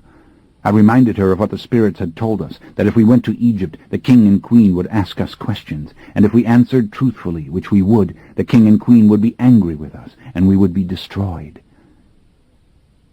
But this was like talking to myself now. Makari wouldn't listen. Back and forth she walked, now and then striking her breast with her fist.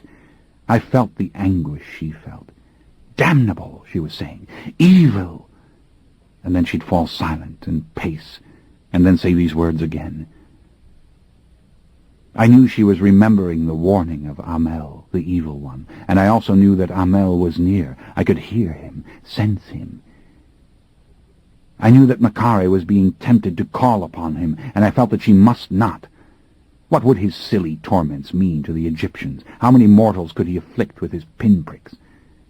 It was no more than the storms of wind and flying objects which we could already produce, but Amel heard these thoughts, and he began to grow restless. "Be quiet, demon," Makari said. "Wait until I need you."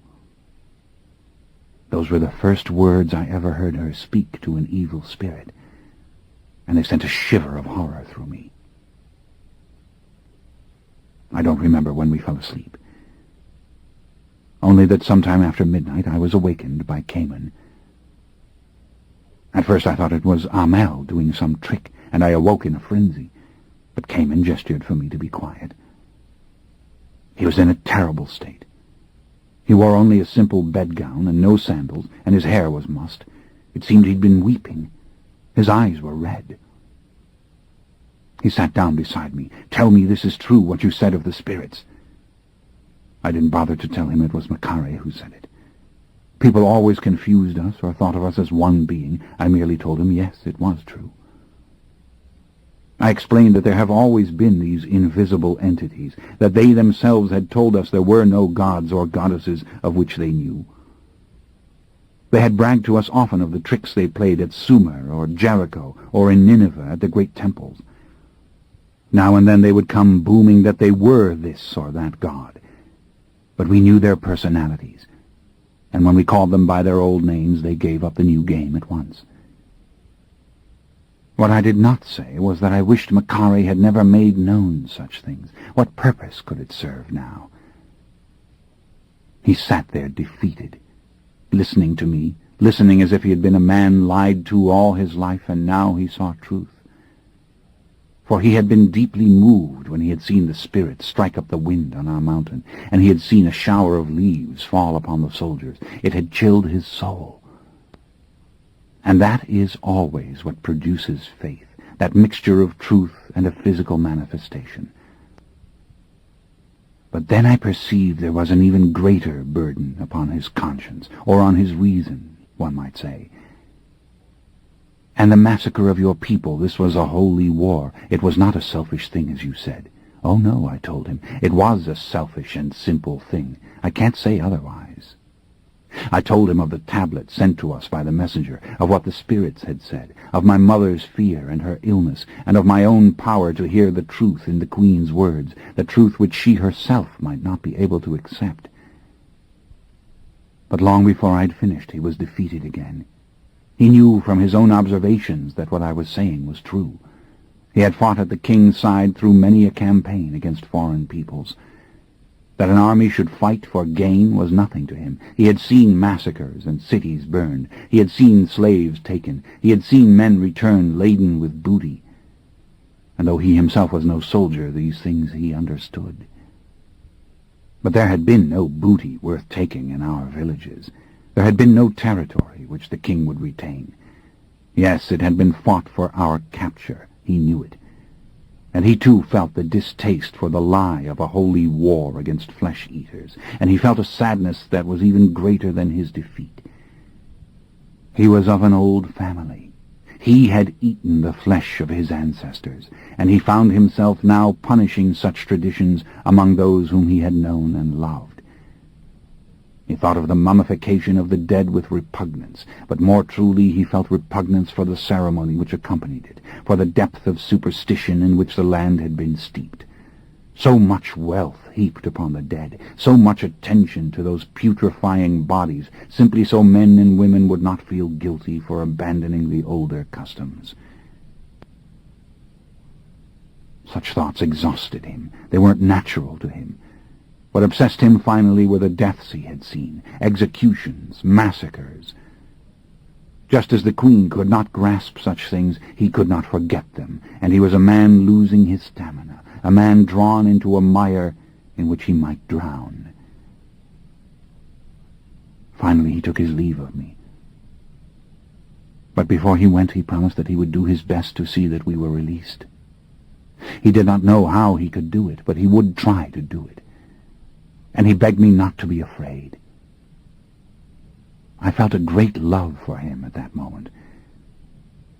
He had then the same beautiful face and form which he has now, only then he was dark-skinned and leaner, and the curls had been ironed from his hair, and it had been plaited and hung long to his shoulders, and he had the air of the court about him, the air of one who commands, and one who stands in the warm love of his prince.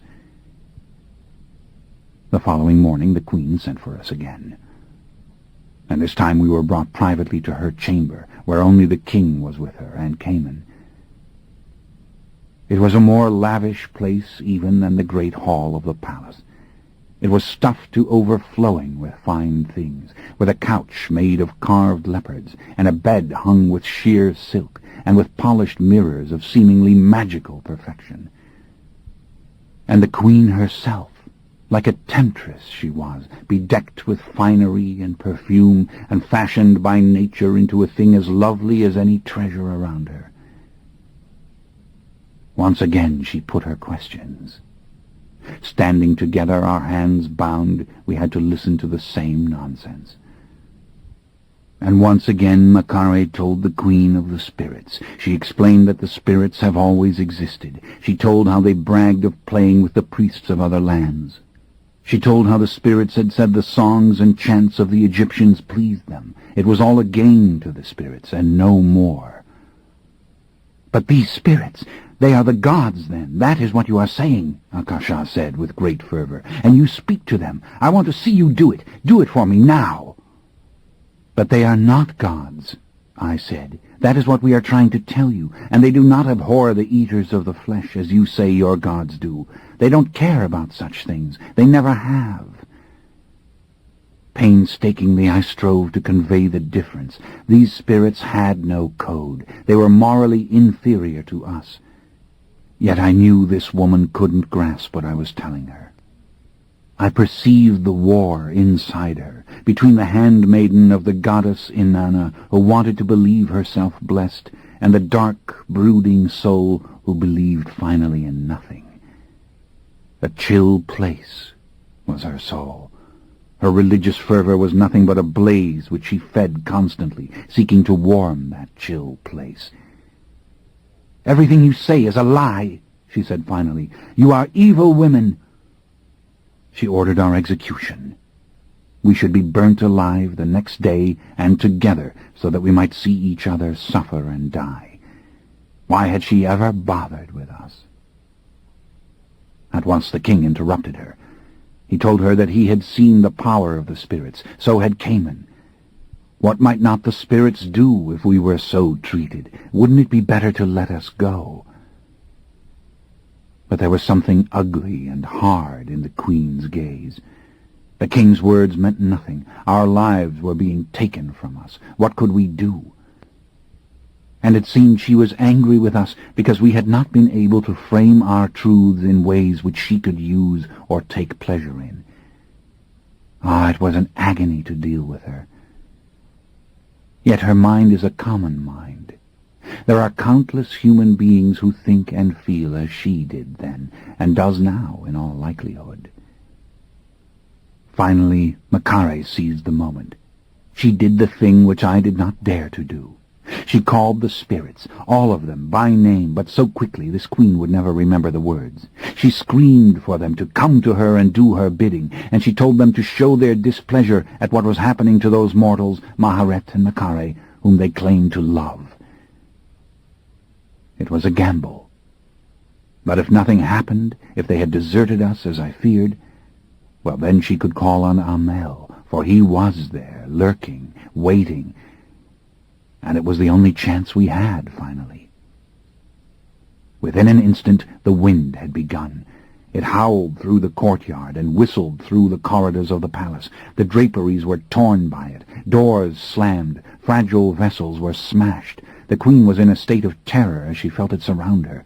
Then small objects began to fly through the air. The spirits gathered up the ornaments of her dressing table and hurled them at her. The king stood beside her, striving to protect her, and Cayman was rigid with fear. Now this was the very limit of the spirit's power, and they would not be able to keep it up for very long. But before the demonstration stopped, Cayman begged the king and queen to revoke the sentence of execution, and on the spot they did. At once Makare, sensing that the spirits were spent anyway, ordered them with great pomp to stop. Silence fell, and the terrified slaves ran here and there to gather up what had been thrown about. The queen was overcome. The king tried to tell her that he had seen this spectacle before, and it had not harmed him. But something deep had been violated within the queen's heart. She'd never witnessed the slightest proof of the supernatural, and she was struck dumb and still now. In that dark, faithless place within her there had been a spark of light, true light. And so old and certain was her secret skepticism that this small miracle had been for her a revelation of great magnitude. It was as if she had seen the face of her gods. She sent the king and Cayman away from her. She said she would speak with us alone. And then she implored us to talk to the spirits so that she could hear it. There were tears in her eyes. It was an extraordinary moment, for I sensed now what I'd sensed months ago when I'd touched the clay tablet, a mixture of good and evil that seemed more dangerous than evil itself. Of course, we couldn't make the spirit speak so that she could understand it, we told her, but perhaps she would give us some questions that they might answer. At once she did. These were no more than the questions which people have been putting to wizards and witches and saints ever since. Where is the necklace I lost as a child? What did my mother want to tell me the night she died when she could no longer speak? Why does my sister detest my company? Will my son grow to manhood? Will he be brave and strong? Struggling for our lives, we put these questions patiently to the spirits, cajoling them and flattering them to make them pay attention. And we got answers which veritably astonished Akasha. The spirits knew the name of her sister. They knew the name of her son. She seemed on the edge of madness as she considered these simple tricks. Then Amel, the evil one, appeared, obviously jealous of all these goings-on, and suddenly flung down before Akasha the lost necklace of which she'd been speaking, a necklace lost in Uruk. And this was the final blow. Akasha was thunderstruck. She wept now, holding on to this necklace. And then she begged us to put to the spirits the really important questions, whose answers she must know. Yes, the gods were made up by her people, the spirits said. No, the names in the prayers didn't matter. The spirits merely liked the music and rhythm of the language, the shape of the words, so to speak. Yes, there were bad spirits who liked to hurt people, and why not? And there were good spirits who loved them, too. And would they speak to Akasha if we were to leave the kingdom? Never. They were speaking now, and she couldn't hear them. What did she expect them to do? But yes, there were witches in the kingdom who could hear them, and they would tell those witches to come to the court at once, if that was what she wanted. But as this communication progressed, a terrible change came over Akasha. She went from jubilance to suspicion and then misery, because these spirits were only telling her the same dismal things that we had already told her. "What do you know of the life after?" she asked. And when the spirits said only that the souls of the dead either hovered about the earth, confused and suffering, or rose and vanished from it completely, she was brutally disappointed. Her eyes dulled. She was losing all appetite for this. When she asked what of those who had lived bad lives as opposed to those who had lived good lives, the spirits could give no answer. They didn't know what she meant. Yet it continued, this interrogation, and we could sense that the spirits were tiring of it and playing with her now, and that the answers would become more and more idiotic. "What is the will of the gods?" she asked. "That you sing all the time," said the spirits. "We like it." Then, all of a sudden, Amel, the evil one, so proud of the trick with the necklace, flung another great string of jewels before Akasha. But from this she shrank back in horror. At once we saw the error. It had been her mother's necklace, and lay on her mother's body in the tomb near Uruk, and of course Amel, being only a spirit, couldn't guess how bizarre and distasteful it could be to bring this thing here. Even now he did not catch on.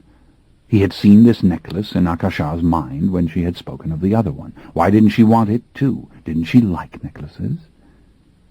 Makare told Amel this had not pleased. It was the wrong miracle. Would he please wait for her command, as she understood this queen, and he didn't? But it was too late. Something had happened to the queen which was irrevocable. She had seen two pieces of evidence as to the power of the spirits, and she had heard truth and nonsense, neither of which could compare to the beauty of the mythology of her gods, which she had always forced herself to believe in. Yet the spirits were destroying her fragile faith. How would she ever escape the dark skepticism in her own soul if these demonstrations continued? She bent down and picked up the necklace from her mother's tomb. "How was this got?" she demanded. But her heart wasn't really in the question. She knew the answer would be more of what she'd been hearing since we had arrived. She was frightened. Nevertheless, I explained, and she listened to every word. The spirits read our minds, and they are enormous and powerful. Their true size is difficult for us to imagine, and they can move with the swiftness of thought. When Akasha thought of this second necklace, the spirit saw it. He went to look for it. After all, one necklace had pleased her, so why not another? And so he had found it in her mother's tomb and brought it out by means perhaps of some small opening. For surely it could not pass through stone. That was ridiculous. But as I said this last part, I realized the truth. This necklace had probably been stolen from the body of Akasha's mother, and very possibly by Akasha's father. It had never been buried in any tomb. That is why Amel could find it. Maybe even a priest had stolen it, or so it very likely seemed to Akasha, who was holding the necklace in her hand. She loathed this spirit, that he made known such an awful thing to her. In sum, all the illusions of this woman lay now in complete ruin. Yet she was left with the sterile truth she had always known. She had asked her questions of the supernatural, a very unwise thing to do, and the supernatural had given her answers which she could not accept. Yet she could not refute them either. "Where are the souls of the dead?" she whispered, staring at this necklace. As softly as I could, I said, "The spirits simply do not know." Horror, fear.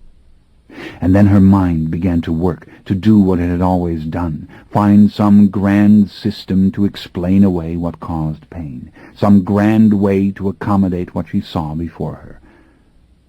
The dark, secret place inside her was becoming larger. It was threatening to consume her from within. She could not let such a thing happen. She had to go on. She was the Queen of Kemet. On the other hand, she was angry, and the rage she felt was against her parents and against her teachers and against the priests and priestesses of her childhood and against the gods she had worshipped and against anyone who had ever comforted her or told her that life was good. A moment of silence had fallen. Something was happening in her expression. Fear and wonder had gone. There was something cold and disenchanted and finally malicious in her gaze. And then, with her mother's necklace in hand, she rose and declared that all we had said were lies. These were demons to whom we were speaking, demons who sought to subvert her and her gods who looked with favor upon her people. The more she spoke, the more she believed what she was saying. The more the elegance of her belief seized her, the more she surrendered to their logic. Until finally she was weeping and denouncing us, and the darkness within had been denied. She evoked the images of her gods. She evoked her holy language. But then she looked again at the necklace, and the evil spirit Amel, in a great rage, furious that she was not pleased with his little gift, and was once again angry with us, told us to tell her that if she did us any harm, he would hurl at her every object, jewel, wine-cup, looking-glass, comb, or other such item that she ever so much as asked for, or imagined, or remembered, or wished for, or missed. I could have laughed had we not been in such danger. It was such a wonderful solution in the mind of the spirit, and so perfectly ridiculous from a human point of view. Yet it certainly wasn't something that one would want to happen. And Makari told Akasha exactly what Amel had said. He that can produce this necklace can inundate you in such reminders of suffering, Makari said, and I do not know that any witch on earth can stop him, should he so begin. "Where is he?" Akasha screamed. "Let me see this demon thing you speak to." And at this, Amel, in vanity and rage, concentrated all his power and dove at Akasha, declaring, "I am Amel, the evil one who pierces." And he made the great gale around her that he had made around our mother, only it was 10 times that. Never had I seen such fury. The room itself appeared to tremble as this immense spirit compressed himself and directed himself into this tiny place. I could hear the cracking of the brick walls, and all over the Queen's beautiful face and arms the tiny bite-like wounds appeared, as so many red dots of blood. She screamed helplessly. Amel was in ecstasy. Amel could do wondrous things. Makari and I were in terror. Makari commanded him to stop. And now she heaped flattery upon him, and great thanks, and told him he was very simply the most powerful of all spirits, but he must obey her now, to demonstrate his great wit as well as his power, and that she would allow him to strike again at the right time. Meantime the king rushed to the aid of Akasha, came and ran to her, all the guards ran to her, but when the guards raised their swords to strike us down, she ordered them to leave us alone. Makari and I stood staring at her, silently threatening her with this spirit's power, for it was all that we had left. And Amel, the evil one, hovered above us, filling the air with the most eerie of all sounds, the great hollow laughter of a spirit that seemed then to fill the entire world. Alone in our cell again, we could not think what to do or how to use what little advantage we now had in Amel. As for Amel himself, he would not leave us. He ranted and stormed in the little cell. He made the reed mats rustle and made our garments move. He sent winds through our hair. It was a nuisance.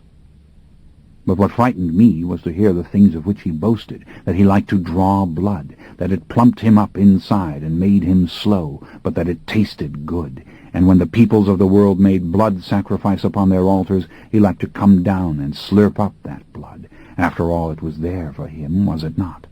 More laughter. There was a great recoiling in the other spirits. Makari and I both sensed this, except for those who were faintly jealous and demanded to know what this blood tasted like and why he liked such a thing so much. And then it came out. That hatred and jealousy of the flesh which is in so many evil spirits, that feeling that we are abominations, we humans, because we have both body and soul, which should not exist on this earth. Amel ranted of the times when there had been but mountains and ocean and forests and no living things such as us. He told us that to have spirit within mortal bodies was a curse. Now I had heard these complaints among the evil ones before, but I had never thought much about them. For the first time I believed them just a little, as I lay there and I saw my people put to the sword in my mind's eye. I thought, as many a man or woman has thought before and since, that maybe it was a curse to to have the concept of immortality without the body to go with it. Or as you said on this very night, Marius, life seemed not worth it. It seemed a joke. My world was darkness at that moment, darkness and suffering. All that I was no longer mattered. Nothing I looked at could make me want to be alive. But Makari began to speak to Amel again, informing him that she would much rather be what she was than what he was, drifting about forever with nothing important to do. And this sent Amel into a rage again. He would show her what he could do. "When I command you, Amel," she said, "count upon me to choose the moment. Then all men will know what you can do."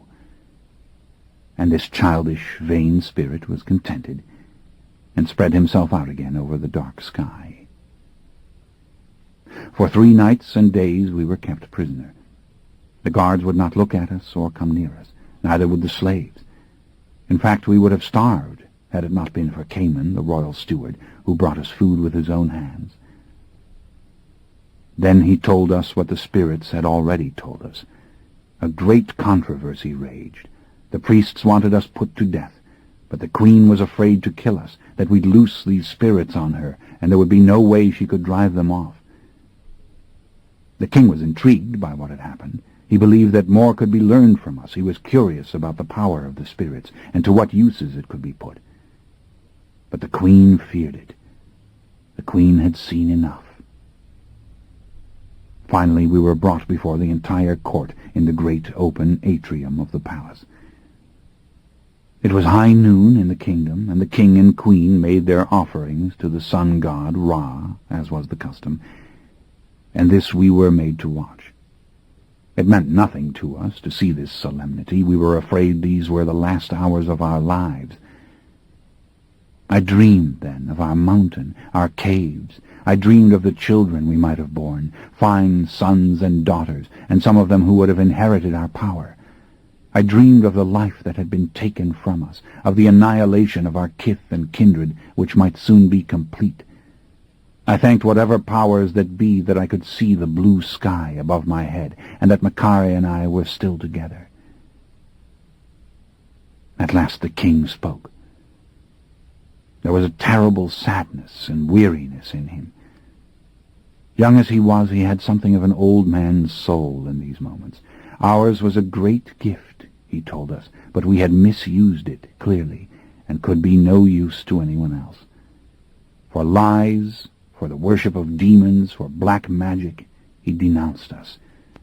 He would have us burned, he said, to please the people, but he and his queen felt sorry for us. The queen in particular wanted him to have mercy on us. It was a damnable lie, but one look at her face told us she'd convinced herself that it was true, and of course the king believed it. But what did this matter? What was this mercy, we wondered, trying to look deeper into their souls? And now the queen told us in tender words that our great magic had brought her the 2 necklaces she most wanted in all the world, and for this and this alone she would let us live.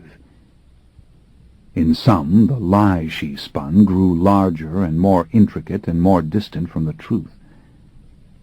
And then the king said he would release us. But first he would demonstrate to all the court that we had no power, and therefore the priests would be appeased. And if at any moment an evil demon should manifest himself and seek to abuse the just worshippers of Ra or Osiris, then our pardon should be revoked and we should be put to death at once. For surely the power of our demons would die with us, and we would have forfeited the queen's mercy, which we scarce deserved as it was. Of course, we realized what was to happen. We saw it now in the hearts of the king and the queen. A compromise had been struck, and we had been offered a bargain. As the king removed his gold chain and medallion and put it around the neck of Cayman, we knew that we were to be raped before the court, raped as common female prisoners or slaves would have been raped in any war. And if we called the spirits, we'd die. That was our position. "But for the love of my queen," said Enkil, "I would take my pleasure of these 2 women, which is my right." I would do it before you all to show that they have no power and are not great witches but are merely women, and my chief steward, Cayman, my beloved Cayman, will be given the privilege of doing it in my stead." All the court waited in silence as Cayman looked at us and prepared to obey the king's command. We stared at him, daring him in our helplessness not to do it, not to lay hands upon us or to violate us before these uncaring eyes. We could feel the pain in him and the tumult. We could feel the danger that surrounded him, for were he to disobey, he would surely have died. Yet this was our honor he meant to take. He meant to desecrate us, ruin us, as it were, and we who had lived always in the sunshine and peace on our mountain knew nothing really of the act which he meant to perform. I think as he came towards us I believed he could not do it, that a man could not feel the pain which he felt and still sharpen his passion for this ugly work. But I knew little of men then, of how the pleasures of the flesh can combine in them with hatred and anger, of how they can hurt as they perform the act which women perform more often than not for love. Our spirits clamored against what was to happen, but for our very lives we told them to be quiet. Silently I pressed Makare's hand. I gave her to know that we would live when this was over. We would be free. This was not death, after all, and we would leave these miserable desert people to their lies and their illusions, to their idiot customs. We would go home. And then Cayman set about to do what he had to do. Cayman untied our bonds. He took Makare to himself first, forcing her down on her back against the matted floor and lifting her gown, as I stood transfixed and unable to stop him. And then I was subjected to the same fate. But in his mind we were not the women who Cayman raped. As his soul trembled, as his body trembled, he stoked the fire of his passion with fantasies of nameless beauties and half-remembered moments, so that body and soul could be one. And we, our eyes averted, closed our souls to him and to these vile Egyptians who had done to us these terrible things. Our souls were alone and untouched within our bodies, and all around us I heard without doubt the weeping of the spirits, the sad, terrible weeping, and in the distance the low, rolling thunder of Amel. "You are fools to bear this, witches.